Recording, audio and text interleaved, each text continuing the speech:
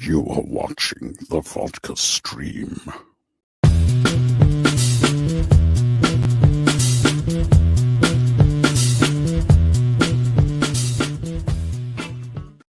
Hey, what's happening, everybody? It is Friday, finally. What is going on? How's everybody doing? Are we doing good? Hopefully we're doing good. Welcome to the Vodka stream, of course. Live on Twitter now. That's right. I decided, I was like, oh yeah, I could do that. You know, even the Film Junkie lives have been put on Twitter. I don't know if they actually worked, but you know, when it comes to, obviously I use a different program when it comes to Film Junkie live, but with StreamYard right here, it's just easy peasy, and it would seem to be working pretty good. So yeah, nothing wrong with that. Anyways, hopefully you guys are doing good. Yeah, that's right. I got sunglasses on. I realize, why not start off like that? You know, we're in a very relaxed, loungy kind of atmosphere right here, and I always take like my picture, although it's kind of weird because it is pretty dark. But I was like, you know what? I'm gonna have the aviators on. So cheers, guys. Ask me some questions. Go ahead, start asking questions in the chat. And I'll say hi to everybody, of course, and then start answering some of those questions, and then get the panel in here in about a half an hour or so. What am I kidding? Probably more like 45 minutes to an hour. I talk too much. Vodka's flowing. The vodka is flowing. We got lots to talk about, of course, tonight. When it comes to Superman, 2 Superman movies, 2 Batman movies, what's going on with the Batman Part 2? Obviously, the Oscar nominations. We'll talk about that. We'll get everybody's opinion on that. Obviously, you guys know my whole thing of just ranting off on the whole Barbie thing, on the Barbie outrage. Might get somebody in here who's gonna, we might have a little bit of a debate, when it comes to that, which is fine. It's gonna be a healthy debate. It's not going to be anything mean or anything like that, but going to be doing that. So anyways, but yeah, we'll talk about that. We got some Daredevil stuff too. I don't know if you guys have been seeing that. Daredevil Born Again has resumed shooting. So there's like set images and set videos, and of course we have Karen, we got Foggy, we got everybody. They're back. The gang is back, and everybody's excited about it. So pretty good stuff. All right, Game City Savior. What is happening? Can we talk about how much of a banger the movie Monkey Man seems to be? Oh yeah, with Dev Patel. Yeah, he's directing it too, right? So that's pretty cool.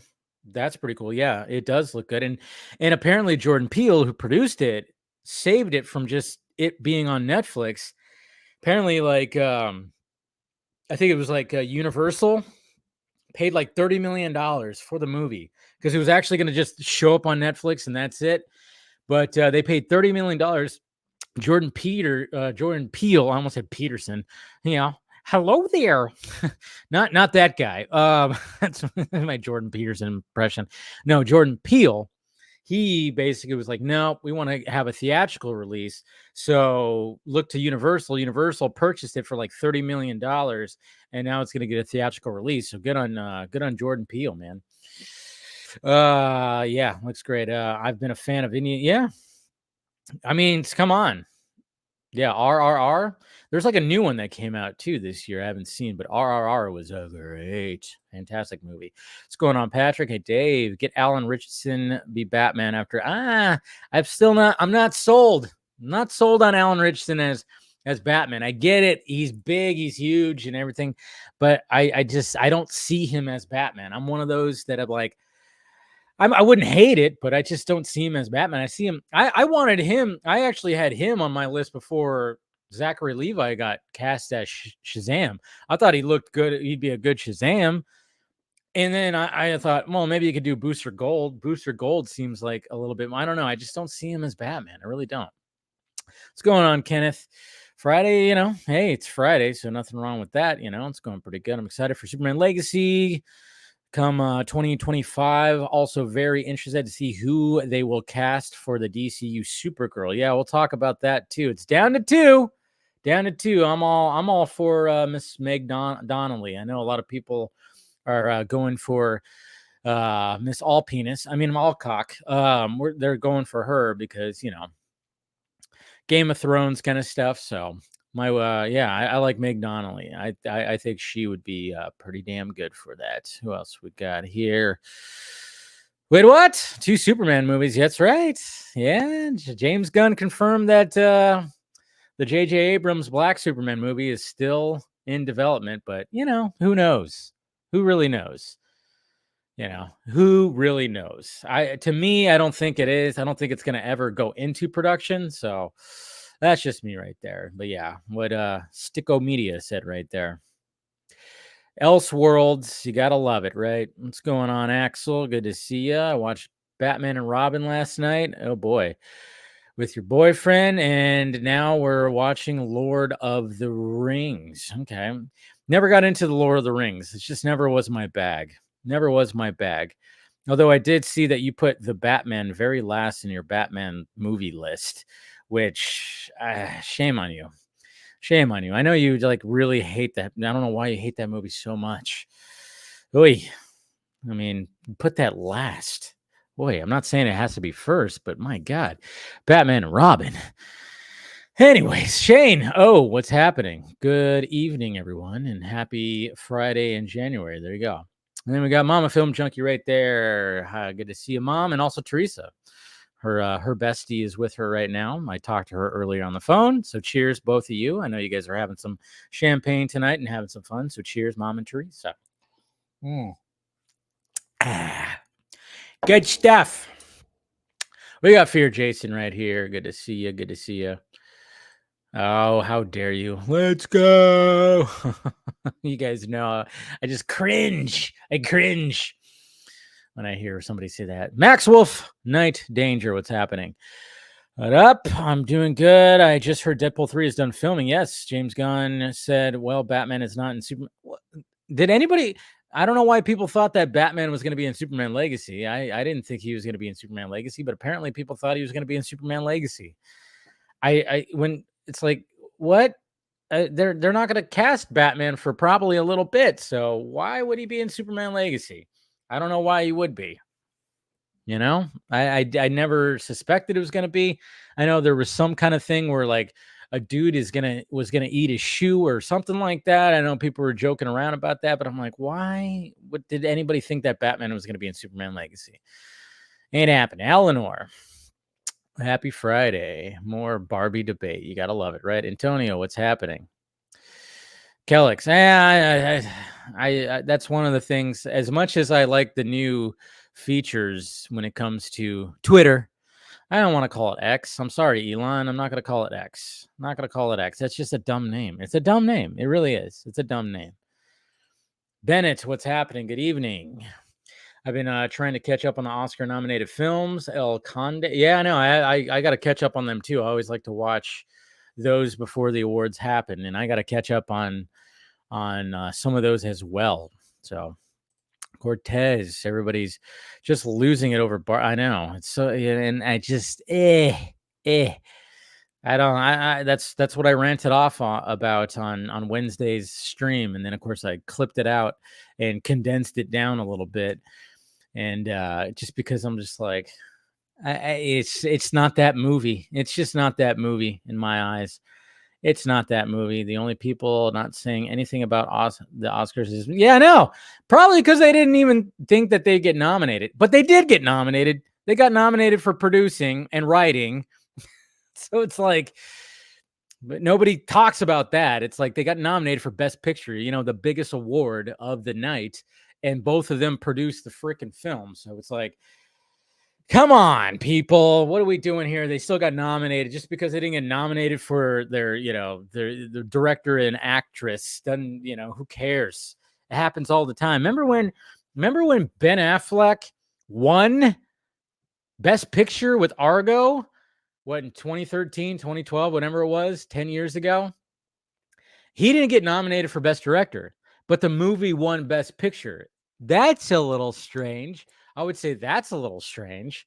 So, I mean, but he's still, because I think he had a producing credit on it, so he still got an Oscar, or maybe he didn't have a producing credit. I don't know.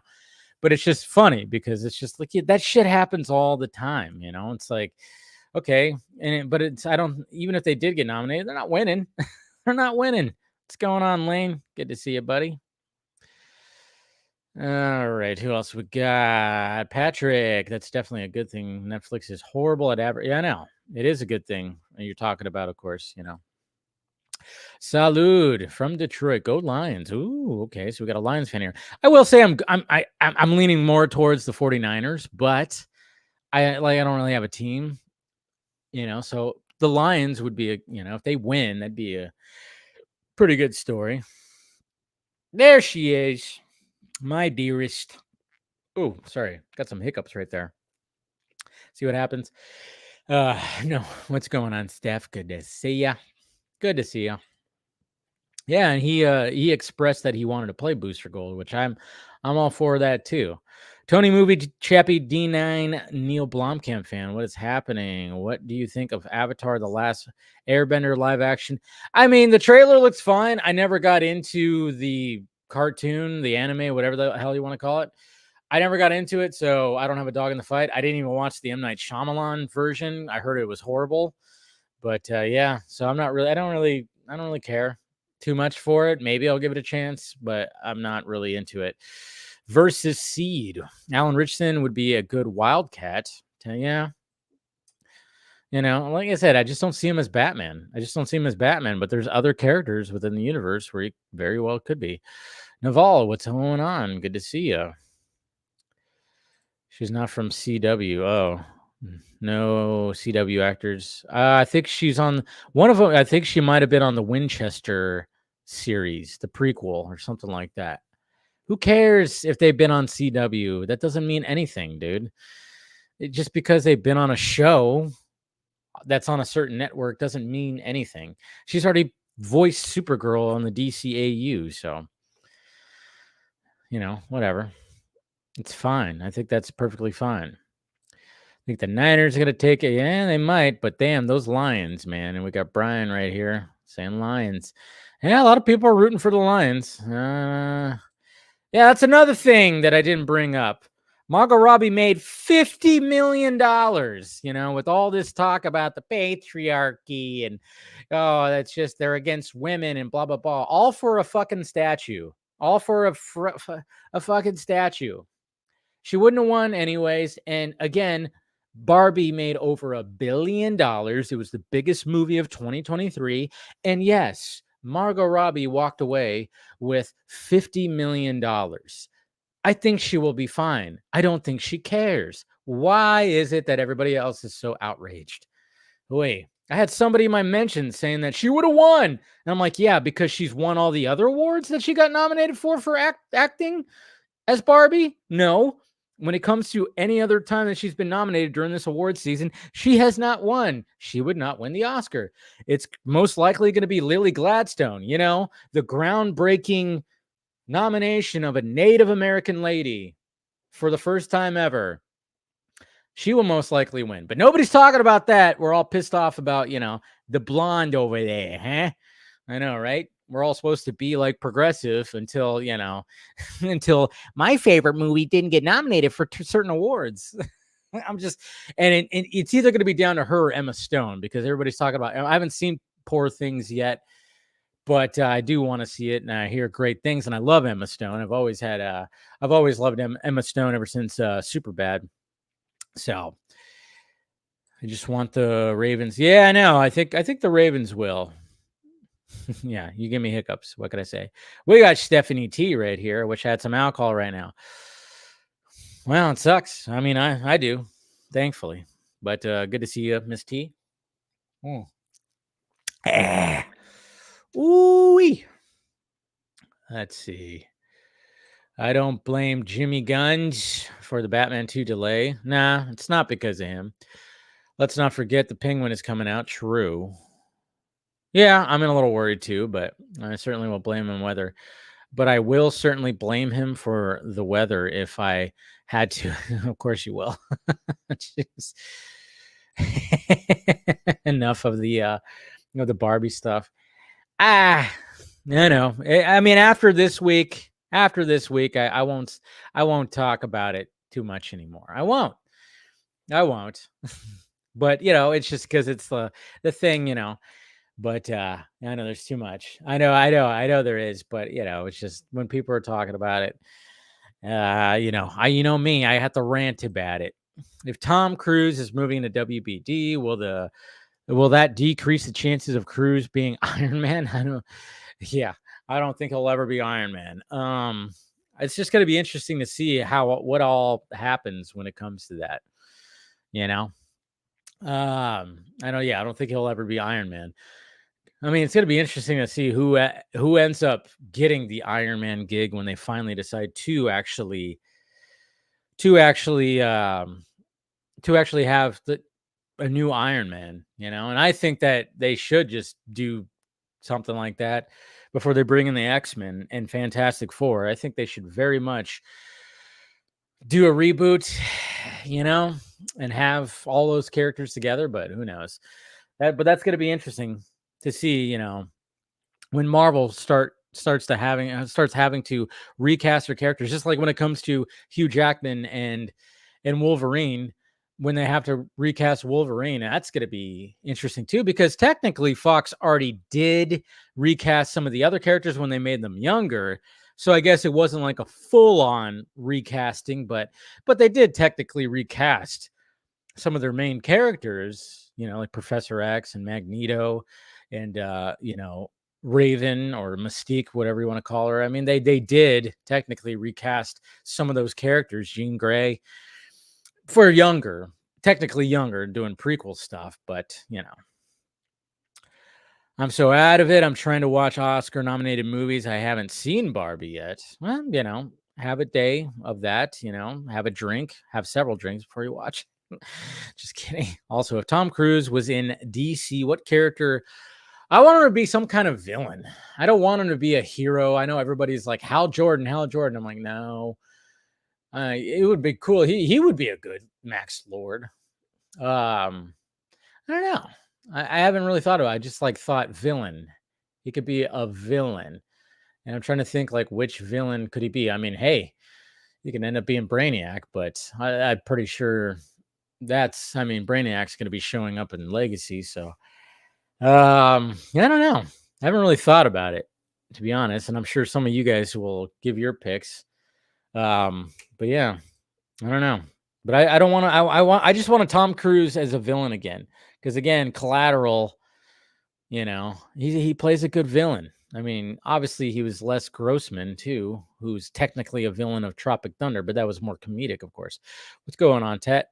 Do us. What's going on? How much did you like Barbie? I didn't hate it. But, I've watched it twice. I watched it when it came out, and then I watched it a few weeks ago with Miss Nighthawk. And I probably won't watch it again. That's probably it for me. I didn't think it was the greatest movie ever, but some people did, and that's fine. That's fine. I just thought it was like a long Saturday Night Live sketch, because sometimes it did feel like that. Come on. That's why I don't think it's an Oscar winning movie. And it'll maybe win the technical stuff, but I don't see it winning Best Picture. But who knows? Might. Who knows? The actress on Supergirl TV show was on Whiplash. And while we are talking about TV Supergirls, Smallville's Laura Vandervoort was she Supergirl? I never got into Smallville. So what do you think Henry Cavill thinks of Superman Legacy despite being kicked out of Superman? I'm sure he'd be supportive if he was asked. I'm pretty sure he'd be supportive. He's a class act, of course he's promoting Argyle right now. Argyle's coming out soon, which is cool. I love that. But yeah, and did you guys see that little promo that they did for Argyle where everybody was like lip singing a song for Argyle, and the whole cast was like into it, but Henry Cavill looked very uncomfortable. He's just not that guy, apparently. He's not that guy to be that goofy. I don't know. We had a rant on FJ. I know. We did. But now we'll have the panel on. We'll have the panel and we'll get some of their opinions on it. Just give us all the love. Just give us all the love action DC content. I don't care how many there are. Just make a cool age fuck, right? I watched the CW a few years. I just want Supergirl to be a home run. Well, I mean, if they're going on the Woman of Tomorrow story, I think it will be. So, have any vodka brand? No, they have not. I've reached out. I think I've reached out to one, but wouldn't that be cool if some vodka brand actually reached out and was like, "Hey, we want to sponsor the vodka stream." One day it'll happen.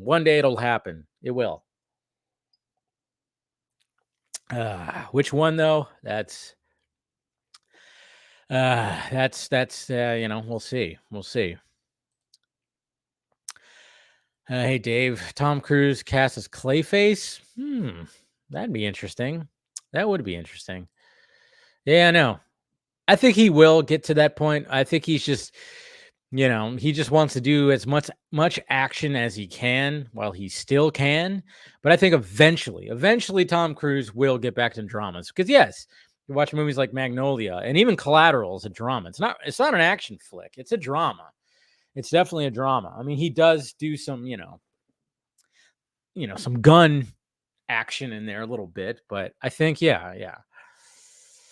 He always needs a running moment. Barbie, worth one viewing if you don't care about losing a couple of hours of time out of your life. There you go. As Bizarro, Nuclear Man, that's hilarious. Dave, I'd love to hear your review on Poor Things. Definitely one of the weirdest movies. Yeah, I know. I got to catch it. I got to try it out. So I got to, I don't know if I'll catch it in the movie theaters when is it out on digital? It might be, right? Okay. So what did I miss about wearing? I'm just wearing them because I always take like a little picture beforehand and post it on Instagram and Vero and Twitter saying I'm going live. And I usually have the sunglasses on. So I figured, you know what? I'm going to wear the sunglasses for the first portion. I'm not going to wear them the entire time. When the panel comes on, I won't have the sunglasses. So it's kind of like the opening thing here. The opening Q&A, I'll have the sunglasses on. Create the vibe, sweetie. With the, obviously sipping the vodka. I know I should have some background music too. I might add that as well. A little background, like loungy kind of music. Get the vibe really going for that. We'll see. You see Christopher Reeve's family haven't watched The Flash. Yeah. Yeah, I know. I think did I talk about that on? I talked about that on Monday's Film Junkie Live. Yeah. I haven't clipped it out. I probably will. I'll clip it out for its own video. But yeah, they did. I mean, there's a lot of things when it comes to The Flash. As much as I enjoyed The Flash, yeah, there's a lot of, things in there. I mean, of course, people were making it sound worse than it actually was. Because when you actually, yeah, but even Nicolas Cage has been talking about, he was talking about it in a recent interview too, again, saying that he thought he was doing a scene where he was seeing like the universe crumbling, but then it turns out it's like, oh yeah, they made me fight the spider and blah blah blah. I mean, I was kind of going, yeah, Nicolas Cage. I mean, you did a job, and essentially you were seeing, they did use your expression of seeing the universes colliding and destroying, but they added the spider part because everybody knows about the spider when it comes to your Superman Lives and Kevin Smith. What is the deal with kid actor of Superman Legacy? Do you think we will get flashback sequences? We might. I don't know. I saw that too. Yeah, we talked about that on Film Junkie Live, where they're supposed to be, trying to find some kid actors. It could just be kids, just in general, but sounded very much like it's going to be a young Clark Kent. But I mean, I know. I think Gunn said like a while ago, said there's not going to be young Clark or whatever the hell. But but things change. Things change. Maybe, I mean, that's the thing, is like, if you think like it maybe like there's like a scene when he was like going over the script, and maybe somebody suggested, or he even thought, you know what, maybe we could have a flashback right here. There's something like a flashback could work right here, because no matter what's in the script, the final draft is what's on the screen. It's never like the final draft's never the final draft on paper. Who are the top 3 villains you like to see in Batman Brave and the Bold? I actually would rather see Clayface in that, to get the actual like monstery Clayface Batman the Animated, because if Matt Reeves does it, he'll probably do more of the Silver Age. I would actually, I actually would like to see Matt Reeves take on Mr. Freeze. When it comes to Brave and the Bold, I mean, obviously Raish, I should say, not Roz, Ra's al Ghul, it'd be cool to see them. And then who's another random Batman villain that I would like to see? I mean, obviously we don't need the Riddler. We don't need a Joker or a Penguin or even a Catwoman, but Catwoman's more, she's neutral. Who else? Top 3. So we had Clayface, the actual, Clayface. Who else did I say? Ra's al Ghul. Yeah, that'd be cool to see him. And I'm trying to think, because I'm like, nah, not Hush. I don't know. I'm trying to think like a more fantastical type of villain, and I'm like going through it right now, and I'm blanking. I mean, I'd rather see Bane in Brave and Bold as well, as opposed to like what in Matt Reeves' world. So, but maybe like a Bane. I don't know. Poison Ivy. Yeah, that's what I said. Dave, have you seen Iron Claw? I don't remember. Incredible movie. No, I have not. I have not seen that yet either, but I've heard nothing but people saying it's like fantastic and a heartbreaker. And I've seen clips, and I'm like, yeah, why didn't this movie get nominated? Because everybody's saying it was snubbed, So I was kind of like backing it up. I'm like, hey, there's this movie over here that everybody keeps raving about, and it's like, come on. Thoughts on Superman the Crest? I haven't seen that in a bit. That's with Nuclear Man, right? I loved it as a kid. I will say I watched Quest for Peace more than Superman 3 as a kid. I will say that. I remember watching that one more than Superman 3. So, new Christian. Oh yeah, that's the one with the girl from the Star Wars. Okay, I'm totally blanking. Which Star Wars? It shouldn't. Totally blanking. That's what's her name? Yeah, but it's about that bodybuilder girl, right? We're talking about that one. As the Phantom Stranger. That's deep. That's a deep one. For some reason, I think he got the voice and the demeanor. Interesting. Yeah, he wasn't happy. He definitely wasn't happy. No sponsors, please. They'll be restricted. You doing? Nah, I wouldn't. If I had a sponsor like a vodka, when it comes to vodka, I would tell them like, hey, as long as you don't, if they were to say like you can't say certain things, then I would say no. You know. But hey, I mean, sponsors can, but I'm not going to be one of those people that just, oh yeah, here's a sponsor for because they're paying me. If I don't like their product or actually use their product, I won't have them as a sponsor. You know, I'll keep my integrity when it comes to that. I always hate it when I'm watching podcasts or watching, whatever, and they do the sponsor break, and I'm like, you don't really use this product. Fuck off. I wouldn't be like that, as easy as it might, as easy as it would be, because it's like, hey, we'll pay you this much if you, if we sponsor you. But I don't know. I just have an integrity thing where if a sponsor, and I've had some people reach out. I had, the color palette people, they reached out and they said like, hey, well, it wasn't really like a sponsor thing. It was like more of like a code, like, hey, you can go buy one and use my link and blah blah blah, and I was like, yeah, perfect. Because I love that. I still want a bunch of them, but I don't know if they're actually doing very well now, sadly. What is going on, Fernando? Good to see you. Ready? Oh, I'm totally ready for Deadpool 3. That's my most anticipated movie, just how ridiculous it's going to be. MK2, I'm a little worried about because I didn't really like the first one all that much. So, Simon, what's happening? My top 3 villains, yeah, it would be Hush, yeah, Clayface, Bane, yeah. Yeah, there's Killer Moth, yeah. Court of Owls. Yeah, I think Matt Reeves would be good for Court of Owls. I think Iron Claw was better than Barbie. I think a lot of people think that. I mean, God.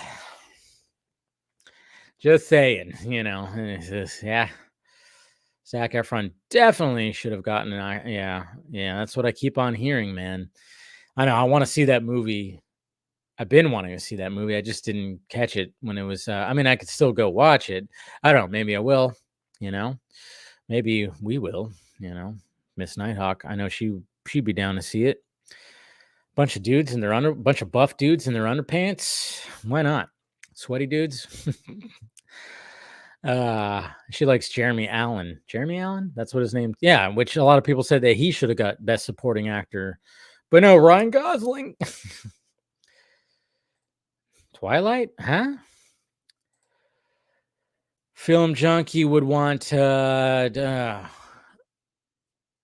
Secret Wars. I mean, I think they should still go with the whole Kang thing because they already have it set up. I don't want them to rush. I don't want them to rush Doctor Doom. I don't think they should. So I hear that too. Scott was telling me about that movie. He said that. Zoa paycheck? Nah. I'm not really about the energy drinks. Although I did at one point apply to Monster Energy because they were looking for a content creator type. So I would have had to suck that up. But yeah, I mean, like energy drinks. I mean, maybe. I mean, I'm not saying energy drinks are like entirely bad, and it's not like I wouldn't have one. But I mean, I haven't had an energy drink in forever. I think they're like, a little too much. But then at the same time, it's like, I don't know. Maybe I wouldn't, because I've had energy drinks, but I'm just like a coffee person. So any coffee companies would want to sponsor, go for it. I'm all about coffee. But I wouldn't. When it comes to energy drinks, it's like one of those things where it's like, it's a lot of shit in there, man. And I'm like, I stopped. I can't remember the last time I had an energy drink. But what am I talking about? I drink alcohol. It's like, and yeah, that's good for your body. Anyways, hello there, Alakazoo. Good to see you. Who else we got? Yeah, it's funny how that John Cryer went from doing Superman, The Quest for Peace. That's right, he was in there, and then plays Lex Luthor. I forgot that he was in there. I forgot that John Cryer was in there. He's got like a new show that's coming out. I love me some 2.5 Men. That's one of my all-time favorite sitcoms. The Charlie years, the Ashton Kutcher years, not really a fan of. I know IFC, they play like reruns, so I always put it on. But yeah, I love that show. I love that show. I only watched Iron Claw a week ago, and I had quite a few people. Okay, yeah, no, it's getting a lot of buzz. I don't know. We might have to Miss Nighthawk and I, we were thinking about getting some dinner tomorrow night. We might, I don't know, maybe, but I know it's going to be on streaming soon. They'll probably put it on Amazon or something soon. So I don't know. We'll see. We'll see. Right now we're in penny saver mode because of, I told you guys that my day job is kind of like the work is kind of drying up a little bit when it comes to that. So, I mean, new work is coming, but it takes a little time, and it always happens at the beginning of the year. So now I'm like, now I'm like trying to be in penny save mode. There you go, Jeremy Allen White. I don't think Miss Nighthawk would mind seeing him doing wrestling moves in his tidy whities kind of thing. So might have to maybe something. Watch that.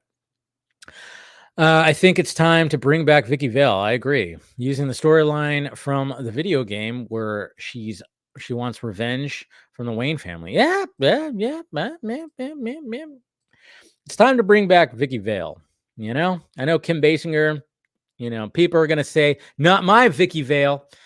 No, I think it'll be fine. I think it's time to bring back her, even though she had a really good scream. I will say that. Vicky, Kim Basinger with her scream in there. Jeez, totally had a good scream. I can't see my keyboard. Anyways, all right. Start sending out some of the invites because we're already going past a half an hour here. Ooh. Let's see what other questions you guys got. All right, which Robin would be better a mentor for Damian in Brave and the Bold? You said which Robin? Well, I mean, Dick Grayson would always be like the good, like, hey, he's always the good mentor, right? I would say that. Dick Grayson, you can't go wrong with Mr. Grayson. All right, let's see. Sorry, sending out some invites here. Let's see, we got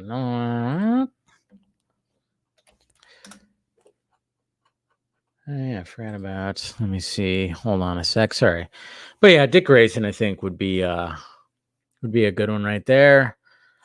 He'd be a good before that for a mentor to Damian. So what happens when you have a black keyboard and then you're wearing sunglasses and it's dark? I'm like, I can't see. But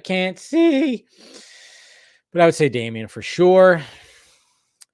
Tony, yeah, Supergirl, yeah. I'm gonna do like with my new facts segment, I'm gonna do one on Supergirl, the movie. Definitely gonna do that. Well, I'm gonna do probably, since we always talk about comic book movies, I'm gonna do a lot of the facts on all these like movies. I'll do regular movies as well, but but of course I want to do like all the I think the next one when it comes to facts on a movie, I think it's going to be Batman 89. Probably do that one next. Of course, there's like the Superman sequels, like Quest and everything like that. But there was just so much information when it came to the first Superman movie, and which technically some of it was also part of Superman 2. What do you think? Zoe Saldana saying she's up. Yeah, I mean, yeah, she could be Catwoman. She could be Vixen. I mean, of course she's going to say that. I saw that. I don't know about you, but I'm tired. Anytime that I watch TV and I see her T-Mobile commercials with the iPhone, and I'm like, ugh. I get tired of seeing that commercial. That commercial plays way too goddamn much. I like her, but man, am I tired of seeing her on that commercial. It's like that commercial plays almost like every commercial break. It's like, good God. But yeah, I could see her as one of those two characters. But yeah, of course she was going to say that. Supergirl War Room Tomorrow is one of the most, good. And yeah, if they actually capture some of the story, it's going to be something pretty good. It's definitely going to be something pretty good. All right. Do you think the main audience is past the hopeful, super positive Superman, especially after Homelander and Omni-Man? I'm concerned that it'll come out too cheesy. I just hope, like I said, like I've been saying, is the fact that I just hope that James Gunn finds that balance between Superman 78, Donner Superman, Christopher Reeve Superman, and then Man of Steel. You got to find that balance. And hopefully he could find that balance where you could have what we had. We can have that, that more lighter Superman, but you can also challenge him just like what Zach did when it came to his Superman and Cavill's Superman. You can have both.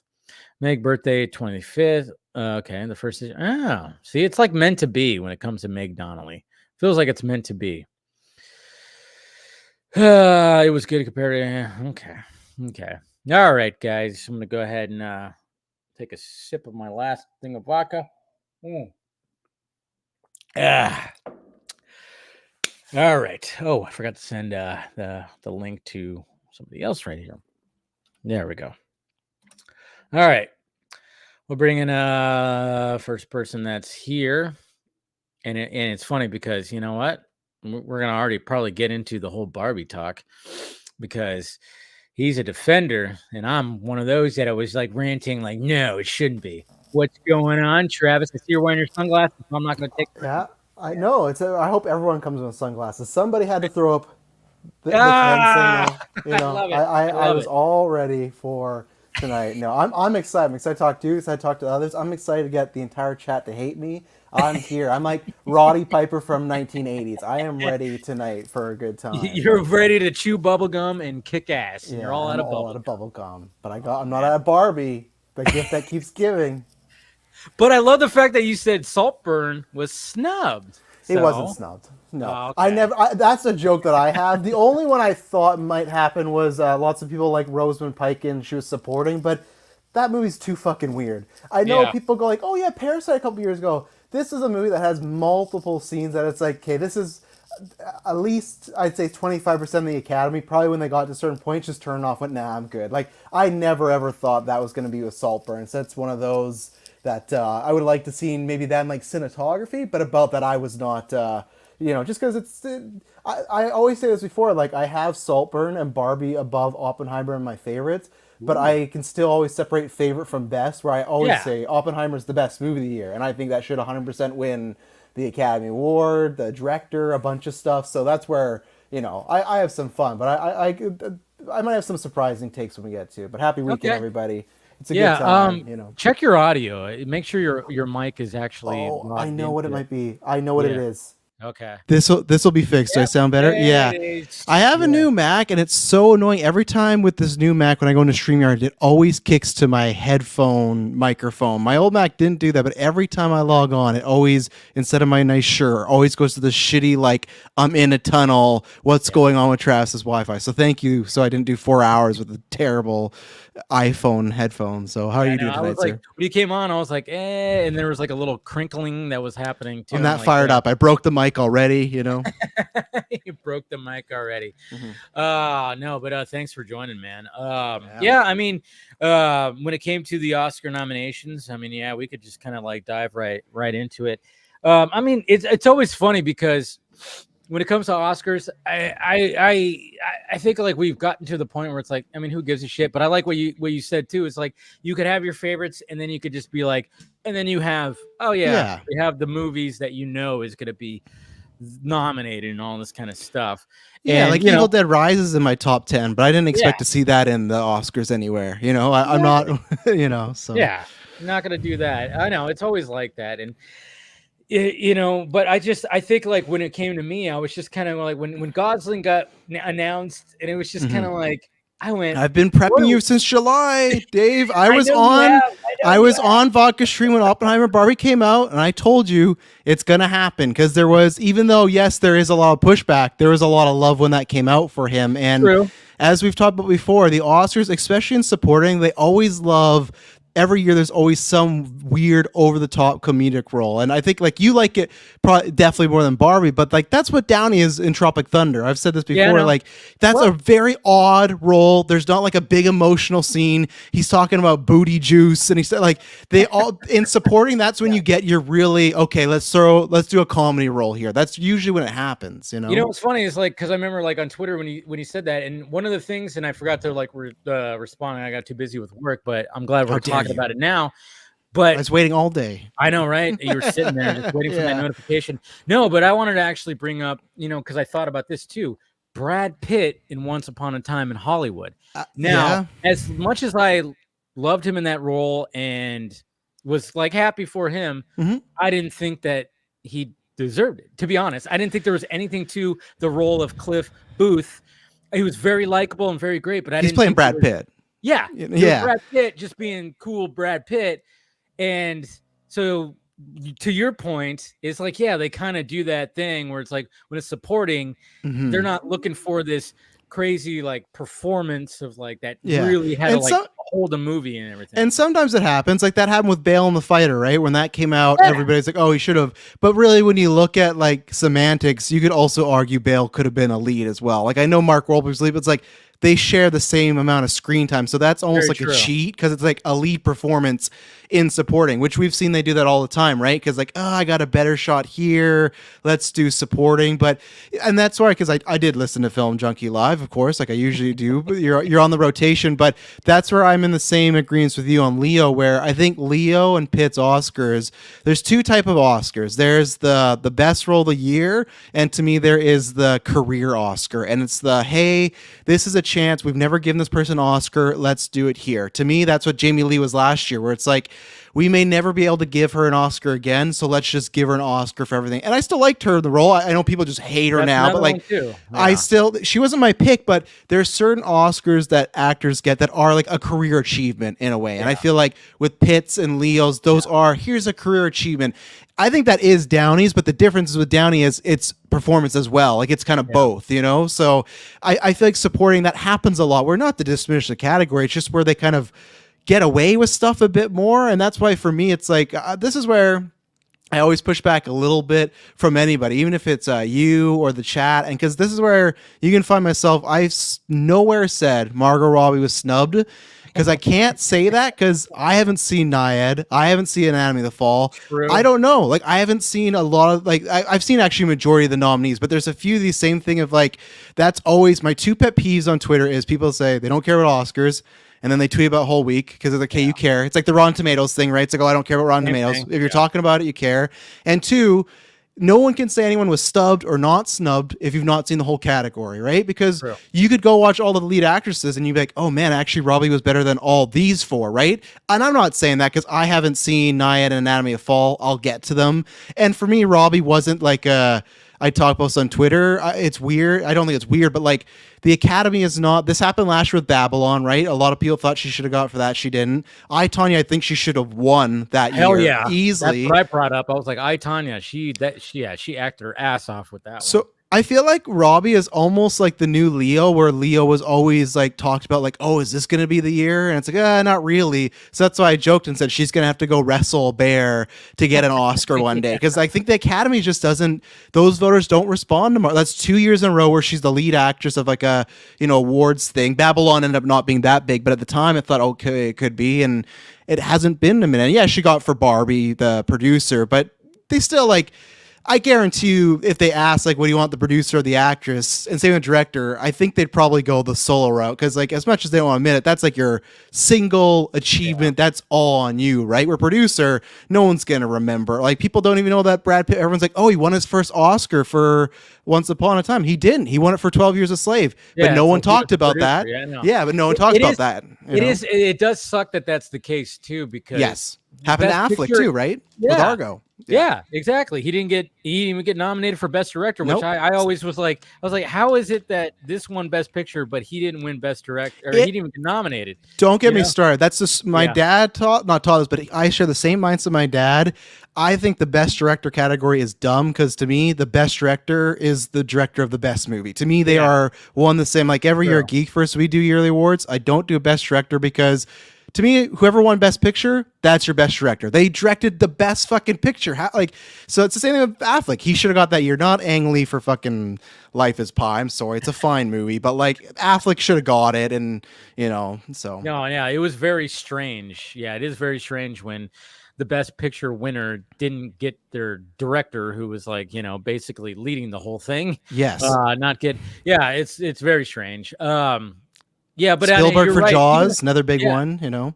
But you're correct though when it comes to like people don't really know, like when it comes to the producers, they just know that even though it's the biggest award of the night, they don't really know who is winning it, which is like, and it's such the biggest prize. That's why I was like making that stink too. I was like, both Greta and Margot they got nominated for this. And if that's the biggest prize of the night, it just sucks that people don't recognize that. And that's what was frustrating with me. It's like, they're probably happy that, hey, we got nominated for the biggest award of the night. They probably don't think they're going to win, but whatever. And that's where, for me, Robbie, I wasn't as hard because I love Barbie. I had a good time with it. I like it obviously more than you, but like with Robbie, it didn't surprise me per se because there's lots of great actresses out there, lots of great performances. With Greta, what surprised me why it didn't end up happening is the fact that it'd be different if Barbie got no other nominations, but the fact that it got 8, in no way, like, and you talked about this on your stream, like, in no way when they were making this movie did they think, oh, this is going to be an Oscar movie, right? Yeah. And the fact that it did, it's strange that the Academy didn't feel, oh, she, in their eyes, made it to this level. She made it an 8-time nominee. This movie that easily could have just been a cash grab Transformers quality level movie, and she tried to do multiple things with it. So that's what did surprise me, that the movie got nominated 8 times, but she didn't. Out of all of them, that I was surprised. And now again, I can't say she was.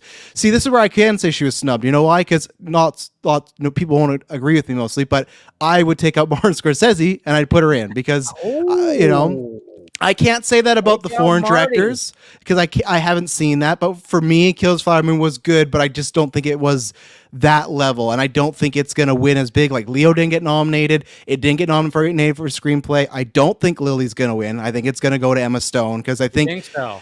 To me, the narrative, because I watch all those actors on actors stuff because I liked seeing them interact and stuff. And the vibe for me feels a lot like when Phoenix got nominated for Joker and the public was like, oh no, he won't win. But all the people that were like in his peers were like, man, Joaquin's so good in that. And anytime Poor Things comes up with an actor, they're like, that's her best fucking work. I texted her right away. And I just feel like she is the more known name. And with Lily, sometimes they might go like, do we kind of want to not give it to a newcomer per se, but there's politics all into the voting, right? I just feel like it's gonna be politics. Yeah. I feel like and I maybe agree with it, that Emma Stone's almost trying to get that, like, she's the next street monster. Like she's going to be the next one that like gets nommed, win a lot. So I think it's going to go to Stone. And that would be my pick too. Cause I loved Poor Things. I loved her in it. And she's just in that almost every single minute, where Lily is missing a lot of that movie. And that was some of my complaints. Cause I loved Lily in that. I would have liked more of her, but there's times where she just disappears for half an hour and you're like, man, like it's a good character, and I still like the movie, so I would have taken Marty out, but what's done is done. He broke the record, so good for him. He's gonna make his Jesus movie in April. He did get the actor or the Oscar nomination record, but yeah, I mean, like even when it comes to Lily, I mean, obviously it's groundbreaking, with her being Native American, stuff like that. Great, but at the same time, I mean, I haven't seen Poor Things yet, so I can't gauge. And I'm a big Emma Stone fan. Always been a big Emma Stone fan ever since Superbad. You're gonna see a lot of her in this movie. I've heard.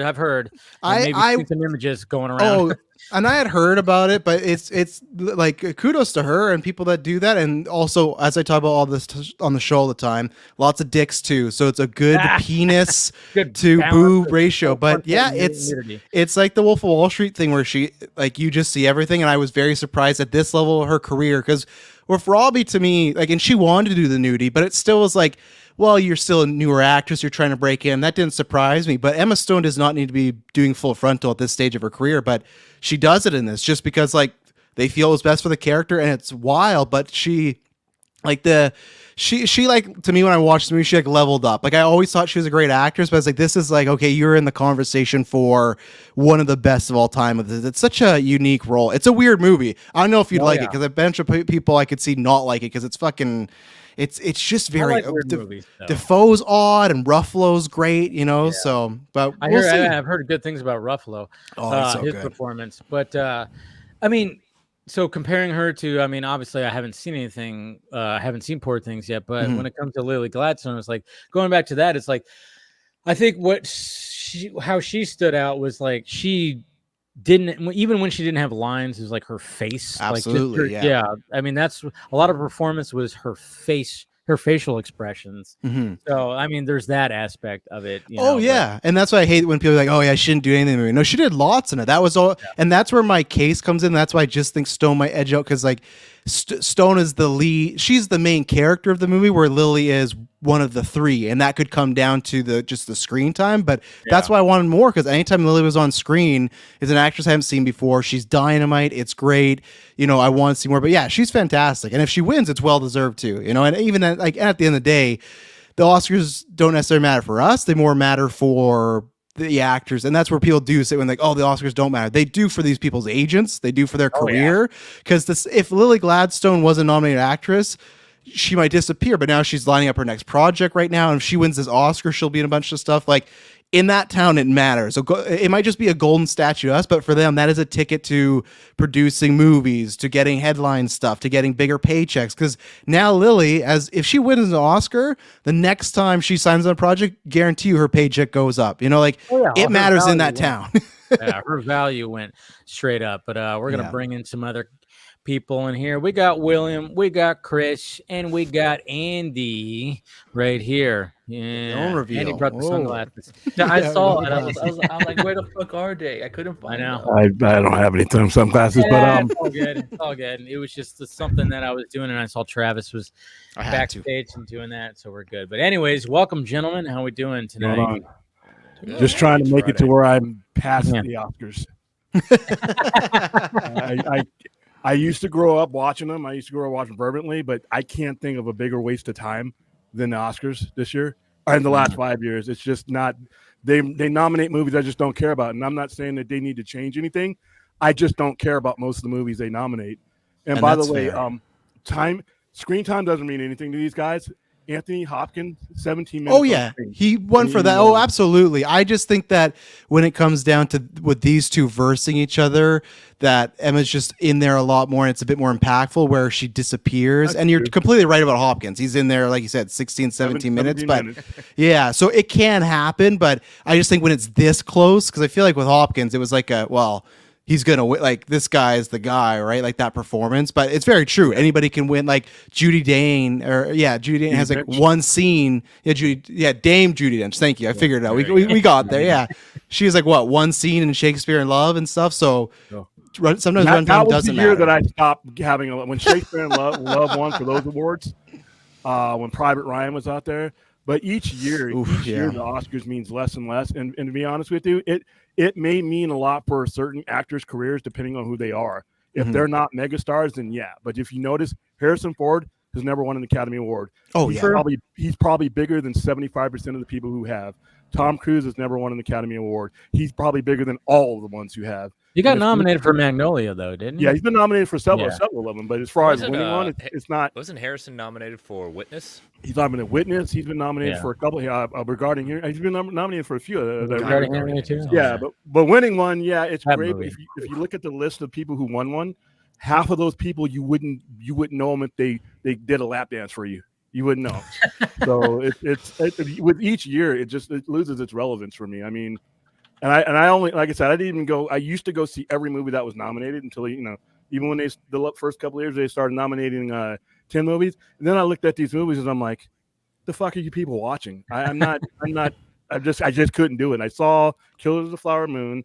I'm not going to see Barbie. I saw Oppenheimer, and I saw a few other, but I just it's just not an obligation for me anymore. I just want to get past it. And then the whole snub thing, I'm like, what? I mean, it happens every year. Every year, everybody always goes like, "Oh, so and so is snubbed." It's just like, I mean, it's like, yeah, but I mean, when it comes down to it, everybody's voting for their subjective opinion. It's like, I guess, I don't know. It's just always one of those things where, like I said, Iron Claw. Everybody's like going, "What the hell?" when it comes to that movie, because apparently, I mean, I haven't seen it yet. I saw that one. Planet. It's fantastic. Yeah, that was a heartbreaking movie to watch as a wrestling fan. I really did not want to go see that movie, but I went and saw it, and then it's like one of those movies where it's like, oh yeah, the ending and it sucked. Yeah, I mean, obviously you can go in there already knowing what happens, obviously, because it's based on true story. And they left out a death. They left out one of the brothers, Chris Von Erich, with the youngest brother. Yeah, I know it's bad. I remember I'm reading something about that where I think the guy who directed it or even wrote it, I don't know, but they were like, yeah, we left it out because there was already so much. There was already enough deaths. So much. Von Erich's dying in that movie. Yeah, there was already so much that happened. Everyone's already numb by that point. Yeah, I know. It's like, we didn't need more. And there's another one. Every one of these ceremonies, most people don't realize about certain movies that end up winning until like the night of the ceremony. True. And it's like, that's what's And so part of me was like going like, because obviously the ratings for the Oscars have been always dwindling. So I mean, I brought that up when I was going off on the whole thing, which like the fact that they put in Gosling and not Greta and Margot, it created talking points, and people are now just like, what the hell? And I'm like, did they do this to like try to get some ratings? That one's too tinfoil hat for me. I couldn't jump on that. You can't have Will Smith smacking somebody every year. So. Oh yeah. Hey, that's when the that was huge for the ratings. That was great. And then last year to bump back too. Run its mouth this year, and then we'll be good. Yeah, it'll be on Lifetime Network next year because, like I said, they and I'm not saying they're wrong. Yeah, about how they do things. But if on the one hand, you want to do things the way they've always done them, and that's who am I to criticize that. But on the other end, it's a business. You're on a TV network that runs on sponsorship dollars and money, and you're at some point there's no middle ground because, like I said, I don't see it changing anytime soon. Half the movies no one's ever heard of, and a quarter of them no one cares about, and then you have your top tier movies, so. Like I said, not criticizing that, but who's going to continue to watch this? It'll either be on like Lifetime Network. Oprah's got some space left, maybe, but its relevancy with each year is dwindling. I mean, really, I don't even need to watch it necessarily because they post the speeches like within a minute on YouTube, or two of on Twitter. So I mean, I just watch through Twitter now. That's what I did last year. I didn't, because I didn't have any kind of cable network or anything like that. I'm a cord cutter. I mean, I have Sling TV right now, but that was just for football, and that's ending. So getting rid of that because I just don't watch regular TV. Got all the streaming. Yeah. So when it comes to the night of the, even when it came to the other award shows, I just saw clips online, and that's pretty much it. It was like, and saw the winners, talked about it, and then I don't need to tune in and watch the whole. It used to be that when I was a kid, me and my mom used to watch the award shows on the Sunday nights. We used to. It used to be on Mondays. Remember, it used to be on Mondays when I was a kid. It was on Mondays. Yeah, when I was a kid, it was on Mondays. Okay, that was back when TV was invented, though. Yeah, very funny. No Monday Night Football, so that's what they, But that was back when people cared about the Oscars. I think I do. Yeah, I do remember when it was on Mondays, and then they moved it to Sunday nights. Yeah.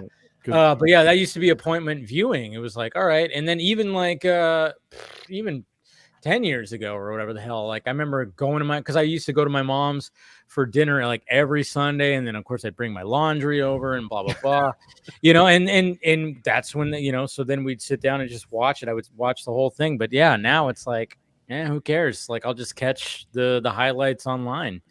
It's kind of crazy. So, So unless somebody gets punched, that's the only reason I watched that one. I had no intention on watching that year's Oscars. I got all these texts and say, "Did you watch an Oscars?" Yeah. And I'm like, "No, what happened?" And that's the only reason I tuned in that year. Dude, I remember Scott and I were doing DC Fanimated during that. We were talking about a fucking cartoon, and then all of a sudden, like I think somebody people in the chat and like brought it up or something like that. Like, guys, Chris Rock just got slapped by Will Smith. I was like, what? And then talking about metaphorically or really? Yeah, it's like, well, what's going on here? And then I think like maybe if you go back, I don't know if it was like during the stream or if it was post stream, but I think it was during the stream. And then I remember just like, let me click over to Twitter, and then I looked. I'm like, holy shit! The memes were already out before. Oh yeah, it was all over the place. So, but yeah, it was just kind of funny because Scott and I were talking about. You were on DC Fanimated when all that happened, and everybody was like, "Oh my god!" So Yeah. Who knows what's going to happen this year, right? Of course, they're going to make jokes about it, naturally. Jimmy Kimmel and everybody. But is there any, like, Andy, is there any snubs that you felt that happened when it came to the Oscars? The snub is that people are dying around the world. I don't give two shits about some stupid golden trophies. So yeah, I do think it's funny, with the whole, I mean, I do think it's ironic, the whole Barbie thing of like, this really became a real situation of, oh yeah, of course Ken is the one to get the attention.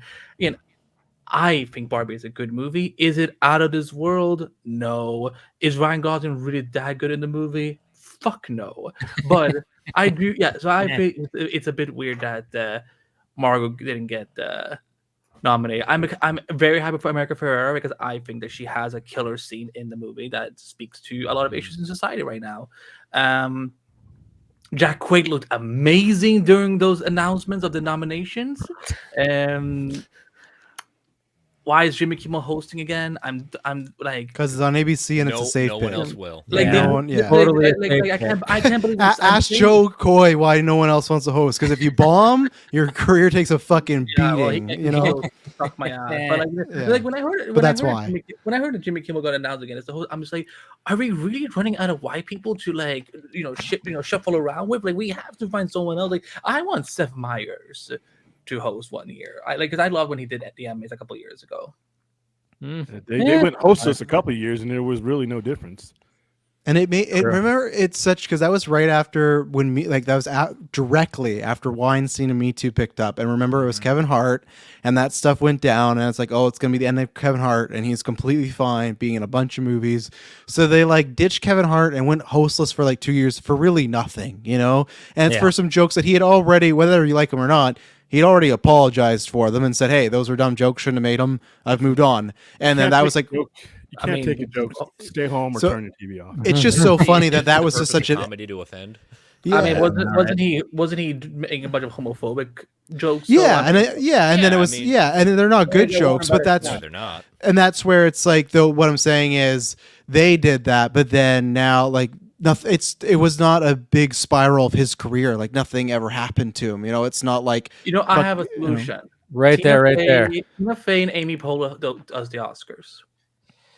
True. I mean, they do a good job. They did the Golden Globes, right? They did the Globes after Julius. Yeah. And didn't they do the Emmys as well? I thought it was like a bunch of years when they kept being brought back. I think it was the Globes because they kept going back and forth between them and Ricky. It was those two they kept, because there's a really good clip. You should find it because it was going around after Joy Coy, of course, of like they had a good banter with Julia Louis-Dreyfus after she like lost an award and stuff. So it's all because it was for film and TV. So yeah, they're good. I think like that comment, Billy Crystal is always the best one. That was his opening of like every Oscars that he did with the singing and like it was always perfect. And they would have like the opening like where he'd be like in the movie and then of course start singing and then of course singing on stage. Yeah, Billy Crystal was the GOAT when it came to Oscar hosting. You look at what we're all just talking about in the sense of do they want to play safe and say that they want to do like kind of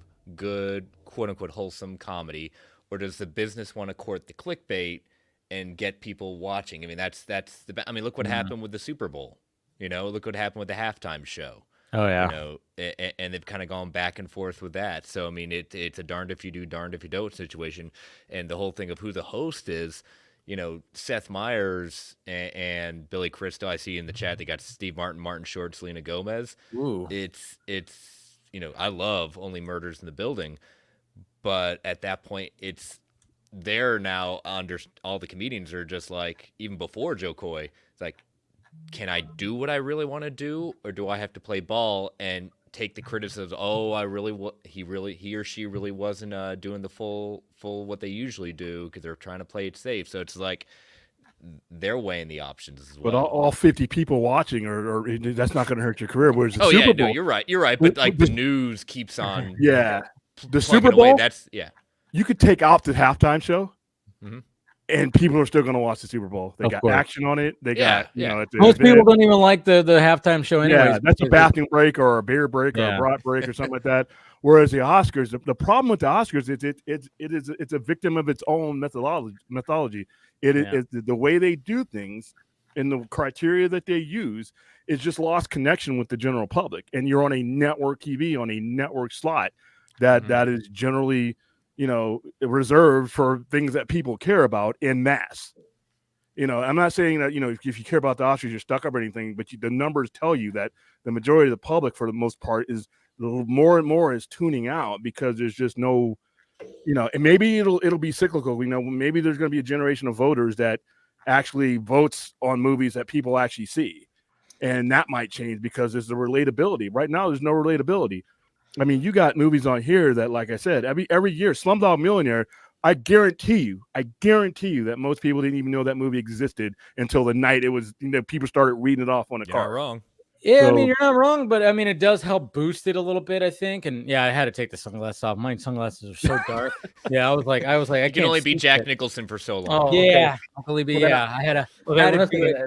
I'm taking mine too. Yeah, good for the start. But I was like, you know what, that's too dark, especially when I walked that way to a dark hallway. I was like, oh boy. Anyways, yeah, you're right. What were we saying? You get to boost, but that's what commercials are for. Yeah, that's what marketing managers are for. True. I mean, it's such a weird. It is a weird thing because obviously, this ceremony has been around for so long. I mean, what are we on, like the 80s something? No, 90 something. Yeah. 96. So I mean, it was always like the prestigious award of that, and it was good for your career. I mean, but it still is. It's still going to be always like a because whoever wins is going to be Academy Award winner, blah, blah, blah. They always do that thing where they have to, if you're in a movie, they have to be like Academy Award winner. And then it's always funny, like anytime they have like a cast like that, an ensemble cast, Academy Award winner, so-and-so, Academy Award winner, so-and-so. And then they just have a name who didn't get nominated for anything. It's like, that poor son of a bitch, he didn't get nominated for anything. But, I guess it does help. But nowadays, yeah, it's starting to, it doesn't matter like as much anymore. Sure. You know what I found interesting when they talk about like the front runners and stuff like that. I started seeing who take best actor for it. Cillian Murphy front runner. I was like, I think Cillian's lost a lot lately. At that point, it seems to be Paul Giamatti, even though he's won, he's still considered the underdog. True. It is interesting when I brought that up too. Is like when it comes to the best actor.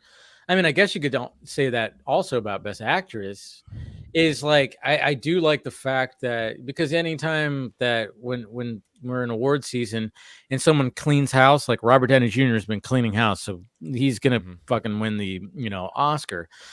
But when it comes to like Best Actor, I'm like, oh yeah, I thought Cillian Murphy had it, but now I'm going, well, Paul Giamatti's also been taking some of that fire away. Look at what he's doing on he's doing the circuit. Cillian's not really doing much of the circuit he's not that guy. I know. Paul Giamatti is like, but he knows what to play. Yeah. So yeah, you got Paul Giamatti going viral for going and get a burger at In-N-Out with his statue. That was totally planned. Nobody's gonna bring the statue into a fast food restaurant. Travis, you're muted, by the way, if you're trying to talk. Right. Exactly. So it's like, thank you, Andy. Wait. What was the thing you did? I said, thank you, Andy. I don't want the thumb. I don't want to put it all up because watch, it'll probably come up again, right? Oh, maybe it's gone. Is it out of here? Yeah, there it is. There you go. Yeah, it's still around. But no, what I was going to say, and then sometimes that doesn't happen, right? Because if you listen, I think it was when they did directors on directors, and I think it was Affleck and Michael B. Jordan, and they were talking about this. And Affleck did the Giamatti thing, where for Argo, he went to every luncheon, did every interview, like did everything you're supposed to do. And then when he didn't get Best Director, he's like, I'm fucking never doing that again. Like he did, because he's like, I did everything that Giamatti's doing right now. Like he didn't say Giamatti, but just like he played the game, and that's where it's like sometimes it works and sometimes it doesn't. And yeah, I think, and that's sometimes. To William's point, I think it's fun for me and other people in my community, like the film fans, to watch that and see. And at the end of the day, it doesn't matter because like you like what you like and whatever. But I think one problem they do have is, other than Best Actor, Best Actress, almost all the other big majority of the awards, we already know who's winning them. We know, and I'm happy for Nolan, but we know he's going to get that. We know Oppenheimer's Best Picture. We know Best Supporting Actor and Actress. Like there's the categories that become the supporting actor should be Emily Blunt, but it probably won't be. No. I can see. Yeah, no, it will be yeah. what's her name, Joy Denise Randolph or whatever. She's fantastic in The Holdovers. I love Emily Blunt, but she's so good in The Holdovers. And The Holdovers, if you haven't seen it, go see it. It's past Christmas now, so it is like a Christmas movie, but it still is like it still works right at the deadline. Oh yeah, I would still like. I'm in Vegas. I would still. Can we also talk about Daniel Brooks getting nominated? Because now I'm thinking, oh, Peacemaker's not going to start. Academy Award nominated or winner Daniel Brooks and John Cena. Yeah, we forget that she's also Peacemaker, you know. Yeah. And she's getting some awards. So they're definitely going to utilize that. It's her year. I love Daniel, so I'm thrilled for her. Yeah. We all know Spider-Verse is going to win Best Animated Feature, though. Probably. I don't know. I don't know. That Heron has. Heron, I think, is gonna get. Heron's your one that could ruin that, and I could see that very easily. That kind of shit. It's like, okay. Heron's been winning a bunch of them lately, so I just think that, especially because Spider-Verse already won, some Academy people go like, we gave the Spider-Verse movie an Oscar. The mentality. That's the turnoff mentality. They do that, and that's fair. Bullshit. Yeah, they do that makeup bullshit because Robin Williams. Listen, Good Will Hunting is a great movie. But if all of his category work, Awakenings, Fisher King, Good Morning Vietnam. Awakenings. Yes, absolutely. Fisher King is his best movie, period, in my opinion. Same thing with Whoopi Goldberg. What was being cut and sniffed when you gave her that for Ghost? To your point, William. I'm with you on Ghost. Look at Denzel Washington, William. You're exactly right. Training Day. I'm not saying it wasn't a bad movie, but I say Denzel had stuff even before that was that's what I said about Leo. I said that about Leo. I'm like, for The Revenant, who talks about The Revenant anymore? And everybody just talked about the bear. Yeah, should have been before the party. And another one, Wolf of Wall Street. I think for me, that's the one I would go give him to. Yeah, most glaring one was I love Wolf of Wall Street. Yeah, was good. Which one for Kate? Which one would you say if Kate should have gotten it? Eternal Sunshine and Spotless Mind is. Yeah. And that's what they do. They do this makeup stuff. But I'm watching now, but you're giving people awards for some shit that you messed up 7 years ago. Absolutely. That happens. Yeah. No, like William's right. There is like a strategic. It's different. I think there's some people that probably just vote on quality, and then there is some people that do. That's what me and Dave were talking about, the career Oscar, right? Of when like they've done all this stuff, we've never given them an Oscar. Let's just do it this time. Ridley Scott got totally screwed. You found the way to hopscotch over him and Joaquin Phoenix, but Russell Crowe wins for Best Actor. Gladiator wins for Best Movie, and I saw Traffic, but once again, what was being passed around when you chose that? And you basically said that this guy directed the best movie. Yeah, I agree with you. Soderbergh, who's great, but not for that movie. And that's what I mean. And eventually, people just get turned off, you know? Well, even in a short time, I didn't even realize this. I mean, even in his short career of getting into the Oscars, Bradley Cooper's 0 for 12 in a very short time. Yeah. Don't tell me that he's trying. I don't blame him for wanting to go for an Oscar. It's his career at that point. He's the new Leo now.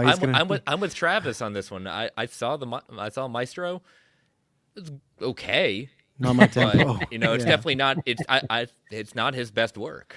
It does. It's all Maestro's all those things that gets you the noms, but I just don't think it does anything to get you the win. And that's what happens too. And that's where, and that's the thing too, where I don't think it's going to end up on Life or Oprah, but I think it's going to be like the house. Netflix, Amazon, one of them will pick them up, and then they can lie about the numbers and be like, 28 million people, whatever, this amount of hours, however they prompt it up. But I think that's what will happen. I think it's also a combo of two things, that there's much more to watch now than there was back then as far as content. Everyone's spread out, and TV is just much better. Like from once Sopranos and The Wire happened, from then on, TV evolved and got better and better. Like you could throw out so many movies. I don't know if there's anything that matches like Breaking Bad for me, right? And that's completely unfair because it's like 50 hours versus 2 hours, but still, like Breaking Bad to me, like that's a work of art, just perfect, start to finish, right? So that's where it's like there's so much, because like the MTV Movie Awards, they nominate all the movies we love and talk about, but they don't do ratings either, right? So it's not like, if the Oscars, because I know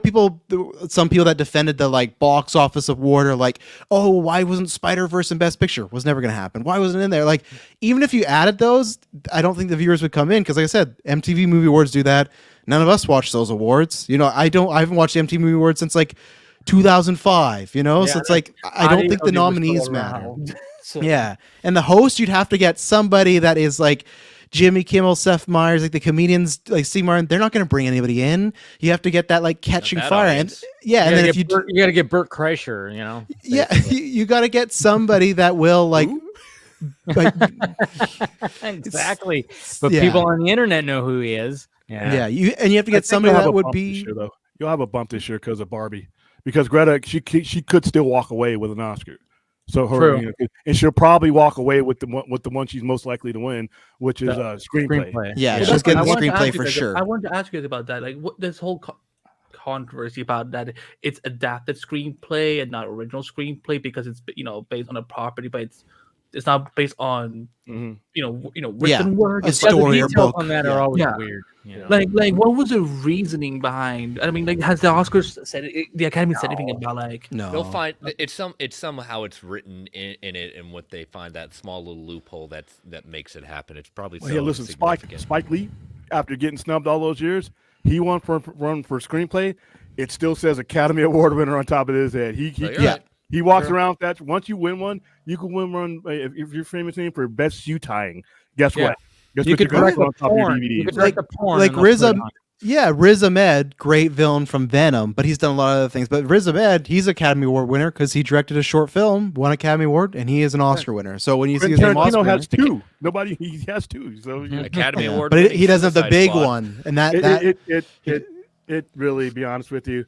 Whenever his name comes up, though, whenever any of these guys' name comes up, it never says the title. It never says. Oh yeah, no, of course, his name transcends that title. Like he doesn't need it. I mean, for him, because remember that clip? Oh God, who's the director that wins? It's when the director wins and he spits his water out. Fuck, I can't remember because it was the year that people thought like, oh, they're like it was Tarantino and someone else, and then it was like, oh, he didn't get it again. Globes, right? It was something like that. They were sitting at a table.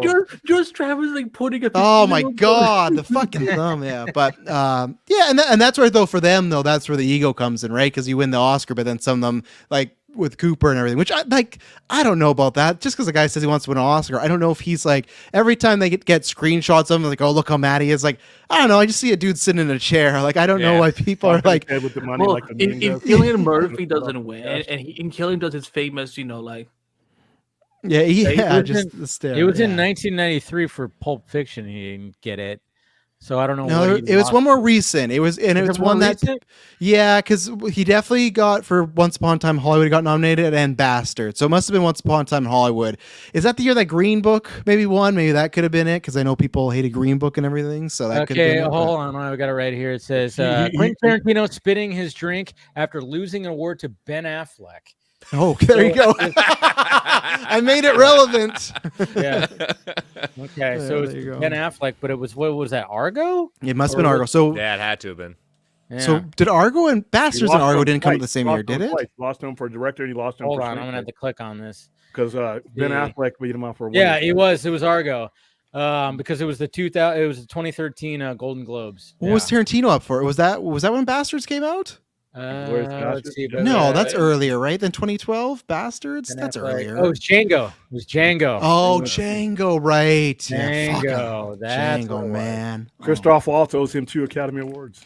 There you go. Mm-hmm. That's where Leo also should have won there too, because that was to me something completely different. He had never done before. Yeah. He's always likably, but he's always the lead, right? He's always the hero, and that was the first time he played against type. And for me, that was the one where I thought for sure. But Christoph, you got him too, I mean, he was great.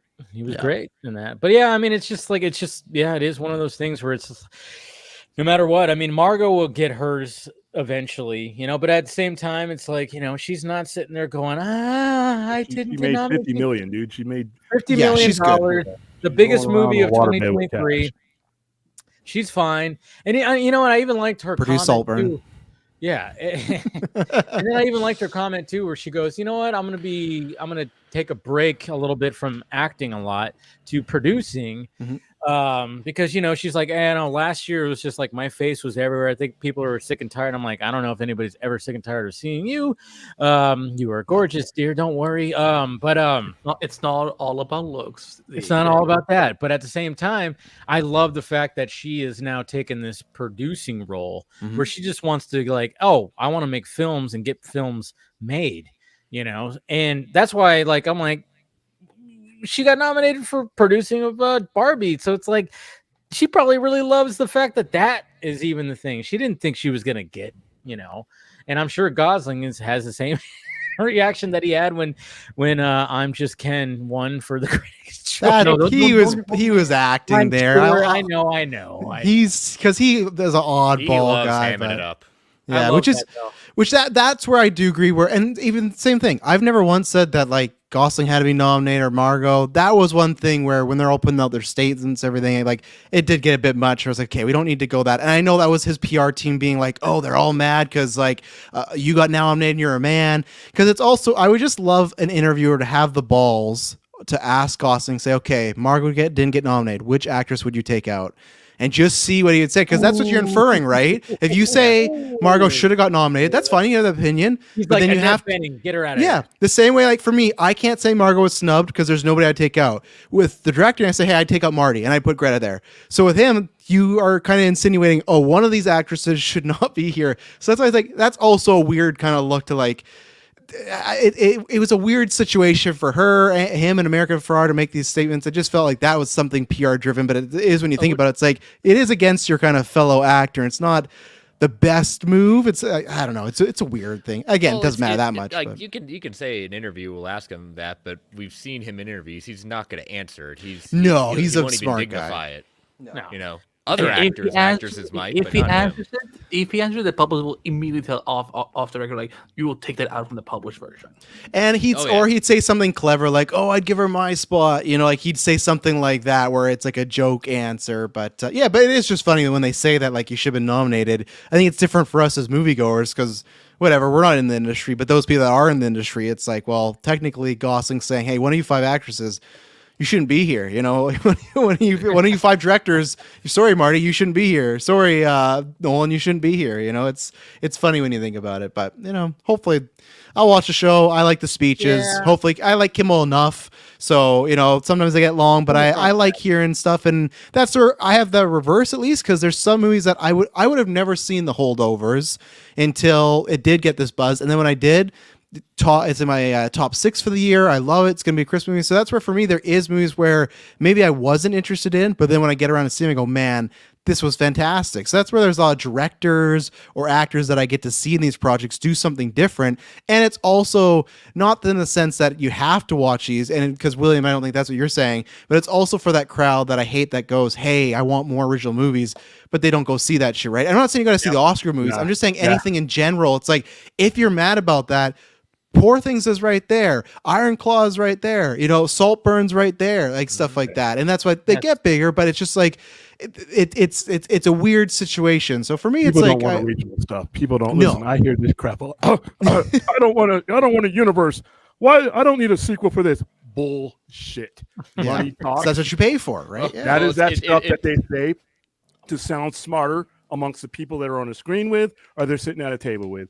People want look what makes them, for the most part. You have your outliers, you have your Oppenheimers, you have your Barbies, but even Barbie was part of a known. Absolutely, it's an IP. Yeah, but it's IPs, it's connected universes, and it's sequels. People will tell you one thing with their mouth, but another thing with their wallet. There's hundreds of original movies every year. So if anyone that says, "Oh, there's not enough original movies," there is. You're just not renting them, buying them. Like there's more original movies than there are remakes, sequels, and IP. But that's not what people pay to see, like you said, William. Yeah, you're not going to dive into the pool when you don't know what's in the water. Yeah.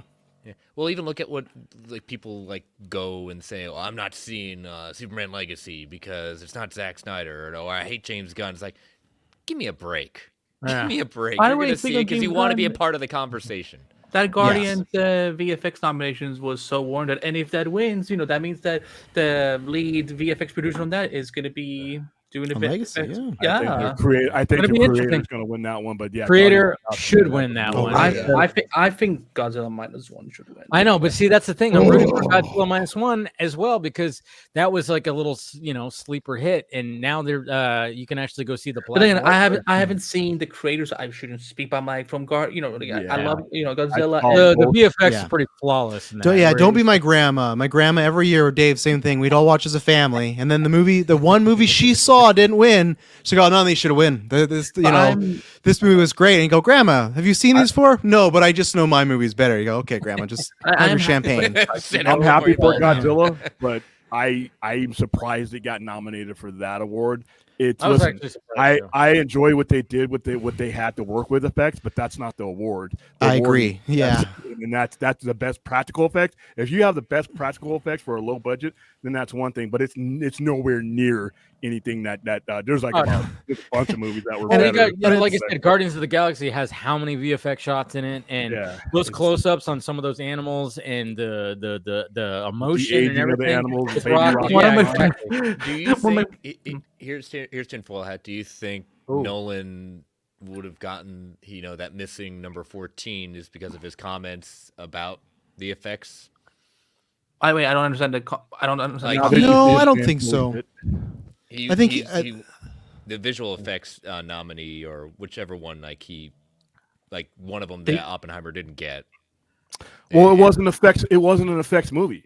The effects I agree. That's the thing about Oppenheimer is it's about the bomb, but the bomb and its effects and its visual effects are very minimal. There's really no VFX. It didn't deserve to be nominated for best visual effects. Mm-hmm. It deserves to be nominated for best movie, best director, but it didn't have that kind of. Do you guys think there should be a practical effects category? That'd be cool. There should be a stunt category. We got to get that in there, and let's get a stunt category. Stunt. Practical, I'd love it, but hopefully we just see more movies going back to practical. I think that was the problem where we had that, like the 2010s, where there was so little practical, and I think it's starting to things are starting to come around back, and people want to use that. So I hope we get to the point where that could happen. But I'll tell you what, I've been a big promoter of a missing category: casting. The casting directors SAG does that pretty much. Have had so many influences on so many different people getting it. There's an outstanding documentary called Casting By. Just one or two people have had such an influence on so many people getting their big breaks. So besides stunt, I think that's another one. Where's it streaming? Like one of my good friends, he's a casting director. He's actually the casting director of the Airverse. Yeah, I would love to see that documentary. Like, do you know where it's streaming? Let me go find it. I'll look it up. Okay, thank you. No, but I'm happy for Takashi because it was through Dave that I found out that not only did he direct the movie, but he's also he's the head of VFX. Yeah. So I'm like, what? VFX, I'm hoping that whatever the outcome is from the Oscars for him, if Warner Bros was smart, they would book him up right now. I know.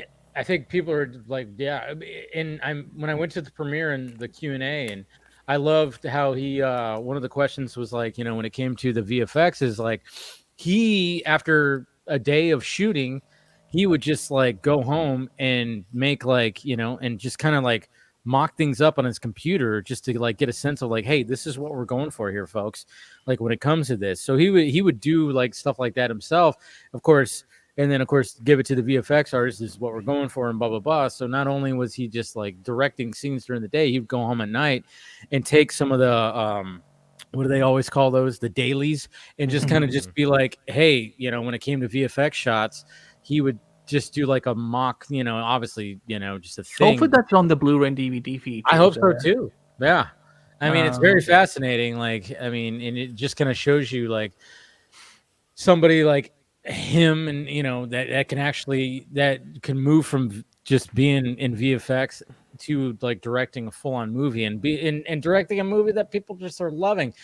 I don't think it's going to win, but at the same time, I hope I think it would be a nice surprise because it would be a nice surprise. Because if you look at the other movies that are in that category in the studio, they're from they have huge money, but he had to work with. See, but they had to quietly overwork their staff, though. That's the other thing too. But once you do that, then you do with the antithesis of what they've been. You're bringing money into the decision making of what's the best or not. It's not what's the best. I'm just saying that I think it's cool that the little guy who had so little to work with was able to create something so massive at the same time. I'm not saying anything about the money being the reason, but I'm saying the fact that with the little they had to work with. When you say the little, that's the money. That's true. Yeah, that's the money. I think I'm fine as long as they don't win. I'm fine with the nom there because I get it's almost like the effort. But check your microphone again. Fucking jeez. Andy, the only places I see casting by, it's available to rent on Apple TV, but it is apparently free on a streaming service called Canopy. I don't know. You're trying to get him viruses on his computer. I know, yeah, I'm just looking. Canopy, yeah. Canopy. What's it? If you mix around the letters, it actually forms to a word. Yeah. Modern day No, but that sounds like a really I agree. Casting should be definitely also a category because I mean, like, having seen what Dave Rappaport has done, again, it's a underappreciated job. So. Yeah, there's so many different things, though. I mean, that's why we have the different awards. I mean, like you said, the SAG awards do kind of they got a best ensemble, so it's like a close enough, stuff like like that. yeah. So, but yeah, I mean, there's a lot of people in the biz that that don't get they deserve the award. Like you said, it's like, hey, you have a casting director, and it maybe one of these days. And like I said, I've always been a champion of stunts being part of it, because that is, I mean, people are risking their lives to make the stars look good, and not every star is a fucking Tom Cruise, and that's the thing, or a Jackie Chan or something like that. Yeah, they're not insane, but they are insane because they're like, all right, the star's not going to do it, I will do it. So it's like they're risking their lives to make the movie look good. And I would love for a stunt category in one of the awards, at least. It doesn't have to be the Oscars, but then again, they should, because again, they want ratings, and if they introduce that could help boost something. Probably won't. No, it won't. No, because you're gonna get a speech because those are that middle portion where you're gonna get a speech that your parents don't know this guy, and they're like, hey, well, I'm gonna go get another drink. They'll do those before the show. Those will be those ones that you get before the show. We gave away these Oscars. They could do some kind of stunt performance on stage or something like that. I don't know. A talent portion of the show. Nice. I mean, come on, why not do some stuff like that? Right? Yeah. Oh, yeah. Poor Ryan Gosling's gonna have to sing that Ken. He's not there. I don't think he's gonna sing it right. There's no way. That's a joke, right? I will cringe if you know what?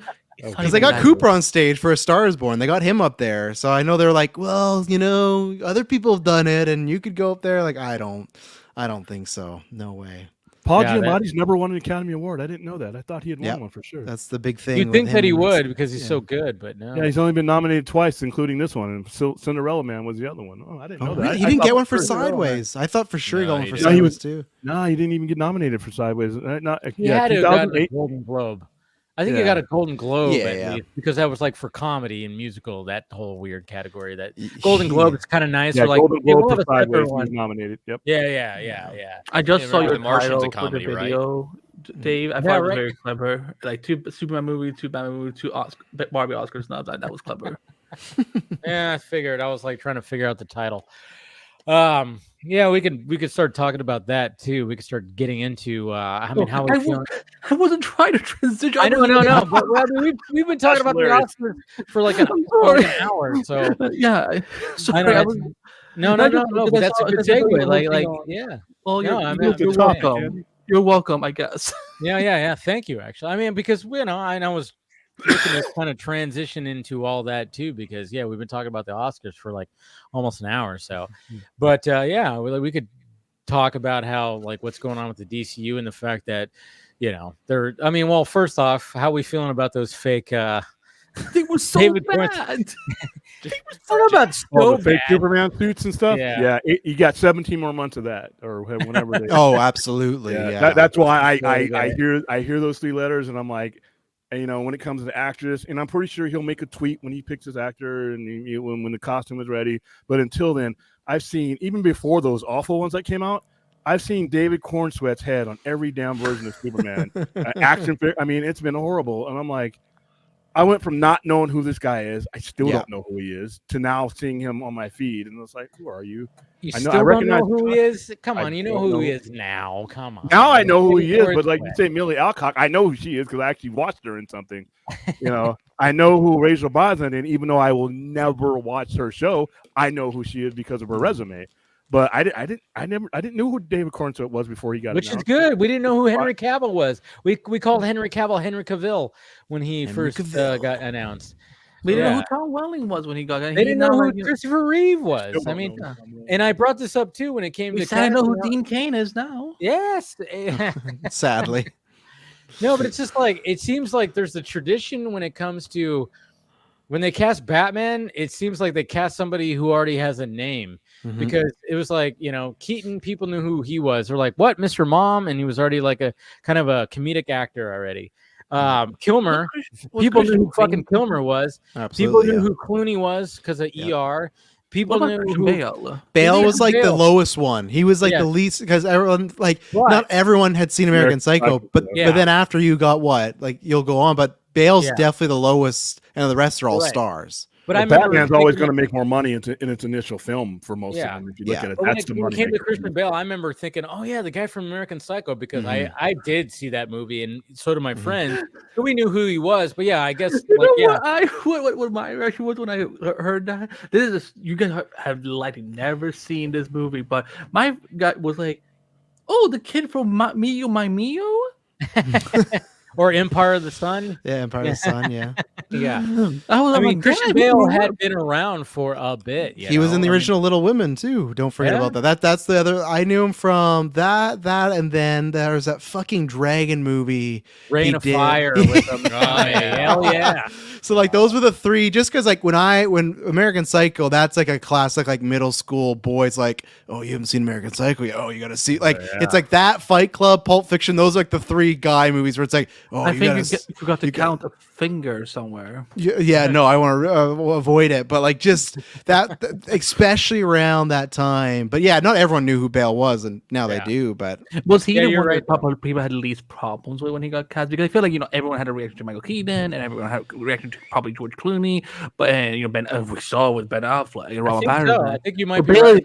Bailey's the one where people were like, you know what? Sure, let's go with it. People were just happy after Batman Robin to get anything too, probably, right? It had been, 97? Or when did Robin come out? Yeah, Batman Robin came out in 97. And then 2004. So 8 years. Yeah, so... 8 to 7 years. So people are probably like, I'll take anybody as fucking Batman right now. I feel bad for Henry that, because he was the guy, because I remember everyone being like, a British guy playing an American alien? To analyze that statement. It's like, does everyone remember when Daniel Craig got cast as Bond, and because he was blonde, it was this big deal of blonde Bond, they're going against the franchise, even though Roger Moore was a ginger, he's not always brunette they just forget that Roger Moore, the longest Bond ever, had a different hair color. But it's funny. Daniel Craig, technically by Ian Fleming's, how his dossier, 007's dossier is in Ian Fleming. Daniel Craig's the most accurate Bond we've got. Yeah, according to the books. Everyone talks about Connery. It's he's not even fucking British. He played the role. Him and Roger Moore played that role well beyond the time that they should have been playing that role. Oh yeah, absolutely. Oh my goodness, their last three movies. Roger Moore were awful. And I'm a Bond fan, and I love Sean Connery, but they rolled him out there and then they kept rolling other people out there because they couldn't get Pierce Brosnan. And it was like. What's the one with the Duran View to a Kill was yes. Oh yeah. Christopher walking away from being an absolutely dreadful Bond movie. Oh my! I wasn't allowed to watch the Bond movie as a kid. All of my friends were, and I was like, "Mom, it's just a guy shooting people." And they're like, "I'm gonna let you." So I never got a chance to really catch them, during my youth. You didn't miss anything in the 80s because, like I said, the 80s got really bad. Thank you, Remington Steele, for being a hit. I remember I got Pluto TV, and Pluto TV had a channel dedicated to all the Bond films. Nice. So I remember I was like, you know what? I'm just gonna fucking put this on, and I saw Bond films that I hadn't seen. During that time, I would just put it on and I would rewatch one because obviously it's just a 24/7 loop of all the Bond films. So I would just and I caught the ones that came to the 80s was rough. Oh yeah, they're great now though because it's Batman and Robin where now I can have fun with this. And not that I was alive at that point, but just even when I was a kid.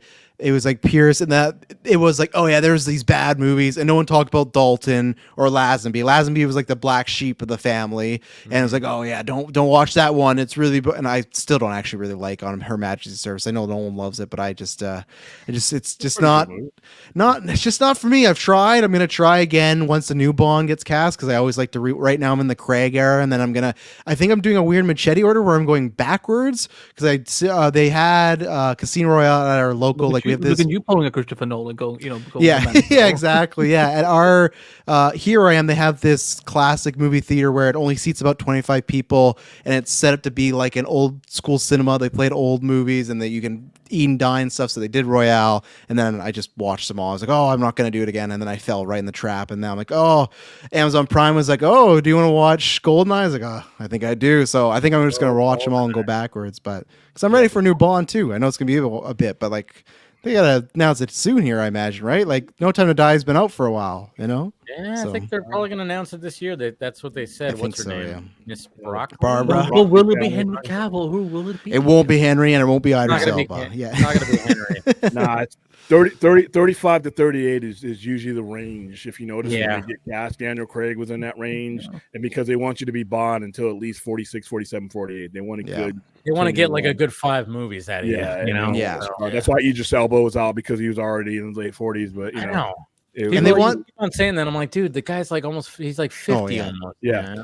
And they also want he's someone Hollywood 50 and not a us 50. But yeah, he looks great. Yeah, he looks younger than me still. Good point, William. Very good point. Yeah. And they always want someone that's famous, but not too famous as well, because I feel like they want that to be the star. You're never gonna get like an A-tier person playing Bond because like they have some power, you know. Thank you, and that goes right back to my Superman theory. Like, you don't want those photos were so bad. Like I cannot believe people actually bought them. I've not seen them. I gotta. James Gunn looked like. I'm not saying he's an ugly man, but man, they made him look pretty. Oh yeah, the AI, I saw that one, the AI one. That was great. I like. She's got a big glow up right now. Pretty. The one from Aaron Bailey or whatever. No, I don't even know he didn't post. Like, I think he that's so reposted bad AI. it. No, I didn't say he. I didn't say he made it. That's why I saw the original. That I thought that was the original post. But I was like, I shit in my pants. I'm like, what the fuck am I looking at?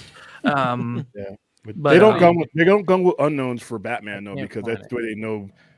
They if you notice, even to a certain extent, most of the Batman that have come out have done some work to the point where they're known. Whereas that's Superman, what I'm talking about. Yeah, but their expectations, to be honest with you, and people are like, oh, Superman Legacy has to make $1 billion. No, it doesn't. That's stupid. I don't think it's going to come close to that. 500-700, I think is good. 500, somebody should get promoted. If Superman Legacy, no, I'm serious. Seriously, if Superman Legacy makes $500 million, somebody should get promoted, because trust me, Superman is not. There it is. Oh God. Yeah. Okay, take it away. It's so bad. No, you should make that the thumbnail. I did. Apparently, James Gunn's been working out a little bit too. No, you know what? They took James Gunn's like eyes and put on Zack Snyder's body. That's what I. Yeah, I know. Yeah, that's the most Henry Cavill David has looked as well too. Like, I know, they have that very gloss Cavill. Yeah. I think I agree with you to a point, William. I just have to wait and see what the budget's like, because if it ends up being like that 200, 250, that's where I'd say it won't be. Yeah, but that's where, if it is, I don't think 500 is that much of a. That's not a big win to me. Then that's no. Here's the thing. You cannot measure that movie's success in because you're gonna take it in balls. There's no way. You've already fucked up too much with your brand to expect to come out with a stratosphere, which you get what you pay for. If you go pick and save, that will be the perception of your product. Spend what you need to make this right, because this is the cornerstone. This is not if you do the equation, if we spend this much, we got to make this one back. You've already failed. You have to establish quality first, and you cannot do this in this era of superhero movies. Maybe back in the 80s you can get away with that, but your movie is going to be matched up against everything else that's out there right now. And if you do some Sesame Street shit, that's the perception people are going to have of your product, and you've already lost. Spend what you need to. Listen, worry about the profit margin when you get it on streaming, when you get it on physical, and worry about what it's going to do for the rest of your movies. You will not be able to measure whether Superman Legacy is a success just on its box office. Its influence on your continuing universe is where you're going to be able to do that math. So you can't go pick and save. You get what you pay for. If you pay for shit, you're going to get perceived shit, and you're already dead. I hope they don't do that. Pick and save. I love you're saying pick and save. I remember those stores. They turned into something else. What did they turn it into? I forgot what they turned into. Big Lots. Big Lots. That's what it was. Yeah. Anyway, sorry. No. I mean, I get it. I get what you're saying, but I mean, that's what's so interesting about like this whole situation, because obviously this year we only have one DC movie coming out, Joker, and one Marvel Studios movie, which is Deadpool, and those are two. They're going to be big movies, big dogs, yeah, big dog. And Sony's going to, have their time.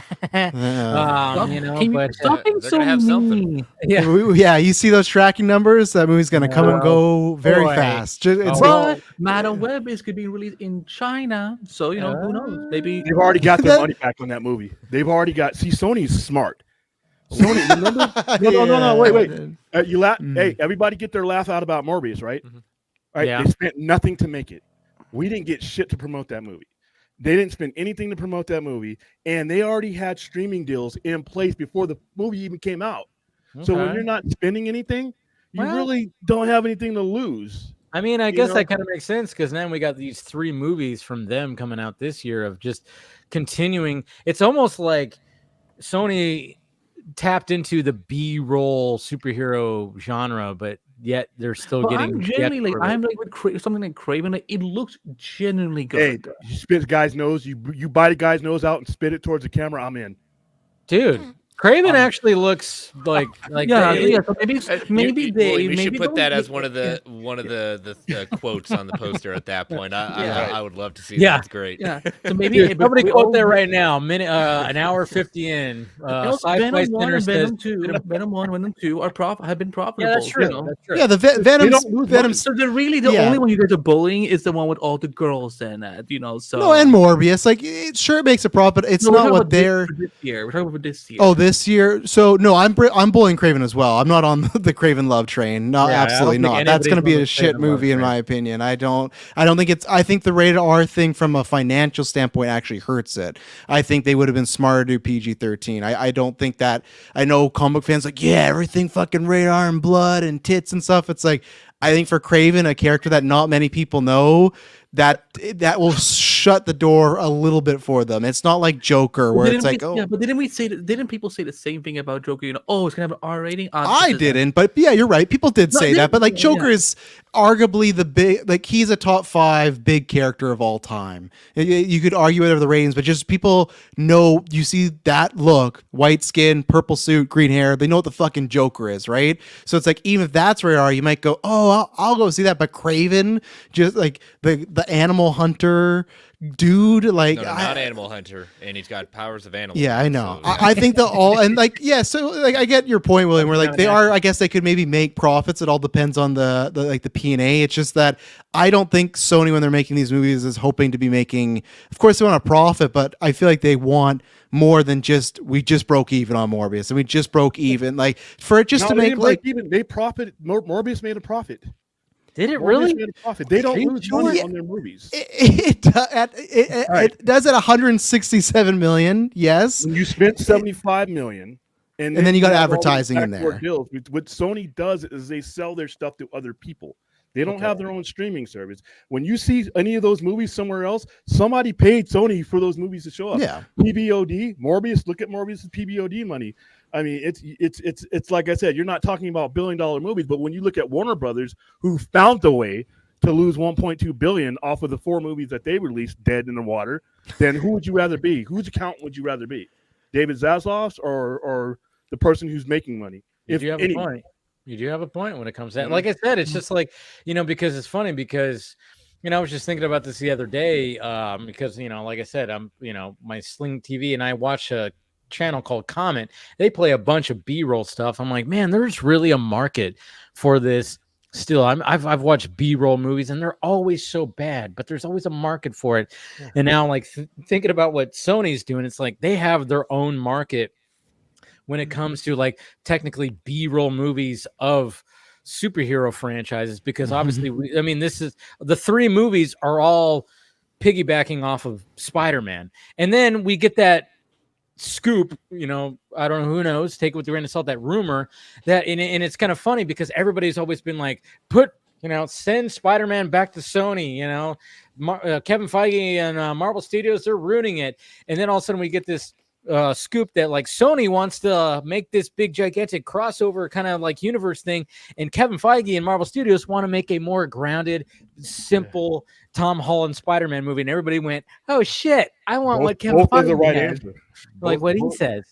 Both are the right answer, in my opinion. I hear people say, "Well, here's the thing: you stagger them." Listen, when it comes to Sony, fanboy logic may creep in and say, "Well, Sony's just a nuisance; they can't do anything right." No live-action Spider-Man movie, regardless to who made it, has made less than $700 million. All right, and their cartoon movies have won 2 Academy Awards, might possibly win a 3rd one. Now, under the right circumstances, people still want to see Andrew Garfield. So that rumor that they want it now, I don't agree with bringing everybody, like I said, a whole bunch of everybody back, but the grounded verse, after sitting through Iron Boy and all that non-Spider-Man nonsense, even though I love Tom Holland in the role, you finally got Spider-Man of that universe for where he's actually Spider-Man. So I really want that to stay on that trajectory. But at the same time, I think that there's still room to make money off of Andrew Garfield. So, there is, so but why can't you do both? And people say, well, Marvel, Kevin Feige would never listen. I don't know if people read these contracts or take a look at these contracts. Bottom line, this is the only thing you need to understand. Sony owns the IP. Yeah, they do. Period. So then that's why I've always been, why did they not pony up the money in the Kratos after No Way Home with Andrew? Like, why is it taking this long? That's always been... Wait. Can you say the question one more time? So No Way Home happens, right? And I think everybody was like, okay. And then everyone fell back in love with Andrew Garfield, $1.9 billion movie. And I think we all assumed, okay, we're going to see this again. And not even so much just like, all 3 of them together, like do something with Garfield. And now we're how many years? 3 years. 3 years. 3 years. And there's been nothing about, we're working on something with them. It's been the opposite of, hey, they took some meetings and Andrew wasn't digging what they were pitching. So that's where it's just like, I don't understand if they can make a Spider-Man movie, why that hasn't happened, why Spider-Gwen hasn't happened, Miles Morales, and that's where same thing, you could make some of those still. I think Miles not going to make Miles Morales until they've run their gamut. Yeah. Well, I mean, okay. But then there's other people, right? It's just mind-boggling. Are we going to do Miles in MCU, or is he, he the No. If listen, Sony, whoever decides to hand Miles Morales, which is a cash cow, to anyone but Sony. Remember Hot Dog on a Stick? You ever been to Hot Dog on a Stick where the girl's making the lemonade and she's wearing the crazy colors? That's that person's next job. You should. I don't understand this reference at all, but you should be fast food. You should be working fast food instead of working at a major company. Okay. Thank you. I want to get your opinion because you and I haven't talked that much, so I like digging in the brain. Where jump back into like Amazing Spider-Man 2 time. Do you think it's like it worked out and everything, but when we talk about that movie, because remember that movie came out, it was like $700 million, and everyone's like, oh man, this is a huge disappointment stuff. Like, we didn't know what disappointments were, right? And that's where it's funny now to look at that and be like, even Amazing Spider-Man 2 is bigger than almost all the comic book movies that came out last year. But at that point, it's like they had to hit the crisis button and go, we got to get to Marvel. We got to get to Feige and stuff. So that's where it's like Garfield, even alone, I think still has tons of stock in him, even if No Way Home didn't happen, which I get why Sony would want to. I'm with William where I'm of two minds, where if you're just talking purely money, there's nobody that can pitch the grounded Spider-Man movie will make more than those 3 back together again. Charlie Cox and Vincent D'Onofrio are not the selling point. Like everyone will, I'm not saying it's going to be 1.9 billion, but I think it would make another billion if you do a movie of Holland, Maguire, and Andrew together, like a full thing. Just Spider-Verse live action again, right? And that's where I do see Sony's point of view of, why would we not do this? This is tons of money on the table right now versus the street level guy, like, for them, just money wise. That's what I'm saying. Here's the thing, though. If it hadn't been for where the MCU's trajectory was in 2014, 2015, that decision to move him over and stop with Garfield would have never happened. It was because they got Sony. One thing about Sony, compliment them, but they're greedy as fuck. They wanted on that money train. But if those movies weren't coming out, if there was no MCU, then you would have gotten Amazing Spider-Man 3. In Sinister Because, 6. Yeah, you would have had, all like I that said, stuff. it was at $700 million. And like I said, what fans think is a box office success, we're not in the accounting room. We don't know what the P&L is on these things. True. Yeah. We're thinking that, if I hear people saying if Legacy doesn't make $1 billion, it's a disaster. That's fanboy logic. But you hear that, and that gets momentum. I hate that shit. That's fanboy crack, not logic. It is. I was being polite. But when you look at William, if you need to be polite, I can be the one to give the T version. That's what I'm here for. But you know what I still want? I still think that Andrew should be the Spider-Man of the Sony verse. 100%. God, he's never gonna age. He's 40. He looks like he's 25. Like he's not doing those. I look older than he does, and that's what's so embarrassing. Like I fucking hate it, but I think would love seeing him and Tom Hardy. I mean, like. Could you that would be the perfect Spider-Man 3 for me. Travis, Lord, it would be. There's no way. I just think unless they throw the fattest check at him, which maybe they can, but like William said, they're greedy. I just think Garfield, and that's been all the scuttlebutt we've heard, that they made that pitch to him, and he's like, "Yeah, I'm good." Like I just even true, he actually went to meetings. Yeah, but of course you have to take those meetings. But like that's where, for me, Amazing Spider-Man 3 was. You give the money, you get a creative team that he's in the vision, and you just go and you do that movie with them. Even if you go, hey, I don't really want to do the Venom, Morbius stuff, but I really want to do something with me. You do it. You green light. Like that's why I don't understand if that was a situation where like, yeah, but we really want you to fight Tom Hardy. Like that's a dumbass, and that's all just hearsay and stuff, right? Scheduling, because it sounds like he wanted to do it, and he did want to do it, and then he had other stuff coming out. He was nominated last year. Mm-hmm. So it's not like he's not sitting around waiting for Spider-Man. No, apparently Travis is like best friends with Andrew Garfield, so he knows exactly what he's thinking. Of course. No, I just also go off too, like, if you look at the interviews he's done, he said he really did not like filming Amazing Spider-Man 2 because it lost all the artisticness and it became a corporate thing. And everything's corporate, right? Everything's made as a product, everything. But you can tell as the artist, right? He viewed what they're doing of, let's reshoot this and this end credit. That's what the Sony universe is still doing right now with end credit here and Tom Hardy's here. And then he's pulled out. And he said many times, if you go back and listen to all those interviews when he's promoting No Way Home, this guy is fucking just sucking up to Kevin Feige the whole time. And that's fine. But he's like, working with Kevin has just been such, like, whatever the formula was there, I think he liked that. Says that about the guy that they're working with. Of course, but like, he's working for me tomorrow, and I will be the greatest guy he met, because if I'm the one paying him. I think there's enough history of him saying before No Way Home that he didn't like how commercial it got. I don't think he wants to be the guy that's going to team up with Venom to fight Morbius and Michael Keaton. Like, I don't think and he doesn't need to do that now. He's in a way different place where he doesn't have to live by the paycheck. Like, everyone's hoping he's going to be Jesus in Martin Scorsese's movie, and that's true. Like he doesn't need to go fight Tom Hardy's Venom. I hope he is. I hope he is. What we found in I wouldn't do an all three Spider-Man, but I would tell him, like, dude, what do you want to do? What do you want to do? Because I think what's going to happen with Madam Web, and if you understand the nature of Madam Web, what her powers are, what she does, I think I could be completely, I'll wear the clowns, whatever. But I got a feeling that there's going to be some type of Spider-Man at the end of this. If you look at who's in the movie, Mary Parker's in the movie. Why is she in the movie? I'm so happy finally be joined, besides Ray, I finally be joined by another believer in Madam Web, because, Travis, Dave, whoever else has been just so anti-Madam Web for whatever there's reason. A lot of people that are just going to not William, Travis, can you specify, do you mean a Spider-Man in general or one of the three actors? That's Spider-Man in general. Okay, that's fine. Okay, yeah, I can okay. Here's the thing about what Madam Web is. She's going to know that something's happened in her universe that excluded a Spider-Man from being there. A pregnant Mary Parker is in the movie. Yeah. So something has to. I believe that the smoke screen with all the Spider Women, that's just eye candy or whatever. But I think the actual mission of the movie is going to be, because she's going to be able to see. Madam Web can see in the other realities, and she's going to see a Peter Parker and a Spider-Man in every one of them, but hers. Good point. So I really like the concept, William, that Madam Web does have as a Terminator kind of esque focus. I mean, that was intriguing within itself. So and old Madam Web can communicate with young Madam Web. Madam Web is going to let her know your universe is jammed up. I don't want Dakota to be an old makeup. Just cast put fucking Meryl Streep as Madam Web. I mean, she can Helen Mirren Meryl is the Streep. Helen Mirren is the like whoever the they primo get, choice. with the blindfold on and everything. Yeah. whoever they get, I think that her mission is to stop. Something happens to Mary Parker while she's pregnant. Something happens to her.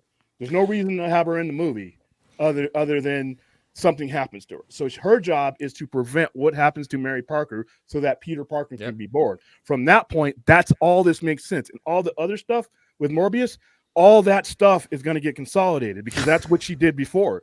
No, if you understand I like the Optimus. Right. You know what? It can still turn out like garbage. It can still be garbage.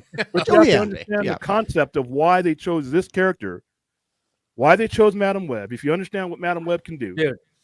I mean, I'm with you. I want Madam.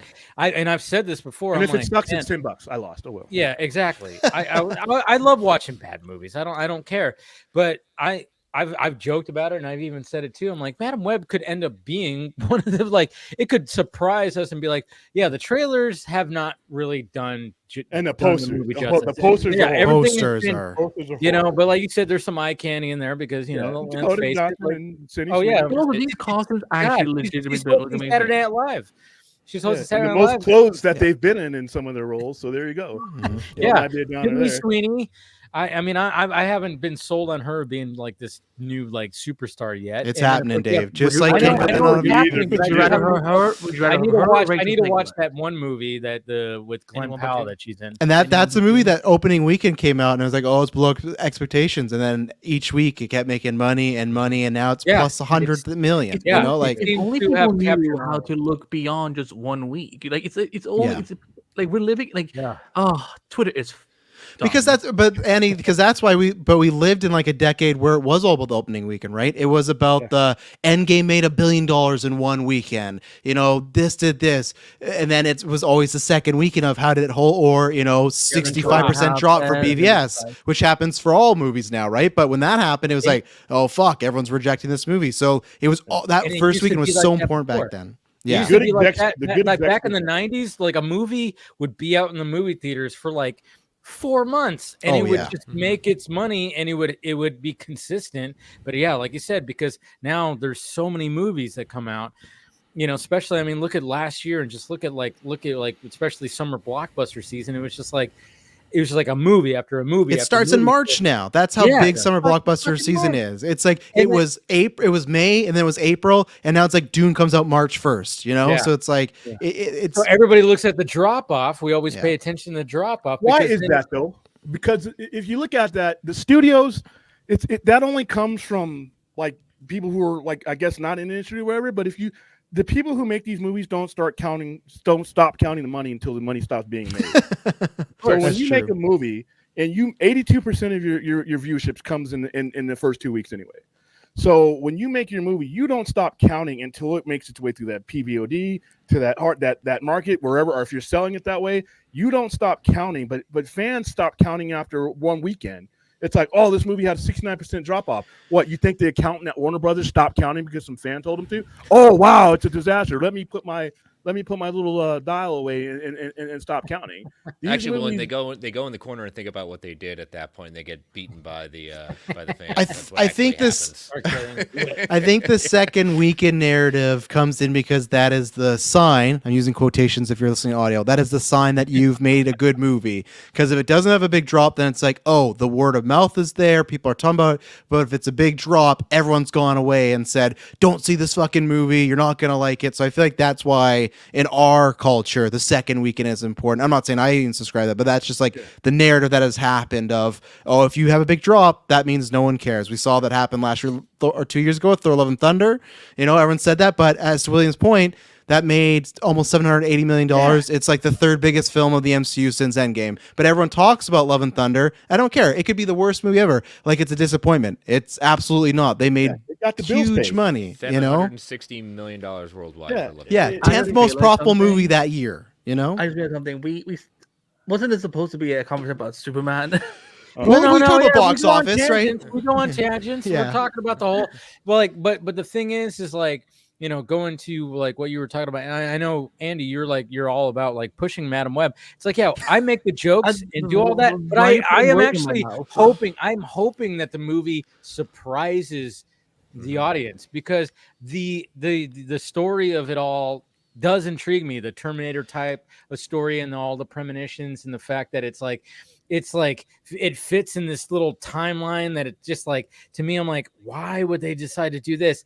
The questions make me go, man, I really do hope that this movie surprise, and it's something fresh and unique when it comes to the superhero genre.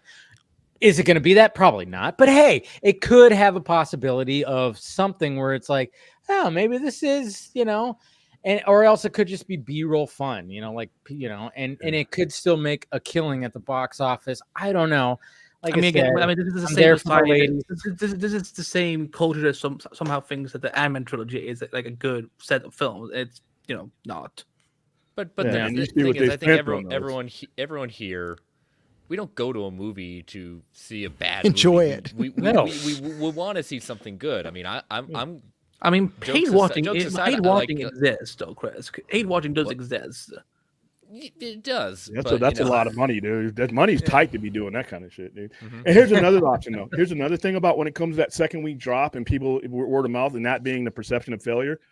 We did not have streaming as an option before, because, be honest with you, if there's an option for me to not spend a whole bunch of money, like I said before, and see the movie anyway, I'm probably going to take it. Like I said, the wife, 2 kids, whatever, they want to go see this movie that the family goes to see.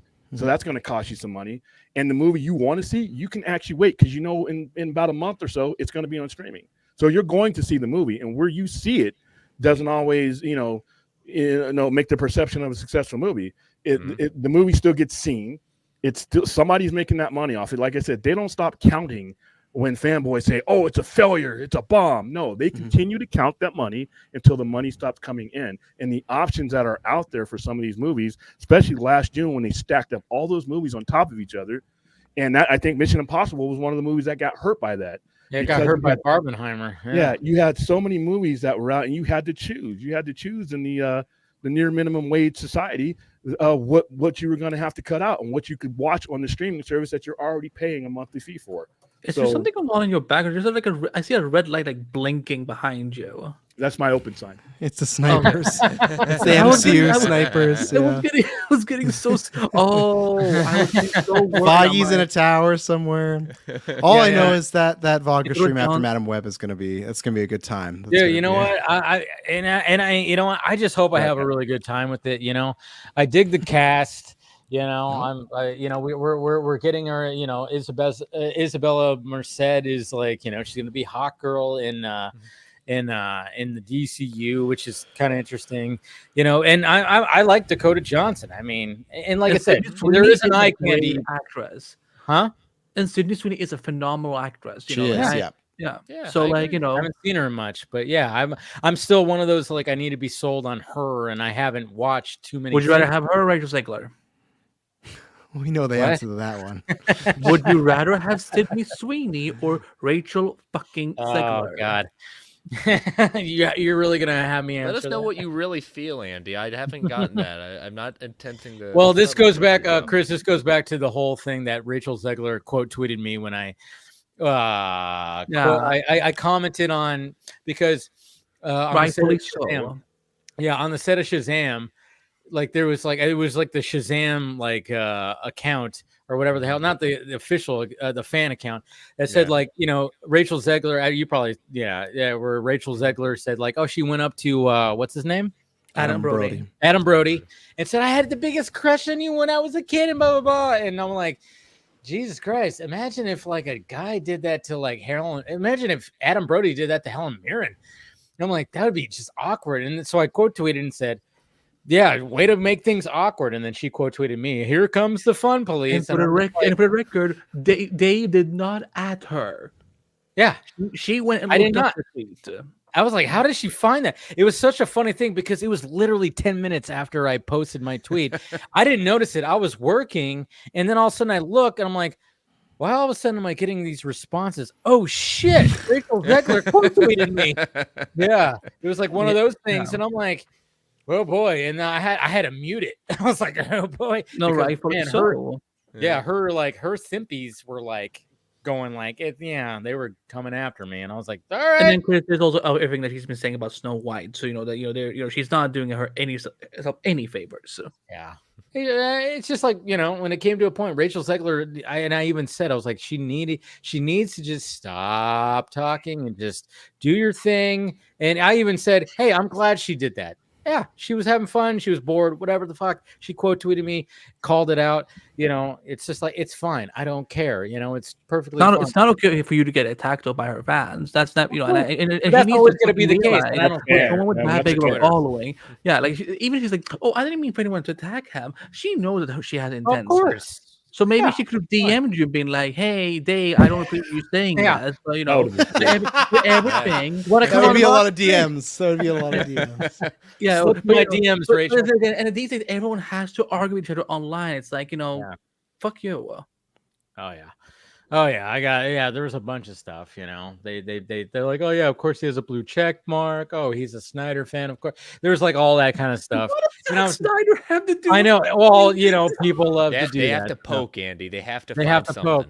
So our culture is becoming less and less intelligent for the every year that goes by. Yeah, they had to find something. But anyways, like I said, I'm rooting because I'm gonna go see Madam Web. And I hope to either walk out with just laughing, going, oh, my God, that was so bad. It was good.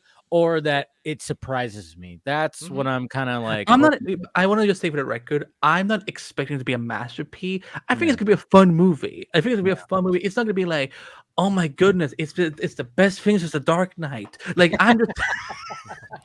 It's the best Sony movie since The Dark Knight. Yeah. I mean, to your point, it's just like Sony had to have I hate the phrase like, who asked for this? Yeah. I hate that too. People say that. I absolutely hate it in the sense of like, okay, it wasn't on my bingo card for what Sony has with their entire Spider-Man catalog that they could use from, but sure, I'll see it just because I've got it covered for my podcast and the stream, but it's one of those things like, sure, I'll see it because it's unique and why not? Who did ask for it though? I'm not saying no one did, but I need to talk to that person. I'm gonna talk to that person. But who asked for an Oppenheimer movie? Who asked for a Barbie movie? Robert Pattinson asked for an Oppenheimer movie. We know that one. Thank you, Robert Pattinson. That's such a funny thing. Read it. Yeah, Nolan needs to give him a big, some role, big bottle of wine. Yeah, because if he doesn't give him that book, he might not have an Oscar right now. And that's just such a funny story. Now he's gonna come out and be like, Robert Pattinson is the best Batman since. Well, hey, they haven't. I've been waiting for Bale and Nolan to work together again, and they haven't since Rises. Christopher Nolan doesn't really commented about Robert Pattinson's Batman. No, he says the only thing he knew about the other shit. But he's smart because he remember that interview he did last month when they asked him something. Yes. They just asked him, "Have you seen Matt Reeves' Batman?" He's like, "I'm just not going to talk about that because it's just going to become the whole thing." And I think he's for a week. I think he's smart because then every time they're the Batman 2, Brave and the Bold, they would ask him and he can have that same answer every time. Oh, I'm here to talk about my stuff. And that is the smartest thing for him to say because that's a hard thing for him to talk about even then too. Cause he's friends with Pattinson and stuff. So it's or he'll just give the general, oh, it was great. And then he'll move on. So it's we're not going to get the Nolan 3-hour podcast review where he's Matt Reeves, I don't know, the way he introduced Joker, not really too good, felt very, it's he's not going to, even with Marvel and stuff, when they've asked him if you do superhero stuff, he's just I did the genre, I'm done. That's all he says though, right? He doesn't take shots at Marvel, Sony, Star Wars. He just, even Star Wars business. Star Wars was a weird one because when they asked him, he just said no comment. So that was oh, this fucker one day maybe wants to direct Star Wars. Yeah, I don't think so, but I think for him it's it's not off the table. Technology when we can actually shoot out in space because that's what the motherfucker is going to want to do. He's going to be him and Tom Cruise together, they're going to make that Star Wars movie. We're going to actually build a Death Star. We're not Sorry about that. Thing. Sorry, I muted you for a little bit because you were dealing with the customers. No. He was paying Dakota Johnson for his ticket for Man and Web February 14th. Yeah, there you go. We might promo that movie, but like I said, worst case scenario is I walk out slightly disappointed and I go on to the next movie. But like Madam Web, right? Yeah, Madam Web. I like I said, I think I'm going to be pleasantly surprised simply because I'm just putting it together in my head, the comic book geek in me. I'm and just happy that someone on the stream Fleck. besides me has like shown so much more support since me and Raya. Yeah, so I'm I mean, happy. she comes on, and it's. I think the reflex is to bash Sony because it's not MCU. Like I said, if you took the MCU away, a lot of what goes on, even the movies are, because there's been a lot of mediocre MCU movies that get a pass, and then but anything Sony does, no matter what level, I wonder why. Yeah, it's like all the Thor movies. No, it's a styrofoam that are the toxic ones. We're the ones that can get bought by whatever. I've failed MCU movies before. Even if they weren't around, I would not be enjoying the Sonyverse. I can speak about that. Like from that Sony can do no wrong when they've yet to lose money on any of their Spider-Man movies. For me, I'm talking just a purely quality standpoint of that's why I just have no faith in this movie. Once Venom happened, and then Venom 2 and Morbius and this, and we'll see. Maybe this is a great year for him, but for me, it's just I can't sit down and compliment. You just ran off 3 successful movies though. 2 of them were really, not critically though. I failed all those fuckers. So for me, watching them, enjoying them, like the only one that was fine for me was like the first Venom. I was like, all right, this is like, I gave like a 6. I'm like, this is fine. Let's see what happens. And then from there, I just haven't enjoyed them. And that's where MCU now, who knows? DCU, I know I'm going to enjoy Legacy. For me, it's the stuff that's after because I like all JLI in there, a lot of JLI. Yeah, I'm starting to get that bad taste in my mouth. Like when I, because I'm a JLI collector. I love not JLI, JLA. Whenever I start seeing certain B and C list characters creeping in to JLI, that was my time when it was time for me to cut my subscription. When I start seeing the wrong Green Lantern, when I start seeing Green Lantern, not my Green Lantern. Who's your Green Lantern, William? Either Stewart or Hal Jordan. When I start seeing the other guy or the dog, when I start seeing the bowl haircut, the dog. when I start seeing characters like Fire and Ice he's a Green Lantern. and Blue Beetle and Booster Gold, that was when I knew the book was about to get canceled. Which Blue Beetle are you bashing? Any Blue Beetle right now, because the other one was not. look at Andy's face. Yeah, not Jaime Reyes, not necessarily Jaime Reyes because he wasn't part of the JLI era. But I get what you mean, though. It's not the A tier, and that's the thing, though. That's what fucking Gunn loves, right? He loves those little side characters that are something's a little off with them, and that's where it's gonna be interesting. I think the movie I like overall, and like. I'm so curious. That's me personally. I cannot stand Keith Giffen. Rest in peace. The 2 things he created that I do not like, and it's popular with the majority of people, are Lobo and what he did with Justice League. Once he started creeping in characters, those books are on their way to getting canceled. That's when you knew as a dealer. But to your point, William, in the sense of like looking back at the Sony movies that are coming out, it's just I'm with Travis in the sense of it has nothing to do with what put out in the MCU. It's just like, do I like this movie? If I do or I don't, it's not for me. It's for someone else at that point. I'm not necessarily. No, that's the way it should be. So the quality for me, Venom is like, okay, I would love to have him as Spider-Man, but I applaud them for trying to do it without Spider-Man. And of all characters, Venom is the one to kind of make sense without Spider-Man for a while. Yeah, well, because it's the most popular. Everybody knows Venom. Like my mom knows. Oh, that's Venom. Like I know the guy. But your mom knows Venom. I'm actually jealous because my parents would know shit about. Like if my mom saw Venom, she would be like, she's like, he needs to take a shower. She would do the dumbest mom joke. I've said this on the stream before, and it's not to be offensive. It is, that's Black Spider-Man. Because, that's the way he was in the 90s, right? Yeah, it's the black costume and he's scared. It's like, that's the black evil Spider-Man. So even if they don't know it's Venom, they see that tongue and the symbol. I couldn't see the. Dave, can you zoom in on him, please? I can see it. Zoom in on him. No, we're full screen him. By the way, for as popular as Venom is, Venom is one of the things, along with Carnage and Death to Superman. If you want to know what happened to the comics in the mid '90s, why so many stores closed, and why no, I'm not joking. No, I know. So many stores went out of business, and Marvel nearly went bankrupt, and DC was struggling. If they weren't owned by Warner Brothers, they might have been in the same spot. Venom, Death to Superman, because when you have print runs of 5 million. And you catch on to something, and you have oversaturation. That's what Venom did for Spider-Man. Mm-hmm. Venom, you had 125,000, I think, nationwide being printed for Spider-Man every month. And when Venom came out, because of what McFarlane was doing, and then what Larson did afterwards. It saturated the market.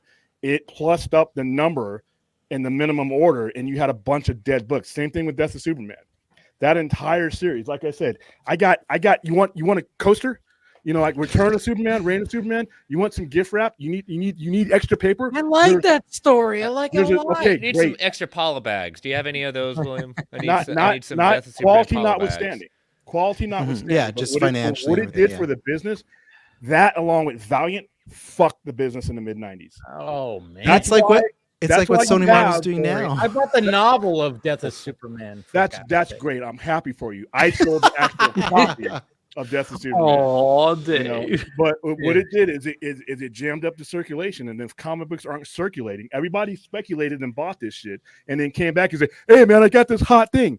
You know how many Death of Supermans I got back there? You know, everybody brings them in and say, "Oh, dude, I got something. You're gonna want to buy it." No, all right, no, because there's a million of them out there, and that's what happens when you don't have the circulation of buying and trading. That killed the industry in the mid '90s, and all the chromium covers and everything else.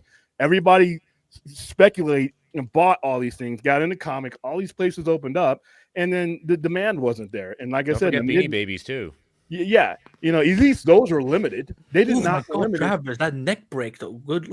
Yeah, I could hear that. I heard that. They did not limit the copy run. They printed like millions. All right, we actually got somebody that's going to be joining right now. It's been a while since he's been here, and you know, it's about to get nuts. And I don't know if he was liking what you were saying, William, when it came to all the Superman stuff. Jeez. Enosh. Dear God in heaven, does the man ever shut up? He lives. I swear, I feel like I left 10 months ago and he is still talking. You've been in witness protection program. Oh my God. I thought we were going to find Hoffa before I saw you again. You know, no, I was back here in the back room here giving you the middle finger over and over and over and over again. No, because you know what? Who cares? No, you care because were you selling comic books back in 1995? Yes. 93? Yes. Good. Yes. Then you should care. Then you should care. I, as a fan, Dave probably as a fan after what he just said, we don't give a flying right there. Because you know what? It was a great story, and it inspired so many other great stories, and so many people to actually go to the comic book store who never went to the comic book store before. And yes, I will go on a freaking rant because I haven't gone on a freaking rant in a long time. So excuse me. But you know what, Dave? I'm going to give you a little exclusivo before I tear this old man's ass out. Oh, slightly. Oh, wow. Chop that. I'm going to give you a first here on the. Oh, he's got booze coming in. All right, you know, let's take a shot. He pre-game. Oh, let me get some vodka. I'm gonna take a shot with you. Oh. So hi, I'm Andy. How did Dave not have his vodka ready? It's a vodka I don't know. stream. What's up, Andy? Nice to meet you, Andy. I mean, Nice to meet you. It's Yeah, been a nice while. to meet you. It's been a while, but we're partying tonight. I'm trying to see what's in your background because I always like this is the ADHD. All y'all have distracting backgrounds because I'm like, ooh, what does he have? He What has is- like a whole he has a whole. Can you full screen him? Sorry, I got a plan. Can you to leave full it. screen? We'll full screen him. We'll full screen him, man. Look at that. Look at. I gotta do Solo. image There we go. Oh no, Enosh is not packing anything. Well, Enosh is packing. I see the winged But eagle. Enosh isn't I see packing the this winged stuff eagle up. title right there. I see that right there. Heck yeah! Are you All ready? Yes, To the let's take a toys shot. and to freedom. And to Freedom. There we Shayna go. upstairs. I just got 1, Gatorade. 2, 3. Yeah. Go. Cheers. Fuck, this was the wrong. Exclusivo! To Madam Web. To Madam To Web. trying to get rid of the last of this nasty stuff that somebody gave me. How old is it? Yeah, what is it's that? it's just from Christmas time. So, you know. Oh, okay. One of those. But, Oh you know, yeah. it's not horrible. It's like you get past not the a original favorite. taste because it's a mint, you know. So it's Yeah. like, okay, that was nice. Anyways, back to you, William. Screw you on that, man. Listen, we wouldn't have half the things that we love today if it wasn't for the Death of Superman storyline. So you know what? Just let it That go. was one. If you weren't pre-gaming, that was one of the aspects. But with Marvel, it was Venom, because once Eric Larson came on to Venom, they doubled the print run. Yeah, and it was like you like with Diamond at the time, you had to order their minimum. Like I said, that really saturated the market, and nobody was drawing. There was a lot when I first came to Vegas. When I first opened up, there was 36 stores in town. By like 1997, 1998, there was like 11 of us. Jeez. And a lot of those stores opened up based on speculation buying. I mean, Lady Death, all that stuff. And it was like, the Chromium Cobra was supposed to be something special, like X-Men Alpha and Omega and all that. That cover with Cyborg Superman on it, though, that Chromium cover, man, I don't care, man. You know what? It could have brought down the entire freaking comic industry, and I just really wouldn't have cared at that point. I would have been like, that's the best, most badass cover ever made. So. Oh, and it led to Coast City being destroyed. I mean, narratively, yes, but like I said, that's not. I said story notwithstanding, because it led to some things that before they retconned everything, that did do well. To me, it saved Green Lantern, but Superman sells was like after Superman 75, it was like, they were still printing 500,000 copies nationally, and they weren't moving, because the speculators eventually go away after they've driven up the print run of the market, which kills the market. So. But no, I agree with you. I mean, I get what you're saying, and I understand. But I have to give you a hard time because I haven't had a rant in a long time. Shayna has been filming all my rants lately, like separately. Tonight we were filming a review of Masters of the Universe. Which one? Oh, the Dolph Lundgren? Yeah, no. The Revolution. Revolution. But I actually introduced her to the Dolph Lundgren movie last week, and I gotta admit something. I have panned on that movie for years and years and years. And I'm telling you right now, I don't know what it was. I don't know if it was like watching it through somebody's like virgin eyes, of never not knowing anything about it or any of the stuff attached to that movie, but just like literally just going in to watch a He-Man movie, and she loved it. Oh, nice. Wow. And I was like, right. And I was like, and the stupid thing was like, I'm sitting there thinking to myself, because I had pre-gamed her with like, now look, it's going to be like really bad. But it's got Courtney Cox in it. But it's got Courtney Cox, and it's super, and like, it's corny in a good way. And it's got Strickland in it, right? And he's playing the same character basically, and it's like everything that awesome. the 80s represented so much. Right. Yes. So it's like it's so bad that it's kind of good. And yes. But we watched it, and I turned to her at the end and I said, "So what'd you think?" And she just goes, "I loved it." Oh, what was wrong with that? And I just went, you know what? That is where we all should be, right? Like Don't you love that? I wish to God I could go back to the time before the cynical, just stuff just kicked in, and we just all hated everything and had all these opinions and everything. I saw that movie through new eyes, and I think this is great. It's always great to like when you show somebody a movie and you're like, especially if it's if you think like, oh yeah, they're probably not gonna like it, and they end up really like it. I mean, I love when it comes to my girlfriend too, when I show her movies that she hasn't seen that I either like or I'm like, don't know if she's gonna like this, and you're kind of doing that whole you're looking at this side, right? But there's something about that, and then of course she goes, I love that. You just go, yes, right, yeah. You have a new understand. Yeah, it's great. See, what's cool for me is like I'm experiencing that all anew. Like I didn't think I was going to be experiencing that anymore. And so it's really cool to be introducing somebody else to my nerdy world and seeing their reaction to it. And, it's really cool. It is really cool. But it's good, man. And it's good to see you. Good to see you too, Enosh, man. It's been a bit. Thank you. Yes, it has. I didn't think I was going to be seen tonight even, man. I swear. Last week I was in a hotel room. And I thought I'd be able to I thought, oh, that's cool. I can go on the Vodka stream with Dave. And so I got all set up and stuff. And the internet literally went out at the hotel. And so I was like, whatever. And so then tonight I was setting up and I turned my laptop on. My they learned. That's why he was like, shut down the internet. Right, He's like, not going on Dave's stream. So I didn't think I was going to not even 7 anymore. Yes, and RJ, the reason why I'm so washed out is because actually I couldn't find my usual camera because I packed it in another bag and it's someplace else right now, so I had to borrow a webcam. So yes, I'm sorry that my color palette is not that of Stephen Colbert. Oh, I know, yeah, that guy. With the blurred lens. That guy's got the best. That guy's got the best. You wouldn't even know that I have toys back here, but lounge for some reason would be crystal clear. It looks all great. Don't Still looks good. Still looks good. Yeah, it's all right. And you're all dead pulled out. I love that. Yes, I am. Right. It wrapped filming, which is cool, and then it's going to be out 6 months from now. It's like holy shit! I cannot wait, man. I cannot wait. That Vodka stream begins on Super Bowl. Oh yeah, By the way, word up to all the people in the chat. I see you all. Thank you all. You know, I just gotta say, you know, I've had a very trying last year. Okay? You have.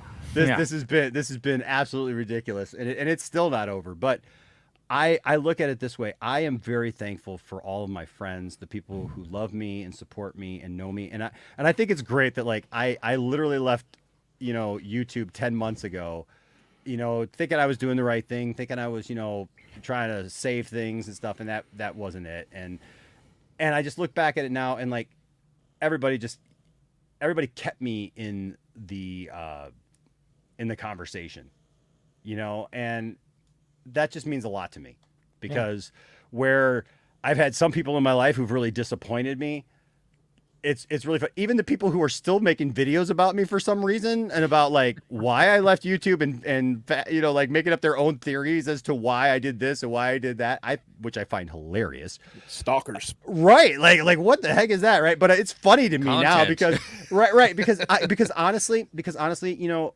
I have been you know, a lot of people have reached out and said, you know, we want you to come back and stuff, and it's got to be in the right time, you know, and I want to come back and do that, but it's just got to be in the right time where I have the ability to do it and commit to it and can do it right, and so I'm grateful for all those who understand that, and you're like, hey, we want to see you back, but we want you to get things, you know, good first and everything. And for those of you who don't know, I'm going through a divorce. My former co-host is now gone.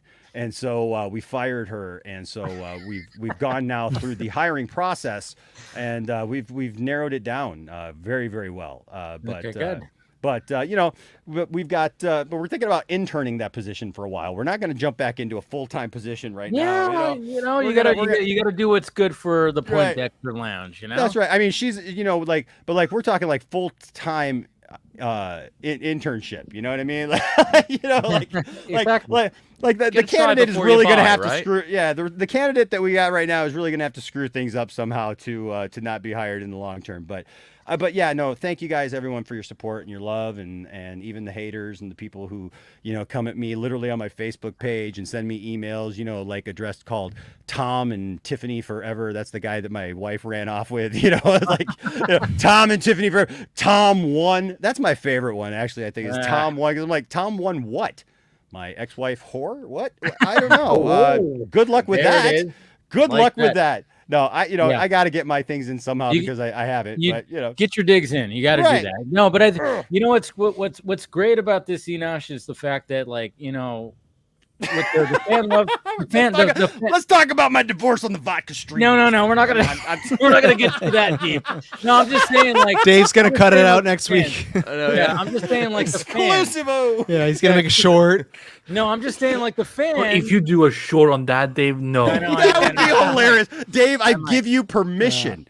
I give you permission. Your entrance, I might. No, I'm just saying, like, no, when it comes to love from the fans, it just shows you, like, the voice that you created for yourself. I mean, I still remember our first conversation that we had on the Vodka stream. Yeah, and I think, like, I mean, maybe I clipped it as a video or something. I mean, it obviously was years ago, but, you know, it was like, we talked about Man of Steel. We talked about Superman. I mean, obviously, when it came to you being noticed to the community, you know, it was all, you know, it was Ray Fisher stuff. It was before the Snyder Cut came out, and I reached out to you, and I'm like, hey man, let's have a conversation. And we had a great conversation, and I remember just having a good conversation, and we talked about Man of Steel, about, like, you know, what do you want from a Superman? And we, like, went off on, like, a little checklist kind of thing. Right. And it was fun, you know. And then it was like that. It was like that Step Brothers moment. It was like, wait a second. It was like Cloverfield meets Did we Step just Brothers. become best friends? Like, wait, you know who Superman is? You know who Superman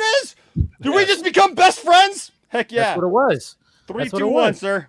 But I think that's what, I mean, that's the thing, is that's why people are always wanting, like, hey, Enosh, we want you to come back, you know, and I think that's the love from the fans that you received, is because, it's because you were always, like, a good, you know, you were a unique voice. You have a great voice. And thank you. Here you are, man. And it's good to see. I appreciate it. And Dave, I appreciate you, man. I love what you do, man. I love that you're just kicking stuff out. I love, you know what, Dave? I love that you, dare I use the L word? Oh. Lubrication? What? Oh no. Well, for some, they're going to probably need lubrication to hear this word. But your leadership, you have become a leader of sorts. No, you've definitely become a leader, man. In a lot of this, with a lot of us in the groups that we're in and what we do. No, I appreciate what you do, man, because you've always been kind to me. People have been so nice to me over the time that I've been on the internet talking, and I'm very thankful for that. And I'm thankful for you, and I'm thankful that you invited me in, and all the people that I've met that we've been on the Vodka stream with. I mean, like the first time I met Stephen Colbert, and I like looked right over his head because he was like really short.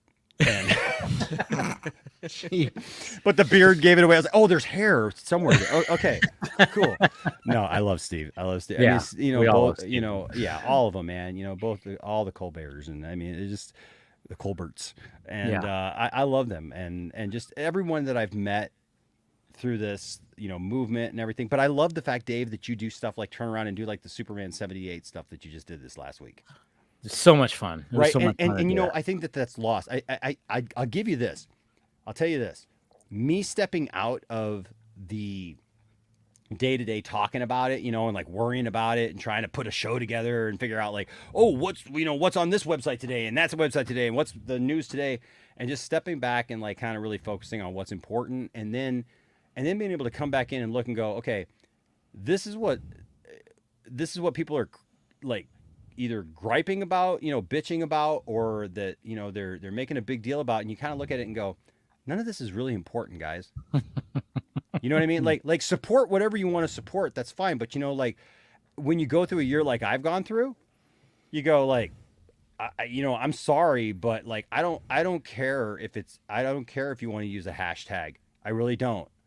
Like, you know what I mean? Like, I don't care if you think that there's these pie in the sky ways that we can get everything that we want, guys. Like, I'm tired of seeing like all the attacks, like on people and good people. And then people like James Gunn, like I don't care about James Gunn. I don't know James Gunn. Yeah. Like, what do I care? Like, he made Guardians of the Galaxy, and all I know is I didn't even know who Guardians of the Galaxy was. Same. Okay. A lot of and people. I sat there, and I'll never forget. I have made two major mistakes as a nerd fan over the years. One was Heath Ledger. I said, "Oh my God, for God's sake!" That's what I thought. Right? Like, I was like, "This is ridiculous." I'm thinking like, 10 Things I Hate About You, and Knight's Tale. Knight's Tale, yeah. Like, okay, so he's good for fluff and stuff, but you're gonna make him the Joker, really? And then like I totally ate my words, and I was like, "Oh no, screw that, man!" Like now I will say that I don't feel that he's like the comic book Joker, but he is a Joker, and he's really good at that, and he was so good at it that he defined the Joker by his performance. So great for him, and and so like I'm fine with that, and but when I'm wrong, I'm wrong. Yeah. And when what was the other mistake that you were right, referring to?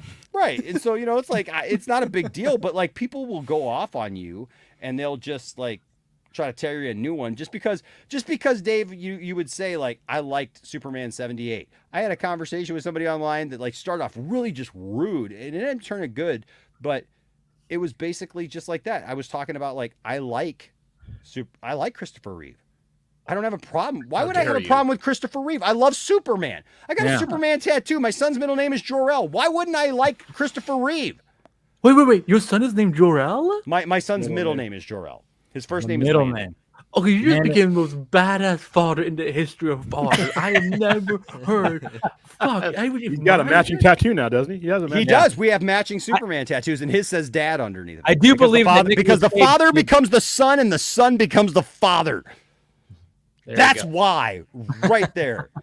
Yeah, and I don't care who that like just one of those fake fans, Oh my God, when those pictures came out of Corn Sweat this week, right? And I'm sorry, the pictures. And like if they're fake, if they're real, like I don't care, right? Like I looked at those pictures, like, well, that's Superman, and I'm part of still some of these groups that like have taken this bad turn, like because we were all part of these groups, and like all of a sudden we wake up one day and we're like, who the heck is in this group? Like, what happened here? But it's funny because somebody was going off on those, things, and somebody just went, ew. And I went, so you don't like Superman? Well, no, I love Superman, but this is gross. And I'm like, well, why? They're like, because I love Cavill. And I'm like, well, I love Cavill too, but this looks exactly like Cavill. So why are you saying ew? They're like, because it's not Cavill, it's Cornswell. I'm like, who cares? I'm like, I love Cavill. Would I wish that Cavill was still Superman? Yes. Do I wish that the Snyderverse continues? Yes. Do I wish that Zack Snyder was in charge of all DC stuff and it all had to go through him because I love his version of it? Yes. Am I realistic and realize that's not going to happen right now? Yeah. Okay, it sucks. You're making sense. Don't right? do that. It sucks. Yeah. It really sucks. Do I love Henry Cavill? Yes. It's not making sense. Yes, I love Henry Cavill. Is he Superman right now? No. Sadly. Yeah. Sadly. But you know what? We're getting a new Superman movie, and I have no idea what that's about. But I'll tell you what, that Lois Lane looks on point. Oh, fuck yeah. Okay, and can I just say, you all know I'm a toy guy. Excuse me, McFarlane, can you please freaking make a Lois Lane figure? Can we get a Lois Lane action figure of any kind? Oh, that's right. He has not made one of Lois Lane. Please. You're right. Dude, there's only like 3 that I know of, and I've got all of them. Like they've made no Lois Lane figures at all. It's sad. According to McFarlane, he doesn't do women figures because they don't sell. Because people don't buy girl toys. Yeah, that's according to him. That's according to him. Is Tom McFarlane friends with Ike Perlmutter? Well, I got a whole. Probably. I got tons of shelves all over my house and a bunch of stuff that I boxed up and sent along to Tom's house that says differently. But okay. Yeah. But well, no, I mean, if they do one on Rachel Brosnahan, they might sell. I'm just saying. They might. Anyway. They might. But anyways, but like but that's the thing, Dave. Like we get into these things that just don't really matter. And I've just said, like, look, I love all this stuff, but I told this person, I'm like, what is you about this? Does he look like Superman? Yes. Yeah. I'm sorry, even if they're fake. Even if they're fake, I said, he looks like Superman. Yes, he looks like Cavill because Cavill looks like Superman. And that's great. Like, why would we be mad about that? That, like, because it's not Cavill and they could have just used Cavill. Well, if they're doing a different story and a different take and a new fresh reboot, and look, I will also give you, I believe that he should have wiped the slate clean. If you're going to do it, wipe the slate clean. There's going to be too much, tissue that's connected to all these other things like Peacemaker and whatever, and what is real, what's not, and who's in and who's not, because we want to keep this star, right? We want to keep this star, so yeah, we'll keep them in there.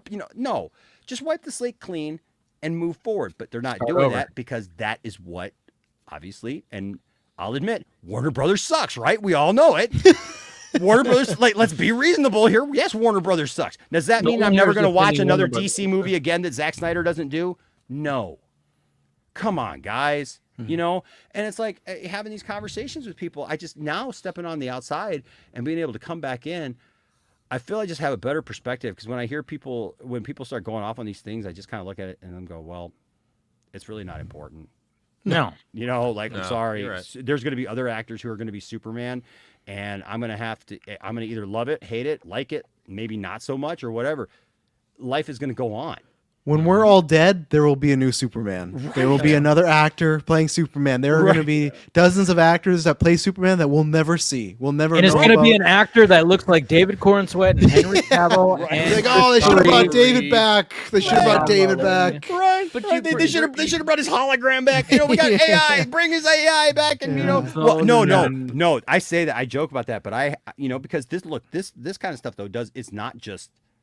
I want to be fair because it's not just Snyder stuff. I mean, there's people in other areas of the fandom that are just like this. I had a guy once tell me that Christopher Reeve is the only Superman. There should never be another Superman because crazy Superman group? He was it. He was it, and he should be the only one. And from now on, he was serious. He said, with AI, they should have an actor and replace his face with Christopher Reeve's face because he is the perfect Superman, and no one else can touch him. Come on. Yeah, how about he talk to his kids first? I was going to say, I don't think his kids want that. Yeah. Listen, I don't like Tyler Hoechlin at all. But you know what? And in the role, to be specific, right? Not like as a person. Right. Yeah. Okay. Yeah. It was a very blanket statement for a second. It was very blanket. I was oh my god, good one. Did he have No. Enosh returns to Vodka Stream, trashes Tyler Hector, hates him.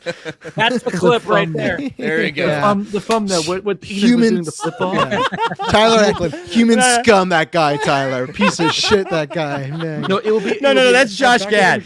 I was just gonna say my unfounded hatred of someone is Josh Gad. I hate Josh Gad. I can't explain it. He's a sweaty, fat mess. I've said it right here on the Vodka Stream before. Dave knows it's true. We all have those. That right? man is a pudgy slime ball of a no talent, no fun, no funny, should go and just hide somewhere and be embarrassed about the fact that he's ever been on screen, and Disney should recant everything that has to do with Frozen and pull back the multi-billion-dollar merchandising just because it bears a resounding connection with Josh Gad as the Olaf. Snowman Olaf, right? And I say that as a pudgy man, okay, who has lost like 60 pounds in the last 10 We're getting weeks. demonetized. I'm telling you right Dave, just got now, demonetized. I have no shame anymore. You can't put me down. You can't say anything I haven't heard before. No, Josh Gad is pointless. Why is Josh Gad? I kind of agree. Why is Josh Gad? Why is rants. Josh Gad? Anyone have on the bingo card for Enosh coming back on and the rants he was going to go on with Josh Gad? Nope. Anyone? I did. Nope. All right. I've been on the screen when he's done it before. I've never heard anyone hate on Josh. I love it. I love it. This is what I love. I was like, man, when Enosh comes back, I can't wait. No, RJ, I don't have a preference with the Supergirls. The cute one. Oh yeah, the cute one. So they're all And I can say that now. We haven't Hey, talked about. We haven't. Are really any of the even talked about Supergirls that. single? No, I'm just kidding. No, but like, I'm yeah, not. we haven't really even I'm talked about the Supergirls. Because obviously it went from 3 to 2. Yeah, now how we're come going you to didn't put 2 Supergirls in the title? That would have been. I should have did that. Who the fuck cares about 2 Batman movies? 2 Supergirls. Because that was one of the things too. It was like, I know I probably should have. It's all about the men, aren't they? Yes, that's what it is. Well, Barbie was hey. in the title though. Yeah. Well, that's right. I mean, like Barbie, He's covered. nobody else got nominated. Just the men. Yeah. Well, Well, what's up with that? No, America Friera. Yeah, she got that. Well, America. Oh, did she? Fiera. Okay. Yeah, she But did. wait, what is this? Wait, what's the Right. little shade of against America Ferrara? She's amazing. She was good in the movie. Yeah, It was no. fine, but Just it saying, wasn't she got- Oscar worthy. It wasn't Oscar. Snyder was Ryan Gosling. Dave, have you seen all the other supporting actresses? You don't know. They could all suck. Name all 5. You haven't. You said it. You did it. All right, Travis. You haven't seen the holdovers. Yeah. Travis got him. Yeah. No, I still think it's gonna be Millie. That's still my choice from what I've seen. Meg, yeah. And I just think that just because you just lock down the person that's a bigger star right now. But either way, like, But it's what gonna be money, Travis? Isn't Warner Brothers all about saving money right now? I don't think Millie's costing that much now. I'm just saying that she has a bit more of a, if she's going to lead a movie, she has some star power, and I think they would like that. Or maybe it's the opposite, where they go with I'm all Meg about because Meg Donnelly. it's a clean slate. So I'm in the Millie camp, and I think that happens, and I think we I'm get in it the within Donnelly 3 weeks. 3 weeks. I'm in the Donnelly camp because she's already voiced Supergirl. And speaking of that, That means nothing. Do you have Jensen a picture Ackles of both does a of them? terrible job. I'm gonna have to Andy, look up. you had an interview with. Not some with of these- Meg. Huh? I know, not with Meg, but you had an interview with some of the people who were involved when it came. Oh yeah, to I did. Yeah. It's been a long week, so I was. Wait, what did I do? you had an interview with the Crisis on Infinite Check people. them out on Tomorrowverse. screeners.com. Yes. Yeah. Nice. Good Yeah. plug. You had a good interview with you were hosting like 3 people. Good job. Just give me that wasn't my choice. Thank you. That was the picture. I know, but they were super lovely. they thought of you to handle it, and you did a good job with it. Thank you. okay? Yeah, no, they were super lovely to talk to, and Yeah. I'm excited to see part 2 and 3. It was funny because I don't think we kept it in the finished interview, but I was like, I can't wait to see part 2. And then the director goes like, the trailer's coming tomorrow. I'm like, really? I'm like, that's such good timing. But yeah, no, I want to see how those 2 movies end. But yeah, if I had to pick one of those, I will pick Meg Donnelly. Meg Donnelly. Okay, so we're thinking Meg. I'm looking up the images because I remember I saw them earlier today, but I don't know who's who. So Yeah, we got Amelia Alcock and they're both blonde, blue eyes. Amelia Alcock. Amelia both Alcock. They look like By Supergirl. the way, can we say that it is okay to have the stereotypical blonde-haired Supergirl? Well, I know that's one of the things that's been in controversy because after Sasha Kaye, which is fine, it works, but at the same time, it's like it's okay to do. Wait. So what controversy have I missed now? Well, no, there's like because I even brought this up too. Like even when it came to this whole thing is like the fact that we had Sasha Kaye, who of course has she's Latino, right? She has a little Latino hair. So then, of course, now if they go to full on white, blonde hair, blue eyed, people are gonna get upset. That's all. Here's that's what she is in the. Exactly. As a person of color myself, I will say this, dude. I'm half fucking. I know. I'm saying from my perspective, I'm not ignoring your ethnicity. I'm just saying this. Yes, this is what Carl was like in the comics. Exactly. Why you're tripping over? But there are people that have made us think about this. There's nothing racial about the balance this. in the idea that, to your point, we cast the person who's going to fit right for the part. Right. We keep everything looking at who's going to be, whether person of color, ethnicity, whatever. At that point, the thing is, we still have Sasha Kaye, who was Supergirl. No one's going to take that away from us. If you like her at that point, and she's she did still a good there. job. And for those that really love that Christopher Reeve, and that's it. Guess what? You have a series of movies that they'll never take away from you. Right. It's okay. Things evolve, and as Travis said, when we're all dead, guess what? There's gonna be another Superman. Exactly. Another Supergirl. Maybe she'll be Latina then again. What is the harm in trying something that we haven't seen in a little bit? Try it out. Guess what? If it works out, great. If it doesn't, no, they're gonna try another again. I didn't know people were actually mad about that. Twitter. They're always mad. But like again, they're doing there were people who were mad that Gal Gadot had an accent at first. So I mean, like, let's be real. I think there's Amazonian. When I first heard that Ben Affleck was going to be Batman, that was another one. Like, I actually reserved my judgment and went, because I was sitting on the toilet. I was sitting on the toilet when I found out that Ben Affleck was going to be Batman, and when that movie was announced, and I went, was it either like you read it or was it someone knocking on the door? Hey, Enosh, guess what? No. I was reading it on my phone, and I'll never forget. I was sitting there. Let me reenact it for you. Oh man, really? They're not going to take this seriously? Man of Steel was so good, and I was convinced like Ben Affleck is Ben Affleck, but this is something that was really good in Man of Steel. And then, man, I went and saw Batman v Superman, and I went, oh, he was great. Never mind. Never mind. I mean, I love Michael Keaton. Michael Keaton was my favorite Batman. Until I fell in love with Ben Affleck, and I was like, and then to see them both in the same movie, why am I complaining?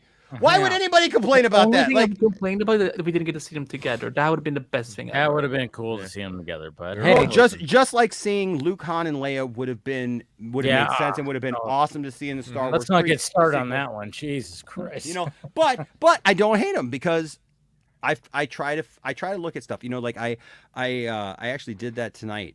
We were talking about something earlier. Oh, we were talking about like He-Man, and we were kind of doing our little review of Man of Steel or of Masters of the Universe as we went along, and it was really funny because I started getting to the things that I didn't like about the new show, about the Revolution show, and it was all little nitpick stuff, right? It was like, oh, I don't like the fact that they used that logo from the new one, and and stuff like that, and I don't like they did this and that, stuff. But it's like, but you know what? None of that matters, because you know what? They tried to incorporate everybody. They tried to like bring in all the fans, and I think that that's great. Do I like that the Power Sword now is mechanical and does this ching ching ching ching ching ching ching thing like it does in the other series? No, because I didn't like that in the other series. I mean, like that was what I didn't like. I liked the traditional Power Sword, that it was a sword, that's what it was, not in this mechanical thing. But you know what? I said, hey, you know what? They're trying to bring in everybody. They're trying to appeal to everybody with this, even making that 1987 movie, canon. Like great. It is what it is, man. Have fun with it and just enjoy the world that you're in, And but you bring out a point, Enosh, where you literally brought it up earlier. It's like, how dare you be a rational fan? How dare you Right. say, you know, in the sense of if you're a rational fan and you don't take a side, like passionately, Yes. then you're on the outside at that point. Yeah, that's the kind of stuff that killed comic book movies starting in, like I said, that's where the problem began in 2013 is you had these, you know, these guys that were acting like they were getting a paycheck or direct deposit from one of these companies and Right. that really skewed their vision. A lot of these people years later down the line are actually giving some of those early DC movies a chance, but they were so dead set. They weren't going to go see those movies regardless. You had some people who saw them and it wasn't for them, but there was a good crosshatch of people who were never going to give certain movies a chance. You know, like I said, they were playing team sports instead of actually just going to the movies. And unfortunately, I mean, it's gotten better. It's not as bad as it was, but it's bad. Yeah, that. Yeah, I'm still just shocked that there was angry people about, you know, okay, Sasha's not gonna come back, you know, so like if they're gonna, you know, for all we know, maybe they had open, open casting calls in terms of any ethnicity. We don't know that, so you know, but yeah, I'm hoping it will be Meg. When it comes to casting, though, it's funny that, you know, what if they'd have had people who were applying for it or auditioning for it that didn't have brown hair? Everybody's like, well, that doesn't look like Supergirl. You ever heard of hair and makeup in Hollywood? No. These people that happened to Melissa Benoist. There were people that were angry at Melissa. You know, like, she's a brunette from Glee. Well, like, the last time they cast someone from Glee, he went out to star in 9 seasons, one of the biggest CW shows of all time. So it's like, like, you know, like people are But here's the point too. In what point to me where it said just because it started like that, the Supergirl has to, like, what makes Supergirl is blonde hair and white skin, blue eyes. No. Please point to me where it says anything like that outside of certain characters. Nothing says that Supergirl can't be anyone. And that's what's funny is, like, when Sasha Kaya was when she was cast, I went, you know what? I see her more as, you know, Henry Cavill's, you know, or at least Superman's, you know, cousin more than just the blonde hair, blue eye. I mean, because she had dark hair and dark eyes, and I went, and I didn't care about her ethnicity of what it is, but just the hair color and the eyes. I was like, that actually makes more sense. Like, what were they thinking when they actually, you know, when it comes to Supergirl? I mean, who cares? You know, whatever. Make her look how she is, whatever. But when they cast Sasha Kaya and people were like, well, wait a minute, I thought she's supposed to be blonde hair, blue. I'm like, yeah, but doesn't this make more sense because she has dark hair and dark eyes to Superman if she's related to him? I mean, I'm like, I don't know. They look like they could be cousins, honestly. Yes, I mean, if you were to put Sasha Kaya and Cavill at the time, or even Corn Sweat, you know, you could be like, yeah, that makes sense. You know, well, it's just these characters were created under rules that no longer apply to us. When you got to realize when these creators she was created in 1959. It's the same thing with some of Marvel's earlier characters. You had Jewish immigrants creating characters. They had to play by the rules that were applied to them. Blonde hair, blue eye, black hair, prototypical. That's what they could get away with. It wasn't until the mid 60s. Even in Stan Lee was the first one. The first black character him and Jack Cherry could get, you know, headlining was Black Panther, but the rules were different.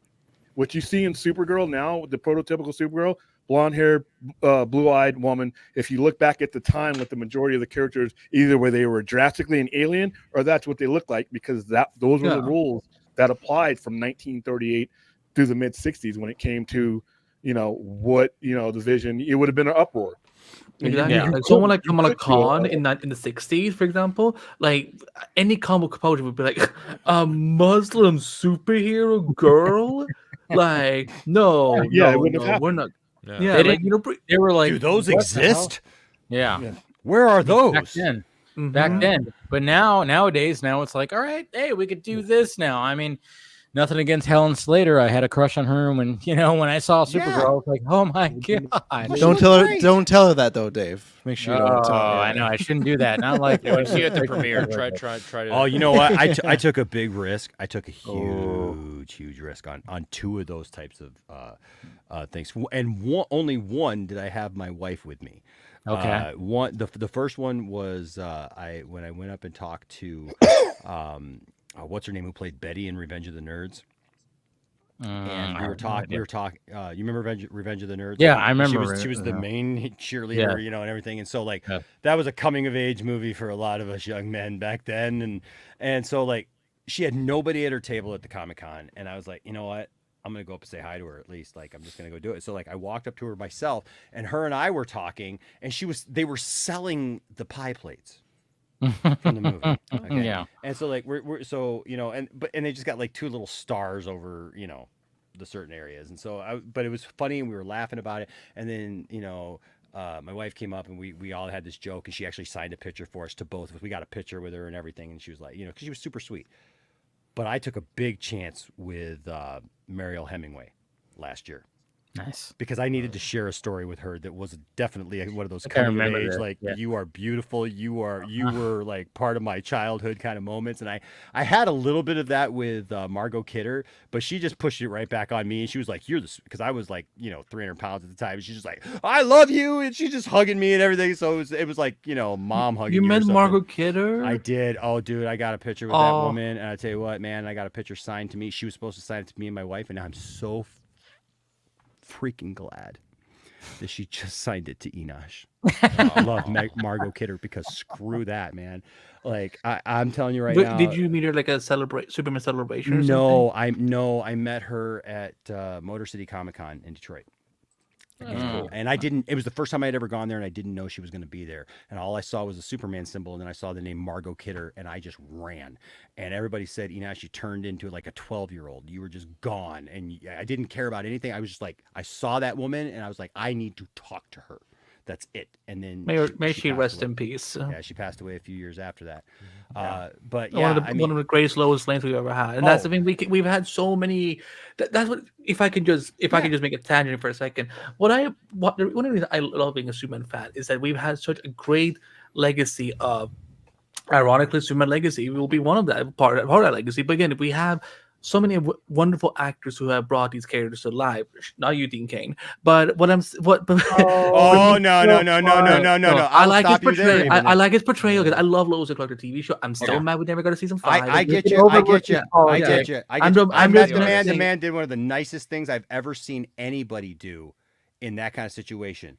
That man literally stopped something from happening to my boys at a Comic-Con that I'm sorry. I know people don't like his politics and all that stuff. I always have to do that because I had that experience, and it's everybody has different experiences with different people, and I've had good and bad. But I'll tell you what, man, that man stood up for my boys in a way that I went. Well, God bless his soul. Really if only he can keep his mouth. I respect that. If he can just delete his Twitter account, right. It's like a lot of people, right? If they can just delete the Twitter. I agree. But I'm saying that what's so great about the Superman experience, I think for any fan, is we have all these amazing actors that you know what. Christopher Reeve, Margot Kidder, that's someone Superman and Lois. Tom Welling, Eric Durant, that's someone Superman and Lois. Tyler Hoechlin and Betty Tulloch, that's someone Superman and Lois. So we all can pick and choose. But again, we don't have to say, oh, there's only one, we should only be one version. No, because that means we don't get to see these stories anymore. Christopher and Margaret are gone. If that was a foundation we were starting with, of there can never be any more Superman movies or TV shows ever because it's not Margot or it's not Christopher, then this would be a very boring world to live in. Right. And it's the same thing even with Cavill and with everybody else now that we have. I get it, man. And I'm the first one to ask questions, right? I'll ask legitimate questions. And when I see a legitimate question about the DCU, for example, I'll say, you know what? That's a legitimate question. Like the fact of everybody griped and complained and said you couldn't start a universe with all these characters already in play. And now all these characters are in play already. We're getting all these characters. So, but you know what? Instead of sitting back and going, well, you said no. No, why don't you say, I wonder what story they're going to tell? Why doesn't anybody ask that question? instead of going, oh, but it's not my actor that I want. It's not the story that I want. It's not how I played with my toys. Well, who cares? Go play with your freaking toys. Again, Enosh, being a rational fan. Exactly. Exactly. Fan. You know, it's like, I don't know what's so hard about that. Why is that so... Plus, it's free not to go see it. It's okay to be... I think it's okay to be passionate. But when you start going on the thing, telling someone you can't feel that way, you can't have that thing because it doesn't agree with what I said. That's where we get the fanatic part of it, and that's where we become the toxic side. It's okay to not like saying, if you like Henry Cavill, no one else, totally okay. Absolutely. But when you start saying that someone else can't like what you like just because of that, that's where we cross the line and we say, like, nah, that's not what this is about. And when you start hating things before they even come out or before they're even written, just based on the fact that, oh, we're going to do this movie based on this character, it's going to flop. Let's sink it right now. Let's kill it right now. We hate that because it's not the thing that we wanted. And I'm one of the. I'm like, not judgmental. I'm one of those. Be curious, not judgmental. Yeah, exactly. Right. I'm one of those people. I'm like, I hope it's better than the last. It's like, can we have that mentality of like, I hope is that going to be because Gunn will succeed. Well, I want him to succeed. I remember, one of my takeaways from the announcement, because I had the privilege of being able to write it up the day before it all got announced because, embargo and shit. There are sometimes really good days when you get to be a journalist. Others, not so much. But I remember thinking, like, I don't know what the authority is. I've never heard of the authority.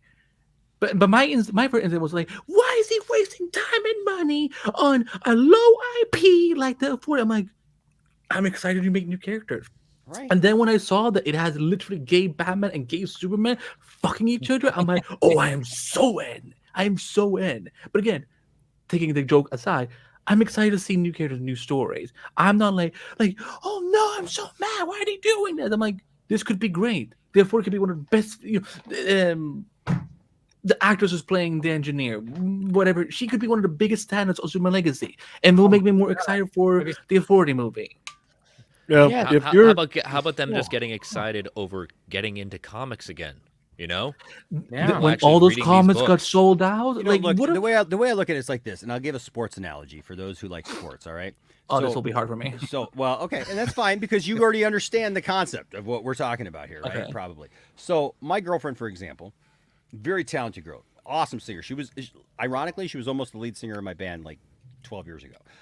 Phenomenal girl, but she is a huge Taylor Swift fan, right? She loves all kinds of genres, sings rock, but she loves Taylor Swift.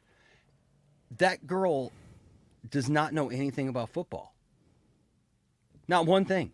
Not until this year. Not until these last few weeks when all of a sudden we're watching a lot of football. One, because I'm in Michigan and let's face it, it's a historical year. Yeah, Lions are right. I'm sorry. I'm a San Francisco 49ers fan, but I'm not. I get it Now. I'm sorry. Nope. Whatever happens. But you know what? I've been super excited. But that's things like we've been watching a lot of football, and Shayna's been getting into it. She's super excited about it and everything. And we had this kind of joke because we're gonna have this big party. We bought this like 85-inch TV. And we're going to set it up at our church, and we're going to watch this thing because we're replacing a screen. And so we're going to do this party. And she's like, if the Lions and the Chiefs are in there, she goes, I don't know who to vote for. Like, I don't know who to root for. And I like on Facebook went back to her and I said, oh no, there is only one choice at this party.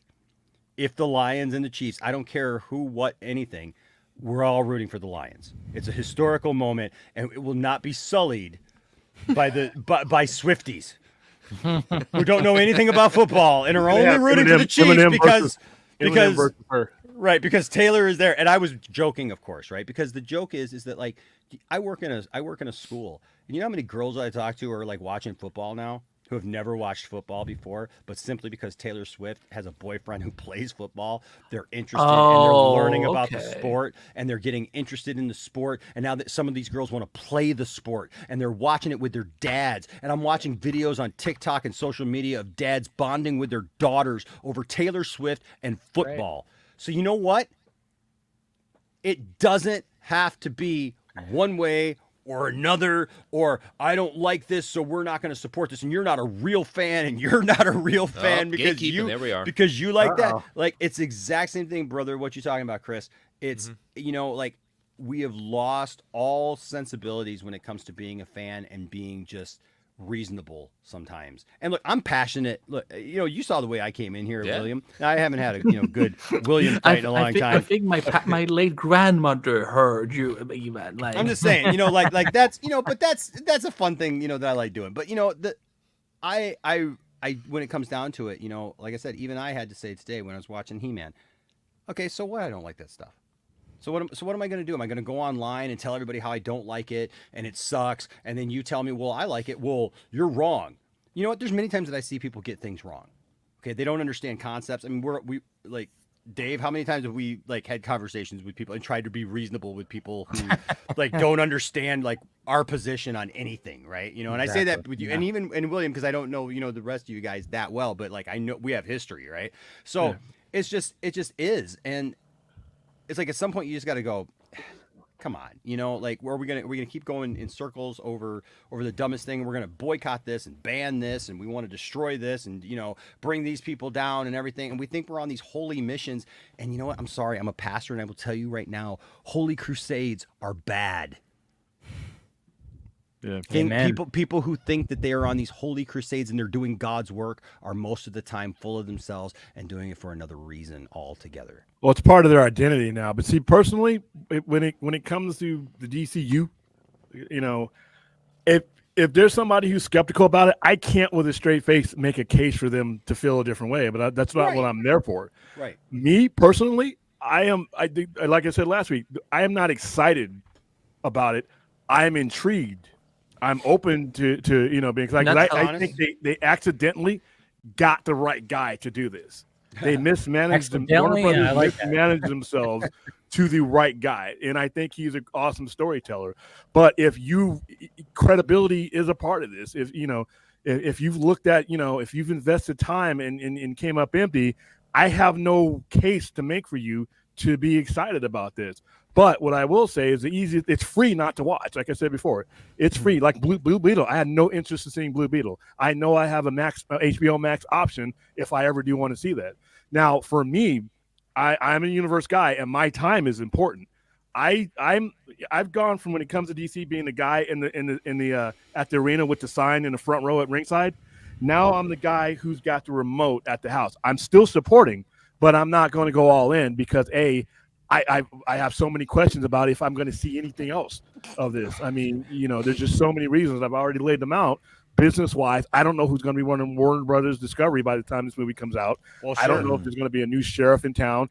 I don't want to dive all in and then be like, okay, well, wait a minute. It didn't make, because like I said, if David Zaslav did not have that honest conversation with his investors and financiers about how much they may take it in the balls when it comes to Superman Legacy, and that we need to continue because here's my plan and I think this could work. If he had that CinemaCon thing where he basically lied and said we're getting behind the theaters and all that madness, and those investors are looking for $1 billion movie, we may not get anything else after his initial slate of movies. And here I am again, liking something, and I'm left empty-handed. So I'm taking a arm's length reach, but I'm not going to make it a. I'm not going to, get my blood pressure up. Optimistic. Yeah, cautiously optimistic, arm's length. And like I said, it's free. It is 100% free not to see it because you know what? And if it doesn't do well in 30 days, I got this little wand that I created here. Well, see, I hope that doesn't become the case. I don't want these movies to be available for 30 days in digital or whatever. So like. Who knows what the landscape will be by then? By then, it may be feasible because, once again, after 2 weeks, after they've made the bulk of their money, they'll probably, especially in-debt Warner Brothers, they're going to want to pull these movies closer to them and get rid of those people at that long table and start selling it to PVOD, get it on Max, get it on places where they don't have to give up such a high percentage. 35% goes to the theaters. I have a question for you. Because Superman Legacy is a really interesting thing to me. I'm really interested to see where they go. I have a feeling that I'm hoping that it's going to be a great combination of both the old with the new. Dude, that's what I've been saying about this whole thing. I was like, the JLI aspect of it scary. James Gunn He needs to find a balance between the Donner Superman and Christopher Reeve and Henry Cavill. Because as much as I love Brandon Routh, and I think that guy gets Superman, and that guy hugged me, came out from behind the thing and hugged me because my son, you're talking about Jor-El, when I told him that, dude remembered me at a panel and came out and hugged me and my family and like did a video. Brandon Routh is one of the best. Did a video shoot for us right there, like for what was the show that he was on? Legends, yeah. Like the new season of Legends was coming out, and the lady who was like guarding him was all pissed off at us, and he was like, "Come over here." He's like, "You guys want some secrets about what's going to happen?" And like sat there and like talked with us and shot a video for us. It was like, "Welcome to the Poindexter Lounge," like and stuff, and it was great. And so as much as I like that movie was not that transition movie. It was not that bridge. It was boring. It was nostalgia. But it wasn't even nostalgic, dude. Because you know what? I agree. It wasn't even good, Christopher Reeve, because Brandon Routh can do so much more, and they just had him staring off into space blankly so many times. And so, but you know what? But you want to know something? I watched that movie last year again, and I gained a new respect for it. And I was like, you know what? I'm sorry. I watched it this year with, surprisingly, Shayna. Because she wanted to watch through all the Superman movies. She had seen them, but we got to Returns and we watched it. And I sat there going, you know what? Yeah, I still don't love this movie. But you know what? I get it. But I hope that Gunn does that. I hope that Gunn bridges that gap. And you know what? Maybe it's putting trunks on a modern Superman suit. I don't know, because I love the trunks personally. I don't care. Like if I look at Cavill and he doesn't have trunks, and a lot of stuff doesn't have trunks nowadays, okay. I grew up with the trunks. I don't have a problem with it. I think you can do it. But if you don't want to do it, don't do it. If you don't think you can do it, Zach said he tried it and they couldn't get it to work and couldn't make it look right. That's one thing that people forget, that Zach actually wanted the trunks at first. Yeah. So it's like but people will demonize that now, Dave. And just be like, because Zach didn't use the trunks, nobody should ever use the trunks. But he tried. He wanted it at first. So you know what's so funny? People don't give Tyler Hoechlin shit for not wearing trunks, but it's like, so for some reason it's just bug. Well, they should give him crap for wearing that turtle outfit from what's his name? Yeah, that was way back. weird. I don't think that was his fault. wait, the what? Well, there was a movie called Master of Disguise. That first scene from the very first episode where he's holding, where they do the homage to Superman 3, where he's holding the ice and he's gonna melt it and everything. He's holding up like the muscle suit is like halfway up his face, man. It's just like yeah.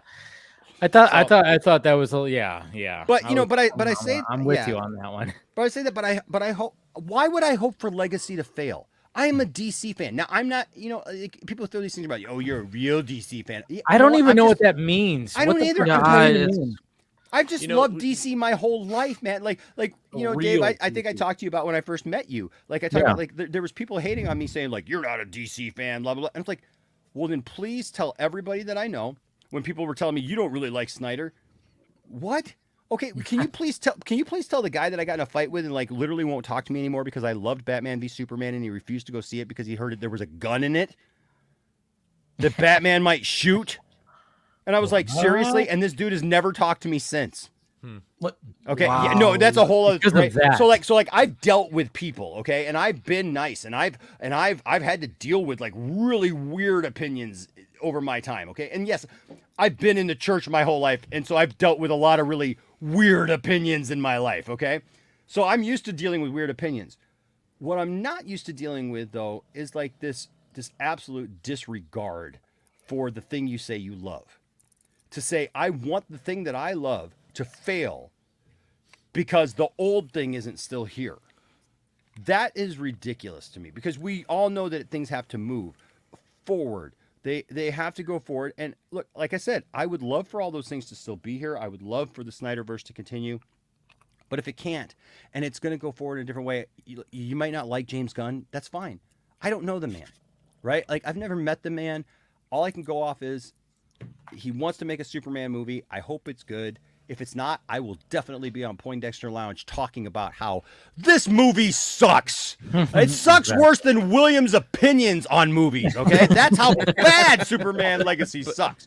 No. And that's fine, because we can have our opinion after that. You can talk about something, but to like years ahead of time be going, I hope it fails and it sucks. That's the same thing. nobody learned anything from the movie Solo. Right. Nothing. Or Man of Steel, Nothing. or BVS. Or Man of Steel. Well, but Man of especially Steel. Solo. No, especially Solo. Because, look, I'm on record and everybody knows that I am a staunch Last Jedi lover. And if you don't like it, that's fine. Don't try to convert me. You're too late. So here's the deal. I love that movie, but the movie came out, and 5-6 months later, right, Solo came out. Well, all the butthurt fans who were getting together like, we're going to boycott this Solo movie. We don't know what the movie is. We don't know if it's any good. We're not going to give it a chance because it's not Harrison Ford. And Harrison Ford's like, 1 foot in the grave, but, he should be playing in a... So they should de-age him for this movie. And, after seeing Indiana Jones... I don't know. No more but- de-aging. Yeah, We right. just You know what I want mean? the But de-aging. like, come on, and I've been fully against like recasting any of the originals and stuff. After that, I was like, you know what? No, screw it. Recast Luke, Han, and Leia. Give them to me an Heir to the Empire storyline that we're doing right now, and I'll be happy. And you can. Sebastian move. Stan is Mark. Right, Luke right. Skywalker. Just do it. Just do it. Enosh, you bring out a point, and I'll go back to we pan it all we want for those that know that DC kind of weekly show when they started DC Universe at that point. Yeah. Kevin Smith said one of the best things, one of the most preferred things, talking about like asking everyone, what's your DC universe? What's your DC universe? Guess what? You don't like that? You can. That's what defines your DC. Why can't we just do that? Yep. And if you don't like something, you don't like it. But the problem is, and that's what I was saying, like, don't do what we did to Solo, because so many people boycotted Solo and did not see Solo just based on this fundamental thing that they did not like one movie in a franchise. And unfortunately, what it did was it killed that movie. It killed a good story. Now, do I like the original story of how Han made the Kessel Run in less than 12 parsecs? Absolutely. It was much better in the book. Okay, in the books that came out, I love that much better than what they showed us in Solo. But the rest of that movie was good, and it was a good place. It was a good start, and you know what? It had some good storylines. And my gosh, that ending with Darth Maul. And I'm sorry if it's spoilers, but you know what? If you haven't seen the movie by now, it's your fault. Yeah, it's been years. I mean, Darth Maul at the end of that movie had so much promise, and just like, oh my God, are you serious? Darth Maul live action again? What? And then all the fans went, but we're not going to go see it. And then you know how many? There was a time a couple of years ago, or about a year and a half ago, when I was getting 3 to 5 messages every week from people who were like, you've said for a couple of years now that you really love Solo, and there was unfortunate people saw it. I didn't see the movie when it came out in the theaters, and I just watched it, and I feel robbed because I didn't go see it in the theater. And I can never get that back now unless it comes out in some special thing or something like that. And I really enjoyed the movie, and I wish that they had continued. And I was getting messages like that every week for about 7 months. And it was crazy because people were discovering, I don't know if it like popped up, on whatever, on Disney Plus, more for those people or whatever, but it was crazy. And that's what I said, can we please not kill the next DC thing? Because you know what? I'm tired. Why is it that everything I love has to be so freaking controversial? I know. I love. You love Superman. You can't love this version of Superman. Okay. You love He-Man. You can't love this version of He-Man. You love Star Wars. You can't love anything Star Wars anymore. What am I supposed to do? I'm stop loving anything. Right. Enosh. I'm not stop. going to stop loving anything. It's just stopping this thing. Move to another planet. Wait, why is my mouth not moving? Holy shit! Yeah, You've been like that for a That's little your bit. thumbs up. you unlock the thumbs up finally. There you go. Totally frozen. Oh my There's just an insta freeze. I'm like, why am I looking so pissed off? There you go. I know. You like froze it on. Andy really disliked Solo. he doesn't like the speech at all. I don't agree with Enosh just like froze him. I'm able to talk without my mouth moving. I'm like, damn. What's great is when you've been talking like a long time and like your camera's off and your mic is off. Oh my God! Wait, hold on. Did you hear anything I said? Are you guys hearing me? No. Okay. No. It's the worst when you do solo cast and you go to get that download file and it's just heartbreaking. I just talked to hour 15 to myself. Cool. And I like it's hard for me to really mad at me. Yeah, and it's hard for me to re-record those ones because like I know I get the same beef, but it's just like. Oh, that just feels like a weird Matrix like deja vu if you record it and then you go and record again. So yeah, if you start a podcast, always check your tech. Always check your tech. What Chris was saying, or have the other screen up. Yeah.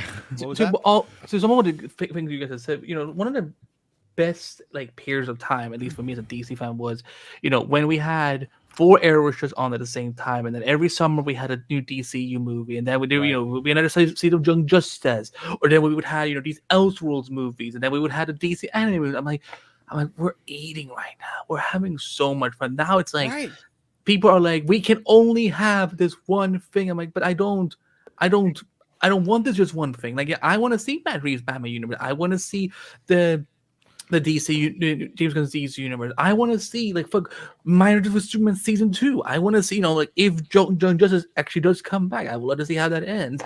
And I'm just like, why? I love, and also let's not ignore the amazing comics that exist. Like, you have all these universes, and like that's what my DC universe looks like. A good, it's a smorgasbord. Right, and there's some things we have lost the ability to have things have the slow burn and the grow on us, like the cult favorites, those kind of movies.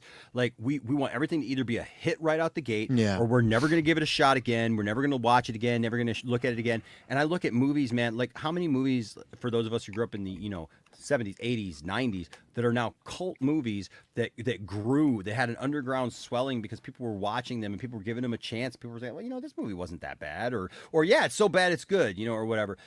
We're not going to like everything first shot. Like, Dave, I'm sorry. I'm sorry. You may never want me on the Vodka stream again. Oh boy, here we go. Ever again, because I brought up the Colberts earlier, because I'm trying to do penance because I think I may have offended Amanda Colbert. Yeah, it happened. You know what? I have. I know it. Drama. Because all I did was I asked a couple of questions about Rebel Moon because I wasn't so like. I watched it. I was watching it. I was watching it. I was like, okay. And then I realized I was an hour into it. And I was like, but I only love the robot. Like, he's the only person that I even know who it is. Like, what's happening? Like, what is wrong with me right now? And like, I had to go back. Like, and look, I liked it. But you know what? I'm going to have to watch it a few more times. Yeah. Right. But then, you know what? Because Shayna loves zombie movies. So we watched Rebel Moon and we both kind of agreed. It was like, because like I was really hyping it, man. I was like, yeah, it's Rebel Moon, man. We've been waiting for so freaking long for this movie. And then it was like, okay, that was good. And then like a couple nights later, we watched Army of the Dead or not Army of the Army of the Dead. Yeah, it's Army of the Dead. Yeah. I'm sorry. Right. I'm so used to getting it wrong and saying Army of the Dead. So, but we watched. You're not a real Snyder fan, there, Enosh. I was watching. Delete your social media. How dare you? Well, I was sitting next to Zack Snyder on my couch. Dave can vouch for me, right? Dave, come on, buddy. Right? Yeah. Anyways, but but we watched Army of the Dead, and I was like, no, this movie's great. I love this movie, right? Like, and Shayna was telling me, she's like, and I know that this is sacrilege to some people. I have never seen Sucker Punch. I have watched it. I have never seen it either. I don't have an opinion on it because I've watched it in bits and pieces, and I don't. And like, you can't go into that movie and just like watch 10 minutes of that movie and go, I got this, right? You know what I mean? It's not that. So, but Shayna has seen it, and Shayna was like, you haven't seen Sucker Punch? Like, she was looking at me like, you're a Zack Snyder fan? You haven't seen Sucker Punch? She's shaming me now, right? And I'm like, she's like, I love Sucker Punch. We have to watch Sucker Punch together, right? So the thing is like, even with directors that you love or writers that you love or whatever, their thing may be great for everybody. Like, but that was Amanda, like, she was kind of like ribbing me. She's like, well, maybe you didn't think about this. And I was like, well, no, I thought about that. And then she's like, well, I'm sorry that and we had this playful banter, back in, but it's just that, like just because something doesn't hit with you right away doesn't mean that it's not going to hit with you later on. Well, and especially since you haven't seen the R-rated extended cut. Right. I mean, that's the thing. There's there's that. Right. Wait, Dave, are you saying that? Okay, because I may need to stand up to sit down in shock. Are you saying that people are allowed to change their opinions later on? No. Yeah, especially when they see the actual. Wow, you know what? Rachel Zegler was right about you. Wow, like, you know what? What? I'm kidding. But even if it doesn't, okay, that's fine. If you just like, we're like, all right, that didn't still do it for me. Fine, whatever. You know? I just thought of something. Amanda, of all people. Steven didn't give me a hard time because Steven knows what that's like. Exactly. Steven knows that pain. So you know what? No. It's all right for me to have an opinion. I can just address the chat for a second, David? Okay, go ahead. Nate's memes, you're like there's good therapy out there. I suggest you take it. Oh, is he being a dick? Oh, he's he is like hating on us for that, that we are chills for even wanting to give James Gunn's universe a chance. He's saying that, I will read this. We need to remind the studios that they work for other people, just like the government. They're supposed to give us what we want. Who? I'm actually getting kickbacks whenever I say something with James Gunn. So maybe you guys should move to China because you clearly don't understand how capitalism works. I do. Here's the thing. Here's the thing when it comes to James. The studios don't work for the people. The studios work for their shareholders. They try to sell you an item. Listen, as a salesperson, I do not care about you. I care about selling you an item. I will try to get a rapport with you to make you feel good and make you feel comfy enough to give me your money. And then there's some people who just go, look, this is my product. If you want it, you want it. If you don't, you don't. That's it. And then other people will haggle with you and try to give you what you want and sacrifice a little and listen to your pain and listen to your needs. And other people are going to go, you know what? Screw you. This is what I got. If you want it, you want it. I got something that's in hot demand. Come and get it. If you want it, go buy it. The guy's talking about capitalism. Go buy something if you want it. If you don't, it's going to fail. Who cares? But Nate, to act like they're like, we're an army of people coming on a holy war because of Zack Snyder. Holy be his name. Snyder be his name. He's blessed.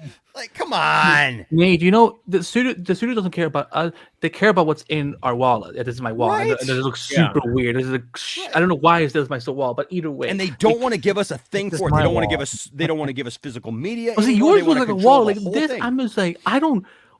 What am I holding? What are you talking about? That doesn't look like a wallet. It looks more natural. It's a phone. Anyways, it just holds my cards. Anyway. I don't agree with boycotting anything. I mean, it's like I said, it's free just to not go see it. You don't have to do a hashtag. You don't have to do anything. That's a good saying. It's free not to go see anything. The reality of the situation, even though I don't agree with necessarily agree with the sentiment, is retail is built on credibility. And even if you give it, there are going to be people who give it a chance. That's the right answer. There are going to be people who don't. That's the right answer. It's retail. Nobody has to do shit. I mean, it would be easier on yourself if you didn't, get your veins all in a muster about a movie that you're not going to go see. It's just simply don't go see it. Right. But the thing about James Gunn, and like I said, they stumbled onto the right guy. But the problem is the credibility issue. No matter whose fault it is, it's still there. And so he's gonna, there's. Remember, I always said there's he's got a 40 to 60% chance. It's a high odd, but you also have the weight that he inherited and some of the situations that they made. They're going to have to get through it, though. And that's what I mean about having an honest conversation with the people who think that this is going to be, this could possibly be, the next No Way Home. But like I said, there is no wrong answer. There's wrong conduct, like getting crazy, getting on Twitter and just threatening people and doing stupid shit like that. But if you're not into it because of what you've been through, or, you just don't feel like taking the risk in, that's not a wrong answer. If you're excited about it, that's not a wrong answer either. Right. Like I said, I'm going to do it I'm at my house, as if there's more excitement that builds up to it, I'll take it as it comes. But right now, there is a credibility issue when it comes to both Warner Brothers Discovery and the DC brand, and that's real. Yeah. At any level. Two things, William. First of all, you sounding like Scott Steiner there. He's got 22.5% chance next to my 33.5% chance, and it's that interview was epic. It was. So, but I was to say there is no hype for Superman Legacy. Yeah. No, I didn't say that. No, I'm not saying you. I'm sorry. Let me make that in general. Yeah. So in general, and somebody said that there's no hype for Superman Legacy. I get it. There's no hype in your group. Yeah. Just like if I go, just like when I go to the traditional Christopher Reeve style Superman groups that I was a part of, there was no hype at all for anything Henry Cavill or anybody else. It's all Christopher Reeve. You know what I mean? Like, people have their favorites. So like we can't sit in our little four walls of our little group and go, nobody likes this because I don't like this and my friends don't like this. I mean, it'd be like us five guys sitting here going, hey, you know what? Dave doesn't like this, and William doesn't like this, and Chris doesn't like this, and Andy doesn't like this, and I don't like this. So everybody hates it. Yeah. But like literally, we're the only 5 guys who don't like it. Also, Enosh, we gotta have red eyes too while we're at it. Well, yes. Or tears coming out of them on the meme. Lightsabers. Wait. We need what? Red eyes? Red eyes. You know, that's when we're part of the Get Woke smoking weed right now. crowd. That I was on my red eyes. I was like, is that heat vision thing? We're not going about heat vision. I know we're on Superman right now, not heat vision. Wrong side. Yeah. And not getting red eyes. I think mostly, I just hope he there's not the reactionary, because like I said, I think it's going to be an uphill battle. I just hope the powers that be are not reactionary when it comes to the You're welcome, Dave. When it comes to box office or perception or anything like that. So if it comes out and it's split, right? So half the audience loves it, half the audience doesn't. I hope they don't react like they did with BVS, because like I said, I don't think they will. Yeah, I hope not, because but like I said, the one of the things that's still the same in 2024 as in 2013, 2016, money's still green, and these hedge fund people are still greedy. If they've been sold an expectation that's not realistic, that's what they're going to want. Well, can we have a DC universe start without WB being sold? Yeah. Or like not merging with somebody. You know what I mean? Like, does it have to be right at the time that we're starting, so it like puts extra pressure and stress on the whole thing getting started? And I'm sorry, why are we talking about hype for a movie that's a year and a half away and trying to judge? Go, nobody cares. Half people don't even know that there's a new movie coming. So they're not going to know until there's a teaser for it. This is Superman's coming. They'll be like, oh, and it's new, cool, right? So I don't know, man. But like I said, 500 million should get somebody promoted. If that movie makes 500 million, seriously, with everything fairly or unfairly that it's going to be running into and up against 500 million, they should be popping champagne and do it no matter what they spent on it. Because like I said, you are going to have to take this one in the nuts. You have to put out a quality movie, and you spend what you need to spend. Do not Kmart this shit. You can't, because if you're dead on arrival. If you go cutting corners in this area of comic book movies, people are going to see that, and they're going to look at your product, because not everybody can do Godzilla -1 practical effects. Some things just have to be paid for. But we got Nate saying that Guardians of the Galaxy 2 and 3 is mediocre. I'm like, all right. Well, I don't like Guardians 2, but Guardians 3. I didn't like 2. Guardians 3 was the biggest comic book movie of 2023, and it got nominated for Academy Award. Just saying. And I fell asleep in it and didn't like it. But you know what? It's their own, and it's okay. It doesn't have to be a war. We don't have to go to DEF CON. I don't have to convert somebody into liking something I liked. That's the thing. If people think they have to break somebody Dave, can you put up Versus Feed's latest comment? Because he is who's Versus Feed. Versus Feed. Scroll up a little bit. Oh, right there. Oh yeah. Once they reveal David, the bulge helps. The bulge. Listen, the women and us gay men, we're gonna be coming for that. I promise. You have to have a good bulge in your suit, I guess. Yes. Oh, wow. If Nightwing has to have, there we went. Can you come down here and answer a question for us, please? Yeah, I will say this. Yeah, like I said. Oh crap! I didn't turn that off. If Nightwing has to have, he still didn't turn it off. You do have to appeal to the ladies and to to the gay men too. Come on. Listen, I'm ready for a Superman with a huge cock. I like that. Wow. Okay. This is what it is. There she is. But the thing is just like, okay. I mean, I'm sorry, she actually came downstairs. That's funny. Well, you were screaming for her. What do you expect? You know what? There is sex appeal that you have to have when it comes to is that okay? If someone drags me in the comments, I gotta explain this to her. Is it wrong of me to want Superman to be sexy? Like, listen, my first the way I knew that I was not straight was on October 16, 2001, when I watched Smallville. I'm like, why is Clark Kent making me feel things? Like, so yeah, I've known since I was 7 that I like sexy Superman. So you know what?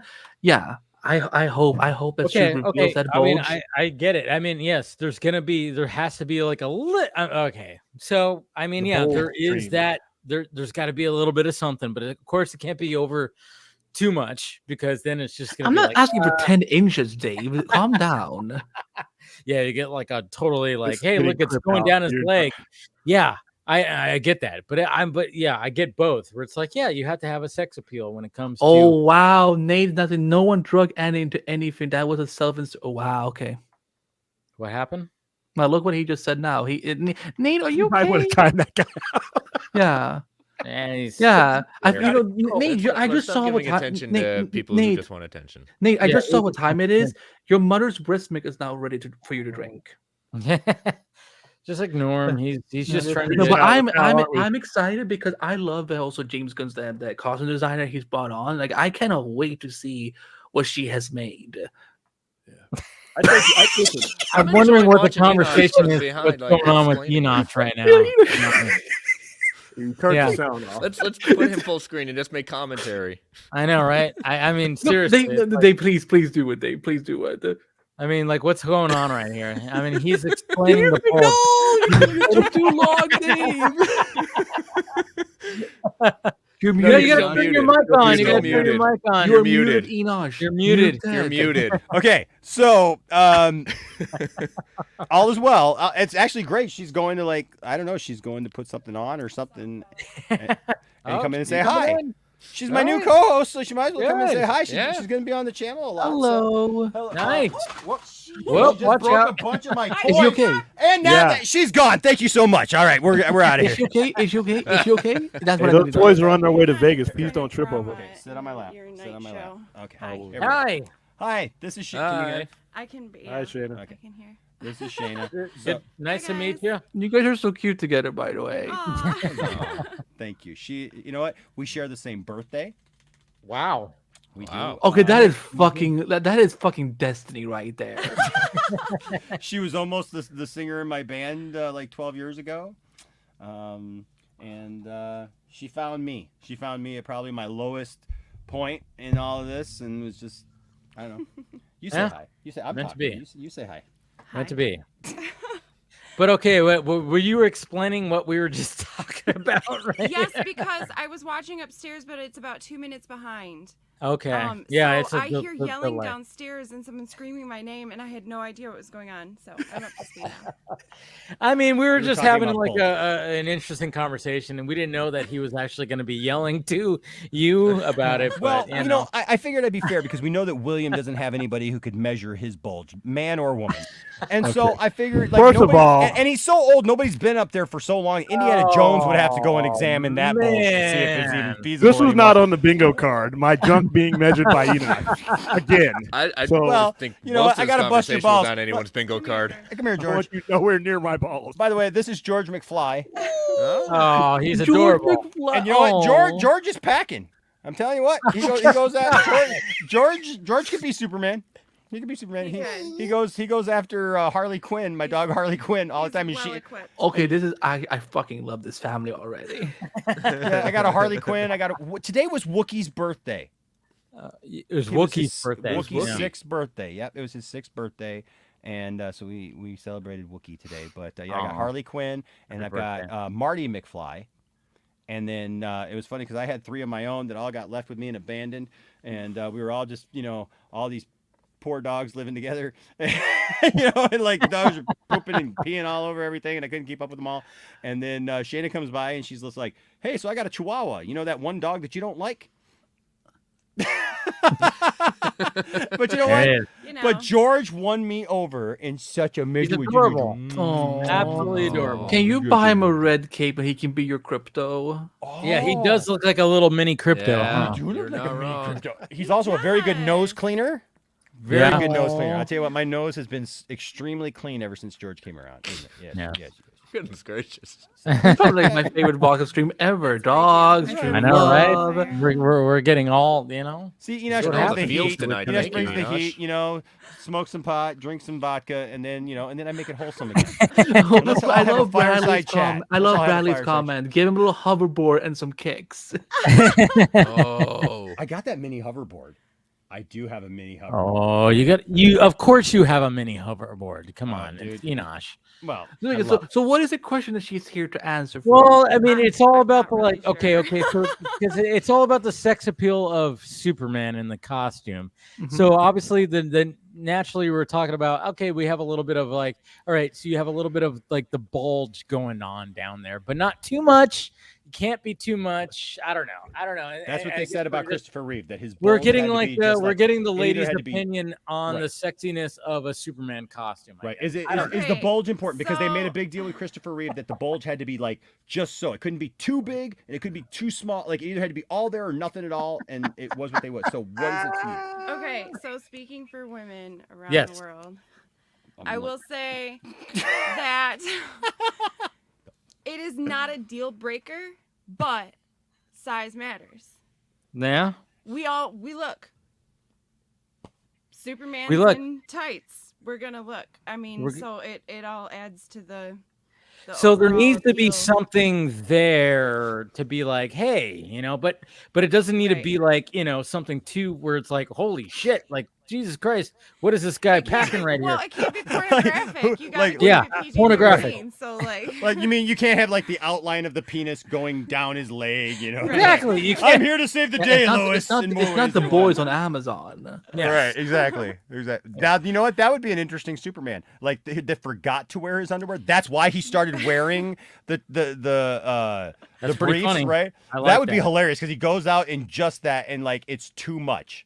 Yeah, that would, that would- and you know what's funny? Unfortunately, I could see James Gunn pulling that joke. I wish there was more. I mean, I want to be able to say no. Whoa, but- whoa. Yeah. What'd you say? I What'd you wish say? there was more butt. The Yes. cape More always butt. covers up his butt. Okay. So It's I my mean that's the official thing. opinion. A thing that we do not think about is girls like the butt too. They like guys' butts. So I mean it's not just all about the front. It's also about the backside, right? Now, in my situation, I have no butt, so I must. I don't know. I guess I don't know what that means, but I know that my butt is the flattest thing ever. It ain't holding up nothing. I need every notch in that belt to hold something up because my butt is not holding it up. I'll tell you that. It's okay, man. I'll give you some exercises to help that out. Okay. But no, I'm just saying. Yeah, but she brings up a good point where it's like, okay, we also have that. Dave, what are you trying to say? I don't know. I don't know what I'm trying to say. No idea. But Andy, You're you saying can that- also say that too. It's like, hey, as a gay man, you could be like, okay, there's not just the front, there's also the back. Yeah. Right? Yeah. Listen, I will tell you this. There's an episode of Smallville where, I will keep bringing up Smallville as much as I can. But there's Absolutely. there's an episode of Smallville where I was forever grateful that they cast Tom Welling as Art Clark because when he was walking from, like, you see him from the side, and I'm like, Lana Lang lost out so hard because that's a fake booty right there. There you go.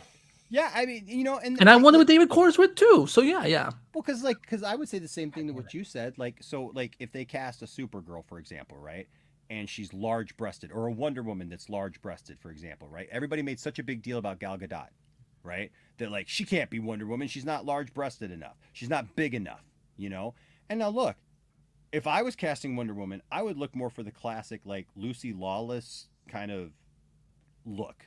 That would be what I would think, and I've seen some people now, and look, there's some adult film stars that could definitely pull off the Wonder Woman look, but obviously they don't have the credentials to do it. Okay, so like to get those measurements, you're not going to get a actress that is going to support your movie in a positive way, okay? Most times. So the thing is like you're not going to have that ridiculous ballooned look. Does that mean that nobody can play Wonder Woman or Supergirl without having huge boobs? Now, I will say this: if they ever put Power Girl in a movie, it's part of her character. Yeah. Right? Well, I can't wait for the internet. The internet is gonna fucking explode when they do Power Girl. Well, I know that, but Oh I mean, my but I'm saying though is like but DC has made that part of her shtick. Yeah. Right, and so everybody knows it. So if you don't do that, then you're missing something of that character, right? But the thing is like Gal Gadot knocked it out of the park as Wonder Woman. She was amazing as Wonder Woman. Who cares how big her boobs or her arms or her legs or whatever are? Because when she was on screen, I totally believe that she was badass. And I was thinking was she kicking worked butt. out. She also worked that she Right. bulked up. And she was great. I mean, she bulked up for her frame, but you can only put so much on a frame even, you know, like once you have, but she did the work, she put it in, she looked great, and people still complained. So, you know, the thing is like, you're never going to get that. But I will say this, like she said, it's not a deal breaker, but you know what?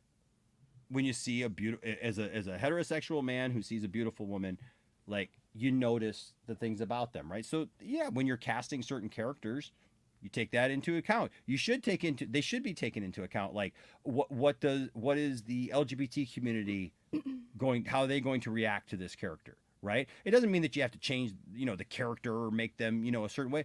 But yeah, like when you're casting, are you going to have somebody that appeals to everyone and doesn't just look or act a certain way that's just only going to appeal to one certain demographic, you know? Yeah. So all in point, we want David Cornsweat both should be showing. Again, I'm not asking for 10 inches, but I'm asking for it to matter. Well, no, we got to pin this down. How many inches exactly are you asking for from Cornsweat? I do not want to be judged. Look at the look on Dave's face. Dave is like, you know, of all the people I ever thought would ask that question on the first, right? It would not be, I did not think, yeah. No, but it's you know not what? about inches. It's all about just, you know, a little bit of it's a package, right? It's a package. Enosh Reborn, right there. Yeah. It's a package, and like I said, you know, it sure is, Dave. But yeah, but obviously, when it comes to the backside, you know, he's wearing a cape. It's whatever. But at the same time, it's like, you know, yeah, he's gonna be in shape. He's gonna have. I think it's gonna be okay. Look at Enosh's name. Yeah. Enosh's name. What? Look at his name. Oh yeah, it's a package. There you go. Yeah. It's true. It's a package. It's a package. Measured in inches. It can't be X-rated, but it's got to be a little bit like, you know, something.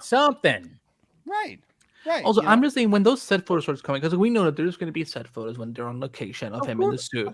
He's not always going to have the cable because they're doing the CGI dot thing. Oh yeah, that happened to Cavill when he was you know. That I know. Yeah. That was one of the best days of my career. Everybody was like, look at what's going on in the backside there. Yeah. Right. Exactly. Yeah, I was like, Amy Adams is a lucky woman. She gets to work with. The bathtub scene, man, goes well for everybody. All around, man. That's DC porn for me right there. That was like, that's probably one of the raciest things we've probably seen. I mean, Ben Affleck's naked booty in the shower scene. Yeah, but you know what? I'll be honest with you though. I mean, like even that looks more like a worn, torn guy, just you know, kind of like Rocky and Rocky 4, where he's in the shower, or that's Rocky 5 at the beginning when he's in the shower and it's just like, you know, a warrior that's been beaten out. It's not. I mean, now somebody probably finds it sexy. You may find it sexy. I don't know. But like, I didn't really find that. I fell on the floor. Well, there you go. I didn't find it sexy, but you know what I did find? But I did find that scene because it was the two of them interacting, and I thought that was really, like, I felt like the Ben Affleck thing was kind of like they would do that, right? They would show his butt because it's Ben Affleck and he's like all buff and everything. But to show Clark Kent and Lois Lane living together, naked or you know getting naked in a bathtub. It's very forward thinking. Yeah, and Superman character. Flood the whole apartment. I'm like, that scene. I mean, that's where you have to give props to Zack Snyder because it was sexy as hell. Because I mean, without showing anything, I don't know how he pulled that off when it came to Amy Adams in that tub. I was like, anytime I watch it, I'm like, you can't see. Nope. No nippy. There's no nippy there. It goes right to the edge. Yes, it's like right to the edge of that brown skin. But my God, you're looking, you're like going, oh my God. He's like, I mean, she's fully naked, but you can't see anything. I'm like, wow, how did they pull that off? Good job, Zach. And then of course, you know, you get, you know, Cavill in there, or you get, you know, Clark in there, and then of course he takes off his shirt and he pans up, and that's what I love about Zach is like he's not just like doing like the you know during in the ladies, he's showing like, hey, let's show our Superman in his full nipple torso glory, you know, and so it's a good scene, and then of course it just cuts away. You know, with zoomed in on the glasses, it's like, all right. What I would have done for Zack Snyder directed Ben Affleck Batman Catwoman movie, like, good lord, like, oh yeah, he would have went full on. It would have been like Watchmen on that, you know, when it came to you know, Yeah, that sex scene. It would have been like something like that, but probably steamier for sure. Yeah. But according to yeah. DC, Batman never goes down. You know what? Heroes do that. Their partners Well, may in change. the Their Snyderverse, partners in he crime does. may change, but heroes do that. I've got video to prove it. I loved when they remade that. I loved when Zach put that out. That was like the best thing. And I'm sorry, I took so much flack from people like because of what I do, but I was like, no, screw that. You know what? It's Batman, and he does that. You can't say Batman doesn't do that. That's stupid. He's a billionaire playboy. Yeah, he doesn't do that. Sure, he doesn't. Yeah. What year is it again? Okay. Yeah. Sure. Was that the year? Was that the tweet The Batman doesn't that give any got dates. copyright notice by Warner Brothers? That Zach. Of that, Yes, it got removed because he used there was something about Batman going down on Catwoman, but you know what? Yeah. He likes the cat. He likes the kitty. Wow, DC is a bunch you know of what? prudes. There ain't nothing wrong with that. But did you ever see the Superman one? Yeah, I've seen The Superman. I like it's Lois Lane, and it's the same exact thing. You know, somebody just Wait, there's a picture of Oh Superman. yeah, somebody made a Superman one where it was like, I've got it here on my laptop somewhere. I could probably find it. Oh boy. but yeah, no, but but that's the thing. I and didn't know even- that. I even yeah. made this Oh, short yeah. little clip. I made a short little clip because I got Batman masks and stuff, and I made a little clip one time of I'm walking through walking through my house, just talking about like some people are debating nowadays because it was when it first came out of what a hero really is or what he should be, and stuff, and it's like, but like I find something like I don't consider myself a hero, but my wife does, and then she comes out of the toy room and she goes, "All right, Batman. Gotham City needs saving," or something like that. And I put the mask on, and I'm like, I'm gonna go save Gotham. But yeah, it's like Batman does do that. I mean, maybe not the Pattinson Batman at least right now. Oh he'll get there. Pattinson Batman is Enosh 10 months ago. I don't want to go anywhere. I don't want to see anything. I lost all my weight. I don't want to see that. Am I gonna die? Am I not gonna die? If I die, no one cares. So what does it matter? The only person that I do care is in the hospital and probably gonna die anyways. Life doesn't matter. I'm Batman. Yeah. I'm Batman. It makes sense though why that Batman would go out and fight crime, right? Okay, Enosh, I want to ask you about this.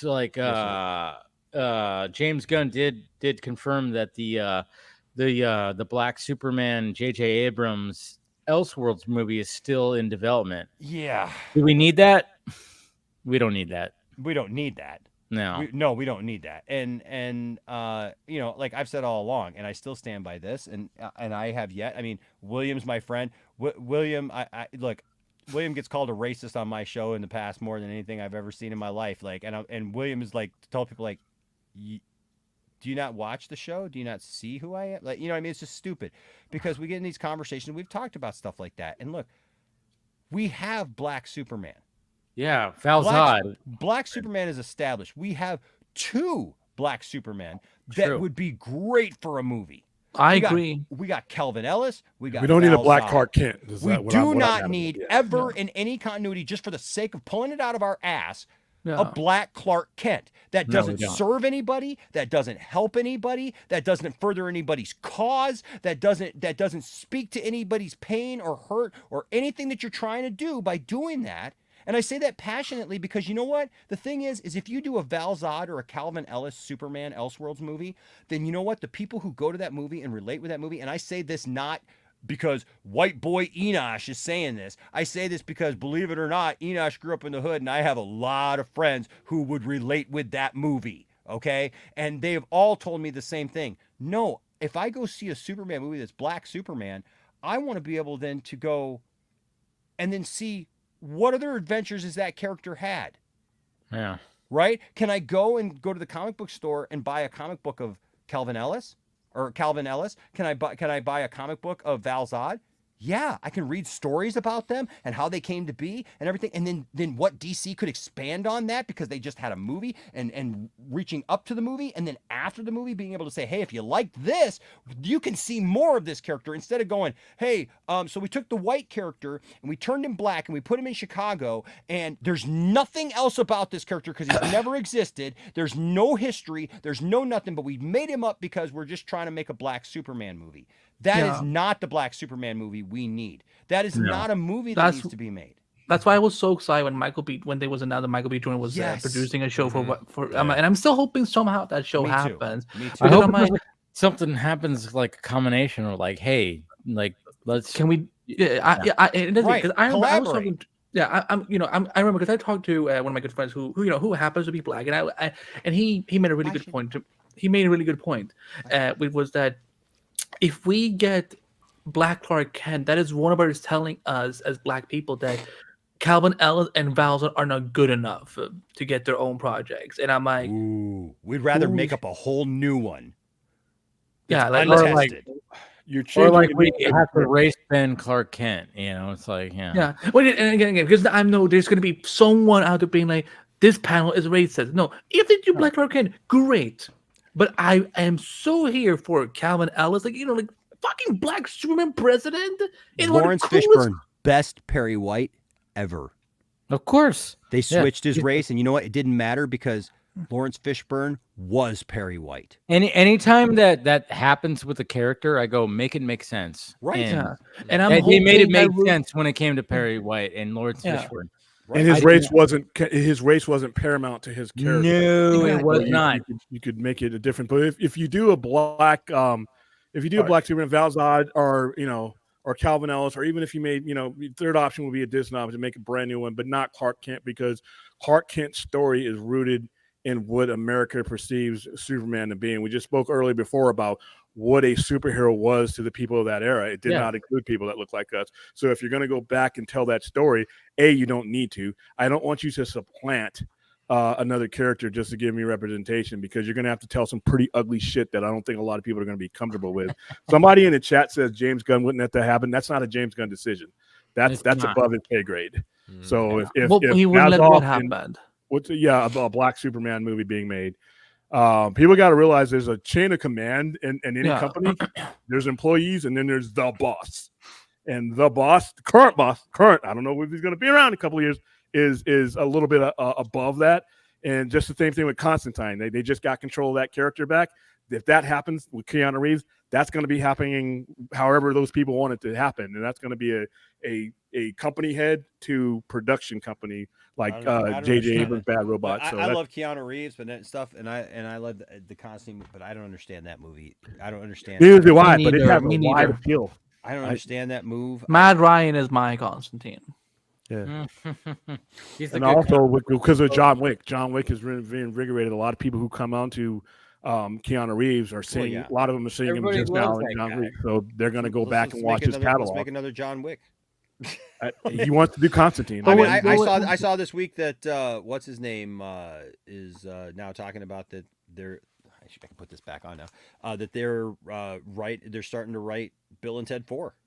You know what? I'm down for it. All I asked Dave is that Keanu has a beard in that movie. You don't like it? You'll just be John Wick. Just have John Wick. I don't care. I will look at John Wick in a Bill and Ted movie because I will say go back to the facial hair he had at the end of Bogus Journey. Like in the future with like the cool facial hair. Have that, but I'm sorry that facial haircut like with just clean shaven on Keanu. I know. It was like whoa, it's jarring. It's a little jarring when you watch Bill and Ted 3 and you see like Keanu Reeves with his long hair but no beard. Right. You kind of go like, whoa. You're like, don't kill my. It's like one of those apps, the apps that remove your facial hair or whatever. Yeah, you're like, whoa, I look like so a weird. Snapchat app. Right. It's like a Snapchat like fucking thing.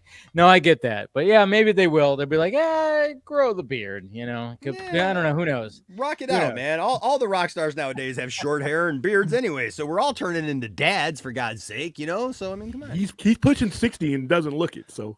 I know. I am not pushing 60, dude. No, I'm nowhere Keanu Reeves is pushing 60. It doesn't look I'm so used to you making old jokes about me, and I was just talking about it. Old jokes, Mr. 18 months younger. I mean, not even that. I mean, get out of here. It's all about how you look and feel. I mean, you have a hard time getting out of bed in the morning. I spring right out, buddy. I, on the other hand, I honestly don't think this J.J. Abrams movie is gonna happen. I think if anything, they're probably gonna lean more towards Michael B. Jordan if he's still interested, being like, hey, I think they're gonna consolidate him. I think it's gonna happen, and it's going to be a consolidation of that. They'll come together because J.J. Abrams, if J.J. Abrams wants it to happen, people forget about where he's at in Hollywood as far as like The problem is that Warner Brothers are not happy with him or during this whole, overall, because he has, he signed his, overall deal with Warner Brothers and $500 million. Yeah, but that's the previous regime's fault for not exploiting that. Yes. That has nothing to do with him or the current regime. He has a contract. If the previous, I just feel like David Zaslav said like nothing about J.J. Abrams since his whole. I feel like David Zaslav will be bragging a little bit more about J.J. Abrams at this point since he came on. I feel like he hasn't met, I feel like Abrams and Warner Bros. The whole thing hasn't even been mentioned in the last year or so. Well, no, there's no need to. A, you had a merger, and B, you had a previous regime that couldn't find their own toes through their shoes. So you're not going to hear anything. But now that you've had all the consolidation is over, that contract's still out there. He has done stuff. It hasn't been in the headline stuff, but there is stuff that he's done with Warner Brothers. But like I said, if J.J. Abrams wants that movie to happen, it's going to happen. And there's no real reason for it not to. And he's, like I said, we think of J.J. Abrams by name only, but that guy is. I love here's my question for you, though, William. Here's my question for you. And this is based off of Plushie's DX comment about it'll just stay in development forever, because somebody was talking to me about this Black Superman movie the other day, and I said, everybody's saying, well, it's still in development. It's still in development. It's still in development. Yeah, it's still in development hell. Yeah. Well, the Flash was in development hell too, and so was Aquaman. And they happened. Yeah, but I mean, the thing is like, yeah, we've had movies. Yeah, the Flash, for God's sake, it was there forever, and sometimes movies make it out of that, but a lot of times movies don't. And so my question for you is yeah, I guess if J.J. Abrams really wants it, like, they paid him enough money, they need to get something out of him, for God's sake, because he hasn't done one blessed thing that I can think of that, whatever. And I love J.J. Abrams. I love don't get me wrong. Like, there's a lot of J.J. Abrams stuff that I love, whatever. But my question to you is, though, because you said, well, if he wants to do it, it'll get done. I just wonder what J.J. Abrams' passion for that movie really is. Good question. Because it has had no movement. Because we keep forgetting about Tanashi Ko's involvement. He's the one who's writing it. He's producing it. But again, the screenplay, right? Yeah, but I mean, but JJ's the one really. Yeah, he'll be the producer. He's producing it, and so. But he's also a little bit busy because Skydance. There's a lot of stuff going on with a lot of these studio mergers moving around too. And to be honest with you, if I'm J.J. Abrams right now, I may wait to see who's going to be running Warner Brothers before I pitch anything, because he may not be talking to the people who are going to actually be in motion. Same thing with James Gunn. I mean, literally, and that's my biggest fear is you put these things in motion and then there's a regime change. If I'm J.J. Abrams, I wait until I figure out where Zaslav is going to be, because it's the next guy who's going to be there because I don't see him lasting another year and a half. I think he's going to take his golden parachute, and I think he's going to go away, and there's going to be a new chief of Warner Brothers Discovery, and that guy is going to be the guy that's in the seat when the majority of your production's done anyway.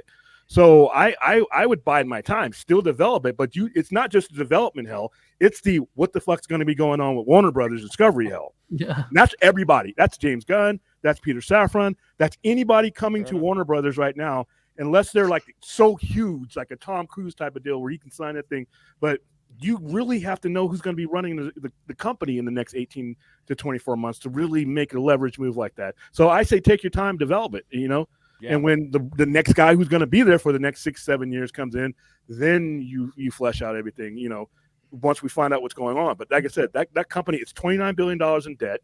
It's every day you wake up, are we going to merge with this guy? Are we going to merge with that guy? Are we going to be purchased? Yes, right. Yeah. Mm-hmm. So I would wait until we knew. Maybe we should just buy it. Yeah, let's all pull our money together. By the time it gets sold again. Yeah, Chris, you got some. I got a $5. But hey, it got devalued $30 billion from one sale to another. So that next time it does get sold, we may be able to go penny somewhere. I might have a penny somewhere. You know what? Dave's got a super chat, and actually, this was something I was going to bring up earlier. Can please don't highlight? Oh, well, no, because you know what? I know William probably feels uncomfortable because it's what the fuck talking about. I know I didn't want to actually. I know it's insensitive to William because it's talking about forgetting, and William forgets all the time, and so that's the part. No, but the point is, fetish. What the hell does that have to do? No, it's your memory thing. It's not the main part, right? No, but the point that I was going to make about this is because I was going to say this earlier, is that so there's the joke, right? about Superman in Peacemaker. And then there's a joke about The Flash. And there's a joke about Aquaman. And there's a joke about Batman. And you know what? I'm sorry, but if we've gotten to the point where we can't understand that sometimes there's a sarcastic joke from a asshole character that doesn't like anybody and is trying to boost his own ego to a bunch of kids in a room by telling them that they're superheroes that they love and idolize, and his neighbor that is that idolizes Batman, and these other people that idolize people like Superman, these superheroes who are out saving the world and doing these things. He's jealous, he's bitter, he understands that he's had a horrible life, and you know what? He wants to mar the image of those people to them by telling those kind of off-color jokes about them. It doesn't mean that James Gunn's Superman actually has a poop fetish. A poop fetish. But hey, Nate, thank you so much for supporting the peppermint vodka almost got to me, Dave. Thank you for putting. We've had everything in this stream. We've had. Thank you for being so. We've had a lot. You know, but I mean, the Aquaman thing, even like, you know what? I loved Aquaman 2 so much more than I thought I was going to. I thought I would like that movie was not going to even matter to me. And you know what? I loved the fact that he said that because I felt like it was coming from Jason Momoa. Almost like it was. People have mocked me because I could talk to fish and because of my things, but it doesn't matter to me because I am a freaking badass, and that's the point. It doesn't matter if the Flash is ribbing Aquaman about talking to fish or having sex with fish. It's a freaking joke because friends banter with each other. Look at me and William, for God's sake. Everybody. Most people understand that William and I love each other. I mean, I literally turned my channel over to him for a few months, I mean, for God's sake. And I feel bad for that. I apologize to you publicly, William, for not giving you more support, man. But I was like not able to do it. What's going on, so I appreciate you. So, I mean, but that's the thing. Is like people act like, oh, the Flash was being disrespectful and James Gunn wrote that. So James Gunn is being disrespectful to Aquaman and they're ruining Aquaman. They're putting Aquaman right back. If you think that Aquaman is in the same place that he was in before Jason Momoa, I don't know what to tell you. That man made Aquaman cool, and Aquaman is still cool, and they can make all the jokes they want about Aquaman, and all it does is make him look cooler. Because he's that fictional character. Right. Yeah, and are there some whoa, stop. He's fictional? Yes. Yes. Wow. Sorry, Andy. I hate to break it to you. Fuck you, Chris. I cannot believe that you you know what? You're gonna tell what? You're gonna tell me Santa isn't real either? You know what? I had a conversation with the Easter Bunny last year. It's just not a good faith argument. If you come in with a good faith argument, right, about something, then fine. I will see myself out. Good night. No, you're good, man. You're good. That was great. That was great. That was awesome. But no, you know what I mean? But that's just the way I look at that. It's like, I'm sick of seeing all these bad faith arguments and these just little one-liners that people say, ha, got him, and then it's like, no, you didn't. What did you think you did, man? Like, you didn't do it. People reposting memes and things, and Photoshop stuff, like it's real and just anything. AI James Gunn with AI. Oh my Superman. This is not the case. Somehow James Gunn looks like Zack Snyder's. Right. Can I ask a question? And I'm legitimately asking this question because I don't know. I saw a meme about it. Or a picture or something about it. There was something like I assumed looking at it, if it was real, that James Gunn was just being sarcastic. But like there's like this meme going around that like a lot of Snyder fans are using to say that James Gunn like didn't log into his other or something like that. That was fake. That was fake. That was fake. I figured it was didn't log into his other what? No. Somebody posted a screenshot that he like responded to James to himself and said like you're you're great visionary blah, blah, blah. And I'm looking forward to your movies and stuff like that. But it was James Gunn. Somebody who likes to troll big time made that, and sadly people who hate James Gunn decided to use that and be like, look, he's been exposed, he used this fucking fake account. Listen, don't be so open-minded to hear anything about the thing that you want to support and hate that you let your brain leak out and you'll just grasp for anything of hatred. That should not be what this is. Over a comic book character. We're talking about Superman. For God's sake, I just told some people today, I'm like Santa, Andy, like Santa.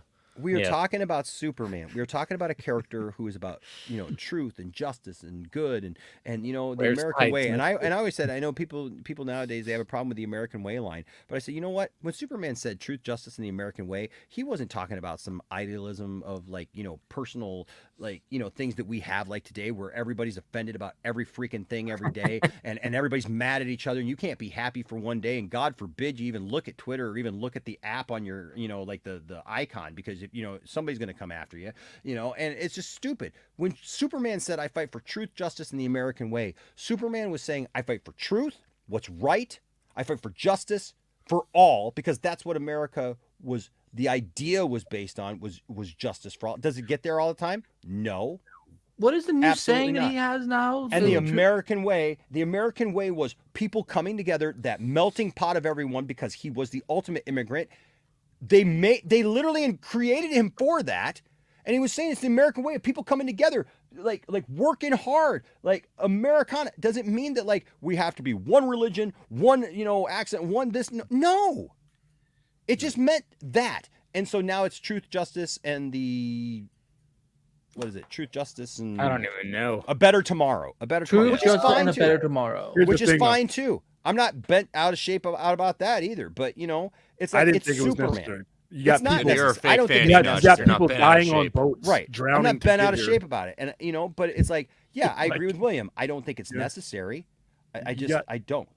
You got people all over the world risking their lives, coming through several countries with no shoes on, trying to get here, coming from everywhere else because of the idea of what it is. And I didn't think it was a necessary change, because if you look at what America's been since World War II, since America led the way in every major war that you've had, and in general, this is the apple of the world's eye, on a commerce level and on a ideological level. Like I said, you look around the country, and there's nobody fighting to get out. Nobody's climbing anything or building a man-made raft to float away from the United States of America. There is a volunteer force. And yes, William has said worse things to me than you F fishes. I'm trying not to look at the chat. Don't look at the you know what I like? Is that, when they updated a model again, I don't hate truth, truth just and the American way, but I did like that they updated to truth just and a better tomorrow, because again because Supergirl, she has her own model that has nothing to do with America or anything like that. It's it's hope, help, and compassion for all. So I like that it's kind of now that they're kind of matching each other. It's because I like the universal experience. I'm as you can tell, I'm not a typical looking American or anything. I'm Persian, so for me, the fact that these statements can now be a little more universal. Wait a minute, you're not American? Dave, what does this show become? No.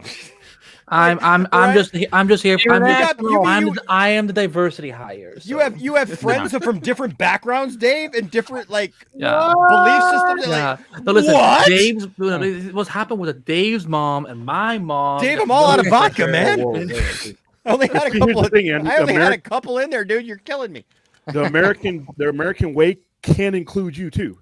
That's the thing. I know, but the majority of it. But the sad part is that the majority of people that look at that statement are looking at me as not being included in that. So that's why I'm happy with the change. Well, but I know, but I know that means truth in the American way. I mean, it means me too. But again, it's if it can give the fact that we got this new model, it's a victory for me, because that way, those people who always constantly be like, you're not part of it, they don't win now, and I like that. I mean, but that's the great thing, is there's different. That's the wonderful thing, is there are different versions of these characters and different storytellings, and and you can see these characters in different ways, and because they're fictional. Right, and you can write them to do anything. I still can't believe that they're fictional. I know. Look, as much as I'm shaking. I'm shaking, well, we've all seen what'll happen in the real world if Superman actually shows up, because you know what, Man of Steel and BVS pretty much showed us exactly what would happen in the real world if Superman. I love the Christopher Reeve movies, but to have this dude show up and doing all this stuff one night and saving cats out of trees, and it's great scene to scene. Superman's first night on the job. It's not believable. But it's not. It's like, you know, if people knew that was out there, and that somebody with that much power was on the planet, I'm sorry, it's exactly like Perry White says. Like, you know, I mean, like, people would not respond well. And if they knew there was an alien, Batman responded wrong. Well, yeah, I mean, and that's it. But that makes sense because that is how people would respond to a godlike character that we don't know how we would ever beat, who's literally now we find out is bringing, you know, his alien race here unknowingly, but we don't know that. We forget that, like, the rest of the world wouldn't know every little detail that we know in the movie, right? The whole rest of the world is going, what the hell just happened in Metropolis? Yeah. There was an alien attack and stuff going up in the air and flying down and going up in the air and flying down, and one dude supposedly saved everybody, and there was aliens and it got sucked into another, you know, like, everybody would be going, and there's one of these guys left and we're just leaving him alone and letting him protect everybody. Like, you know what I mean? Like, it would be a lot I just read an absurd thing about Man of Steel and BVS versus something like Superman 4, for example, is that there's more questions about Man of Steel and BVS than Superman 4, where Superman literally flies a human woman into space, right, and she can breathe. Or rebuilds the Great Wall of China with the Great Wall of China rebuild vision. There's a lot of cheesiness that happens with those Christmas. But I love that still. I love that still, man. I met Mark Pillow. There's nothing wrong with that. You know what? I showed up to that comic when I met Mariel Hemingway, and I told you, like, I told her a story about her movie Creator, where she flashes her boobs and stuff, and she thought it was great, and she was just like, yeah, it was awesome. She brought somebody else over to tell the story. But I met Mark Pillow, who played Nuclear Man, and it was funny because that day I was wearing a Nuclear Man T-shirt. Yeah, as you should. And they I didn't know they made those. Oh yeah, I found one on like TeePublic, and so I bought it. And it's funny because I wore it because I knew that they were having the Superman reunion thing for Superman 4, because we got the picture with everyone from Superman 4. The kid who even like sends the letter to Superman and everything was there, and Non from Superman 2, who I've already met. Sarah Douglas was there, and like, so it was just great, you know, like. Mark McClure was there. I got to meet Mark McClure. It was like, that's awesome. God. He was so awesome. I got OG a picture. Jimmy. I got a Christopher Reeve picture. It's on the wall right there on the other side in the hallway. It's Mark McClure and Christopher Reeve in full Superman in the desert from Superman 1 after he just drops him off, and it's signed by Mark McClure to Enoch, and I'm just like, gosh, my childhood, man. I tell you what, that right wait. I just got the best casting idea. If we somehow were to meet Jimmy Olsen's father in Superman Legacy, come on, we get Mark McClure. Come on. Right. I mean, Mark was great in Legacy, you know, as the cop, even, you know, and the other thing. Yeah. And then he was on Smallville too. As that. Yeah, and I love that about the Superman thing. But but that's the thing, right? Is that with all those characters and and all those things going on,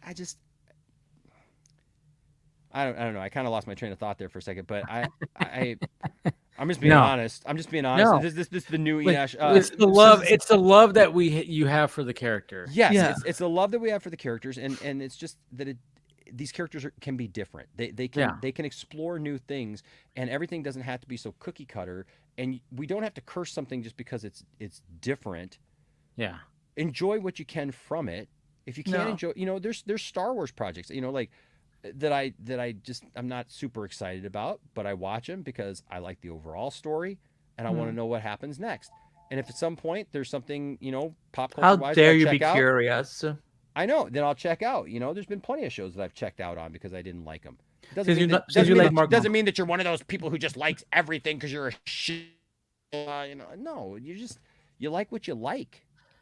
That's what you it like is. Mark McClure. You like Mark McClure. There's a great little featurette on the Smallville Season 7 DVD where Aaron Ashmore, the guy who played Jimmy in the George Reeve TV show, and the guy from Superman Returns. If you haven't seen it, it's a great watch. Yeah, that's what you just reminded me of what I was saying, because when I was wearing that T-shirt, the lady who leads everybody in the group, from place to place, she saw me walk by. She literally reached out and grabbed me.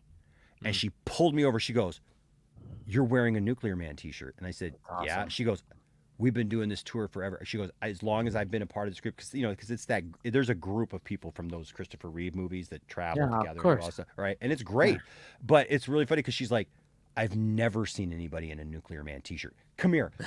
She pulls me back to talk to Mark Pillow, who I was not going there, right? She's like, "Look at what he's wearing," and Mark is like, dude, that's awesome. And so like I had this great conversation, and then here comes Mariel Hemingway, and I'm just like, oh my God. So like I had this great conversation with her, and then she's like, come here for a second. The lady takes me over, and there is the screen used Nuclear Man costume.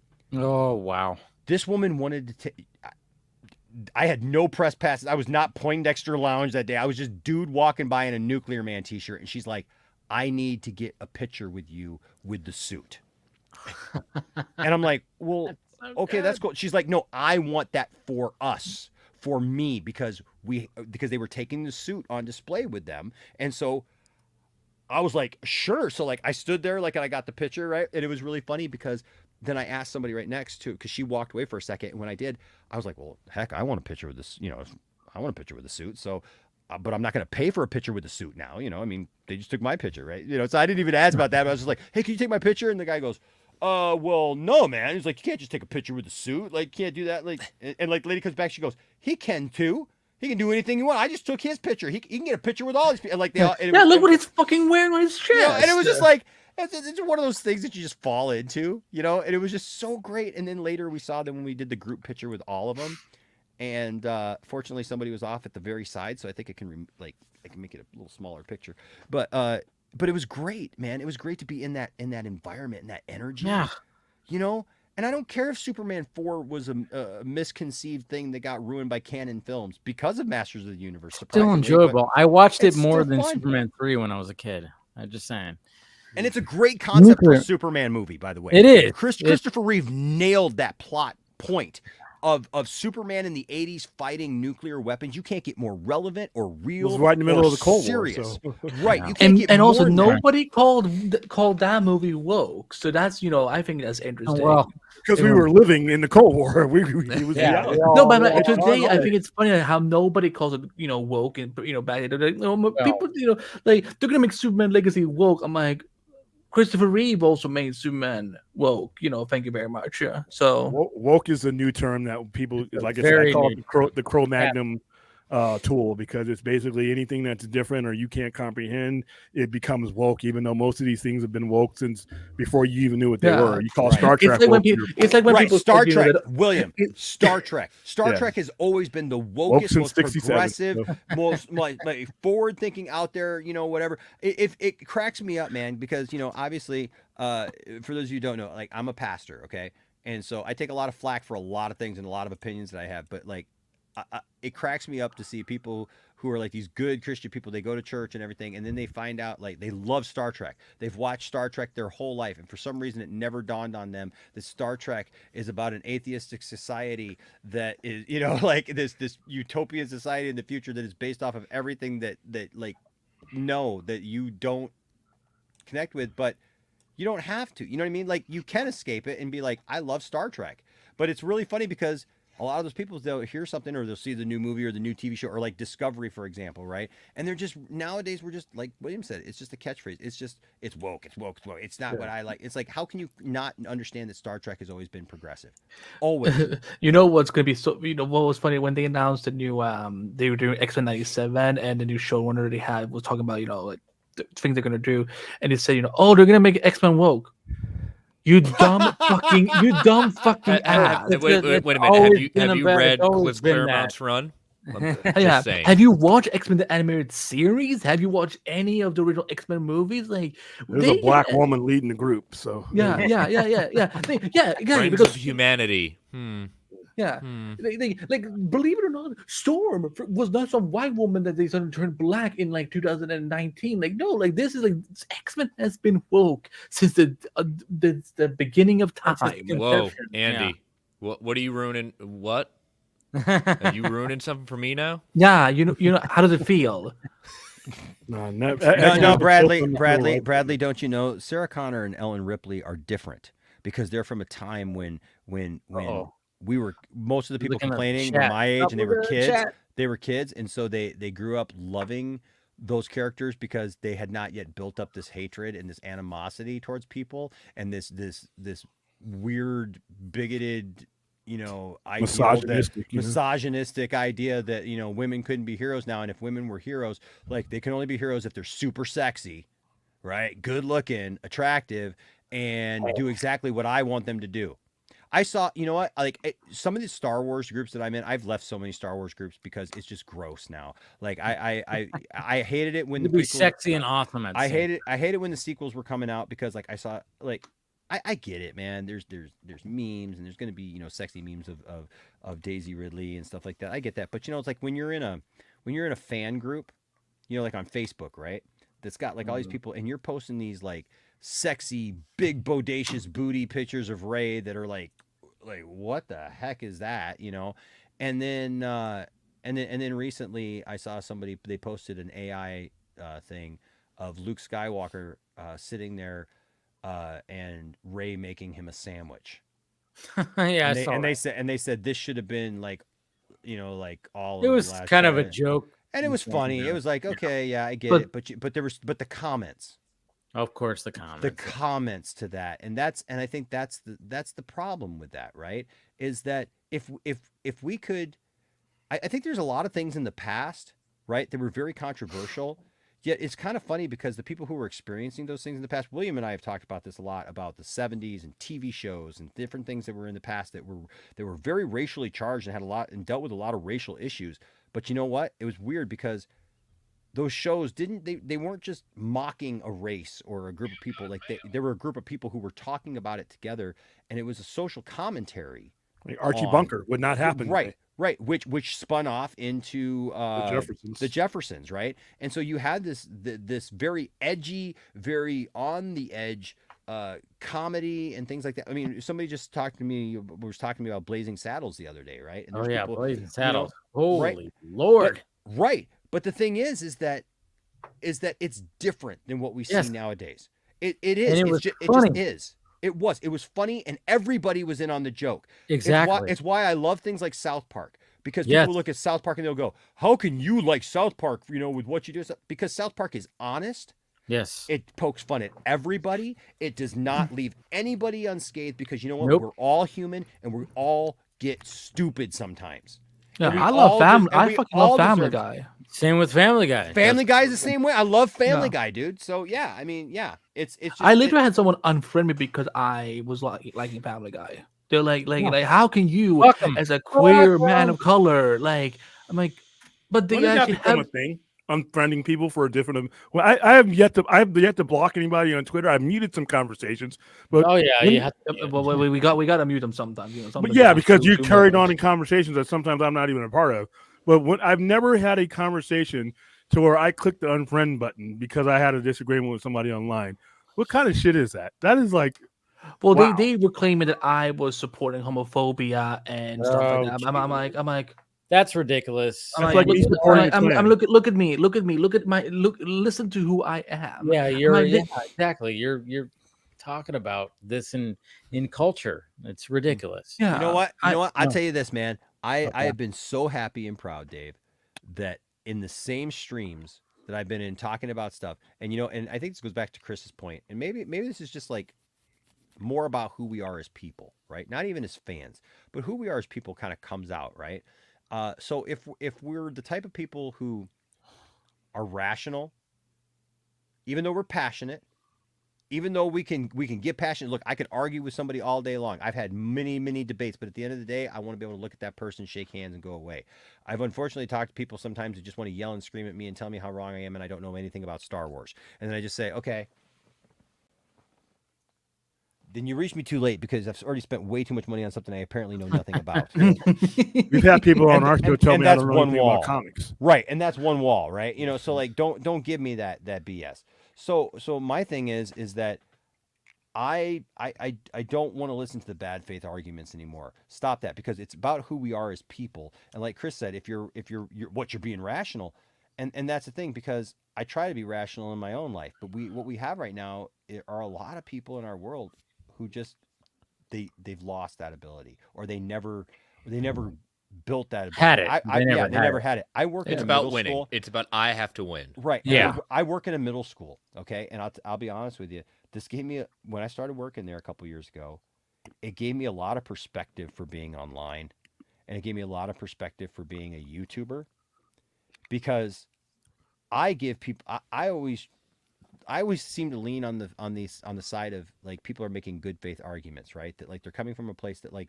they want the truth and I want the truth. So if we have a conversation, even if we disagree, maybe we'll get there together. Maybe we'll get to a place where it's like, okay, we diverge here, but we're good, on these points. And it's nerd stuff anyway, so why can't we just laugh and have a good time with it anyways? But unfortunately, I see comments from people and I see things from people and a lot of people we've encountered and a lot of us have encountered, and I realize they're middle schoolers. Yeah. That's the mentality. Sometimes you got to realize like some of these are just not even adults. They're not even adults. Right. And I don't say that as like being like dismissive or anything. Yeah. It's just that it's weird because half the time they're either are really kids, they really are really kids, or they end up being adults who never seem to have learned social skills because like they go from 0 to 100 they didn't grow right up. away. They didn't grow up, yeah. No, and they make this their identity. Like I said, your opinion about superheroes is not your identity. It's not attached to your psyche. Yeah. If you don't like a certain director or something like that, that does not have to be your identity. So when I say, well, I like that director, that's not a personal attack on you. And that's what's happened because we have this internet thing. And like I said, when you're in person, when you're sitting down, and back in the old days, when you had to have a conversation, you had to coexist with people in your class or your house or you're at your work job, and you just couldn't unfriend them. You had to work with those people, but now it's so easy. With a click of a button, you can silence somebody. You never have to think things through. You never have a learning experience with that conversation because as soon as you get mad or cornered, you click the little X and they're gone, or you mute me. And that's the downside of the internet. You understand how internet? I want to send this. I want to clip this, William, and send this to somebody. Go ahead. It's not personal. It's not, like I said, I think it's gotten in with these movements. 436. Yeah, it's not personal. You mean have conversations, communicate? Yeah, we don't have to destroy you. Like I said, Dave, if you like Batman the animated series, right? Of course, we're talking about Batman. Yes, I'm Batman and Superman. Yes, William. You guys like it. I have no use for it, but we can still have a conversation. You're no less a Batman or Superman fan than I am. Yes, we're coming at it from 2 points of view. Yeah, I have reasons why that and X-Men 92 too, but I have my reasons. But if you love them, if that's how you got to the table, I would rather you came some other way, but you're at the table. I consider this thing in a big mansion with a bunch of doors, and there's a big table in the middle. Eventually, you're going to get at the same dinner table I am. So, I mean, and I would rather have more fans than less fans, even if they're of, Yeah, I don't judge people who like I know there's a lot of people who love the Batman, the Brave and the Bold cartoon, and it's a little more lightheaded and comedy, whatever, and so on. And like, you know what I mean? Yeah, I love Batman and everything, but hey, if someone found Batman because of Batman, the Brave and the Bold, awesome. It's not for me, but if it's for you, that's great. And let me sell you this current stuff off the shelf here now. Exactly. No, but I think you know what? I'm talking about a TV show. Is there a comic called Batman, the Brave and the Bold? Mm-hmm. No, okay. Not. I thought the Brave. I thought that was like a Green Lantern, Green Arrow thing. No, it's Brave and the Bold. It's a anthology comic, but yeah, it's been around forever. Oh, okay. I only knew it of for Hal and Ollie. So no, the term they take the Brave and the Bold term from comic books. Okay. All right. This is Star Wars is alive and well. It's not dead. This is a good way to end the stream right now because it totally is because I like what everybody's saying right here, and when it comes to fandom, when it comes to what they like, I think it's a good way to to wrap this up, and and I appreciate you guys for like saying what you guys have said. And Enosh, great to see you back, man. Absolutely. And always great to talk to you, and I hope you come back more. And I hope, like when it comes to your channel, you get back kicking into gear with that. I am working on it. It's definitely coming. And you know what, Dave? You'll be the first to know. Okay. And if you want, I'm glad to see you in a happy place now, Enosh. So thank you. We are all happy about that. We are all happy that you're in happy. As someone who just met you, you know, I mean, sorry for everything that you had to go through over this last year, but I'm glad that you're still with us as you know the human species. You're still alive and well, and you know you and you girl, you know, you and your girlfriend, you're so cute together, and you had a little crypto, and then again just to get a little cape, and it will be awesome. But yeah, I'm glad to got to know you, and I'm glad. You know what I love about you, Andy, is you just described my life. Like everybody who knows me before this, like this is just what I do too. So it's like, yes, I infect everyone, man. It's like that's what we do. We just bring more people. It's all about, man. We just bring more people into our love, man, and our love of this stuff, you know. So yeah, and you know, your voice is important, dude. Your voice is important, and. But what an introduction! Because I was like, when I heard him like screaming at the beginning, you're like, "What the? Who is this guy?" I was like, you know, because you guys were just like laughing. I'm just like, wait, this is like, wait. I thought it was like an actual fight going on. As soon as he described him, I knew who it was. As soon as he described it, because based on what I was talking about, I knew exactly what it was. I'm like, oh, yeah. Shit.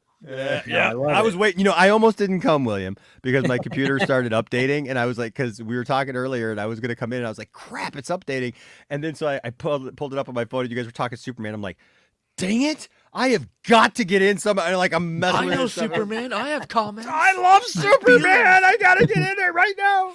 Yeah, I really wish StreamYard was like also like a phone app, so you could actually just join through your phone. If you go on your browser, well, you can. Well, you can join. It's not. Good. I'm sorry. There should be a StreamYard app.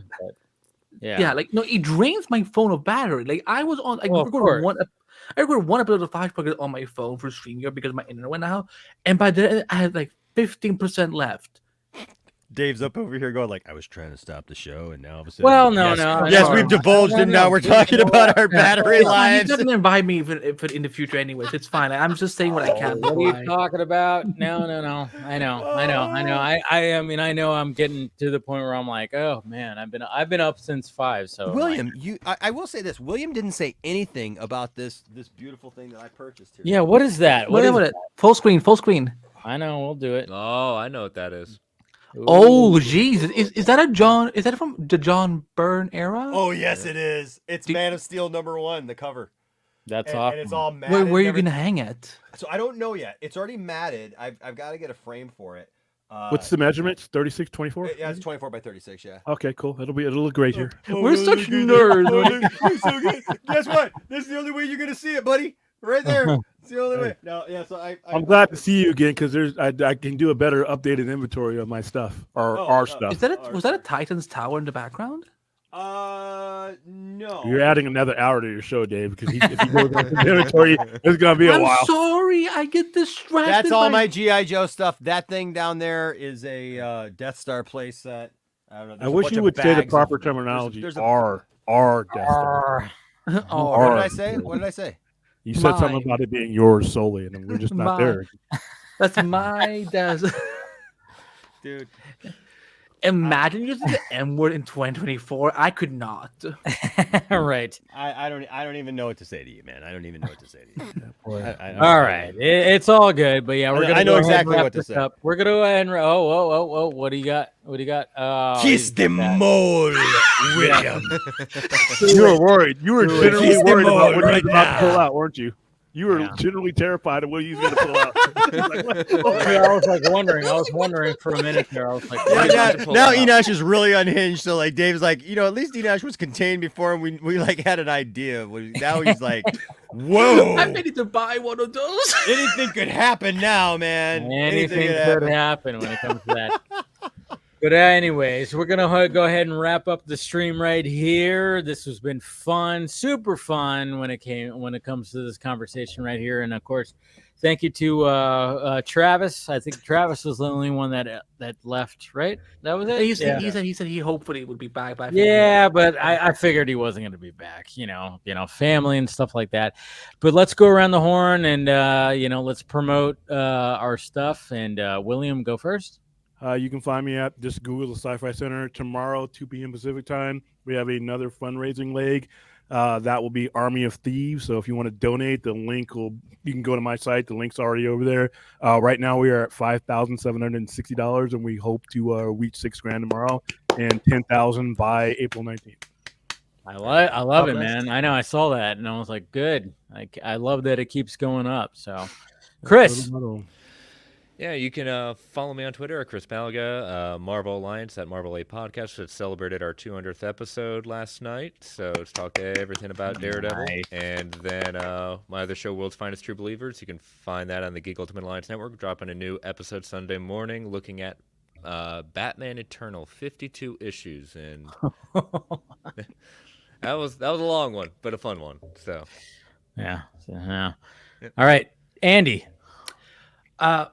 Isn't Enoch first? Well, no. Well, he's going to be last because he was a special guest tonight. Yeah. Oh, okay. So the rest of us are the rest of us are less special. But you can come on, man. You're come on. You're moving in on my space here, man. Just do your thing. Yeah. Do your thing. And he's like, "What are you talking about? Me? I was last." Yeah. No, as always. Glad Scott's not here. We would all be. It'd just be random. You go. Scott, end the thing. Let's go. Come on, let's do this. Hopefully asleep because he works so hard. Thank you as always for having me on. You can find me at Andreback on all literal social medias because the day Twitter dies is probably when I will be on the rest of the apps. So if there's a social media app, I'm probably on that handle.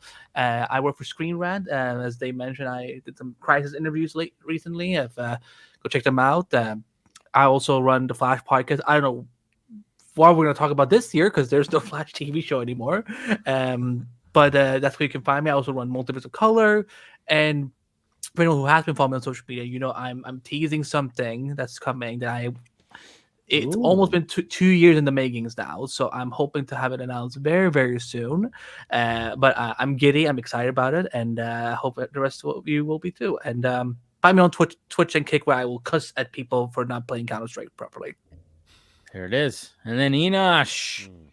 Well, like Superman said, I'm always around. And I'm here to help. And you know what? I think that's the biggest thing. I'm excited. I got some things I'm working on. I'm doing some preliminary stuff, just trying to get back into the habit of stuff. And so I still plan on Poindexter Lounge coming back. We are, look, with these things, you gotta deal with stuff, right? And it just is what it is. But we're coming back. We're planning it, and it's gonna be soon. I know RJ gives me a hard time about it, and people have made whole videos on their channels about Enosh needs to just be quiet and stop saying he's gonna come back. I'm gonna come back. I'm doing that. It's called hype. Like just get on the train and ride with me. All right, just do it. Right. Your stalkers missed you. They did. They did. They did, and that's okay. They're getting tired of making the same videos over and over again.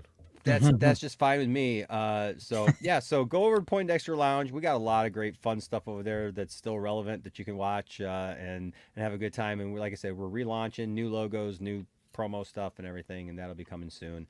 And be careful, kids, because the percentages show 100% of marriages are responsible for 100% of divorces. There it is. So there you go. There it is. Spoken like a man who's, Dave's like, I don't know how to follow up with that. Yeah. Don't forget to like and subscribe to the Film Junkie. Film Junkie live on Mondays. Dave, does that mean you lost a subscriber? Yeah, no. Hey, whatever. You're speaking some truth there, it's whatever. It is what it is. But anyways, this has been fun, guys. William, Chris, Andy, and Travis, and of course Enosh. Man, this has been a lot of fun. Thank you for everybody who's been sticking around with us. We will talk to you guys later. See ya. Later.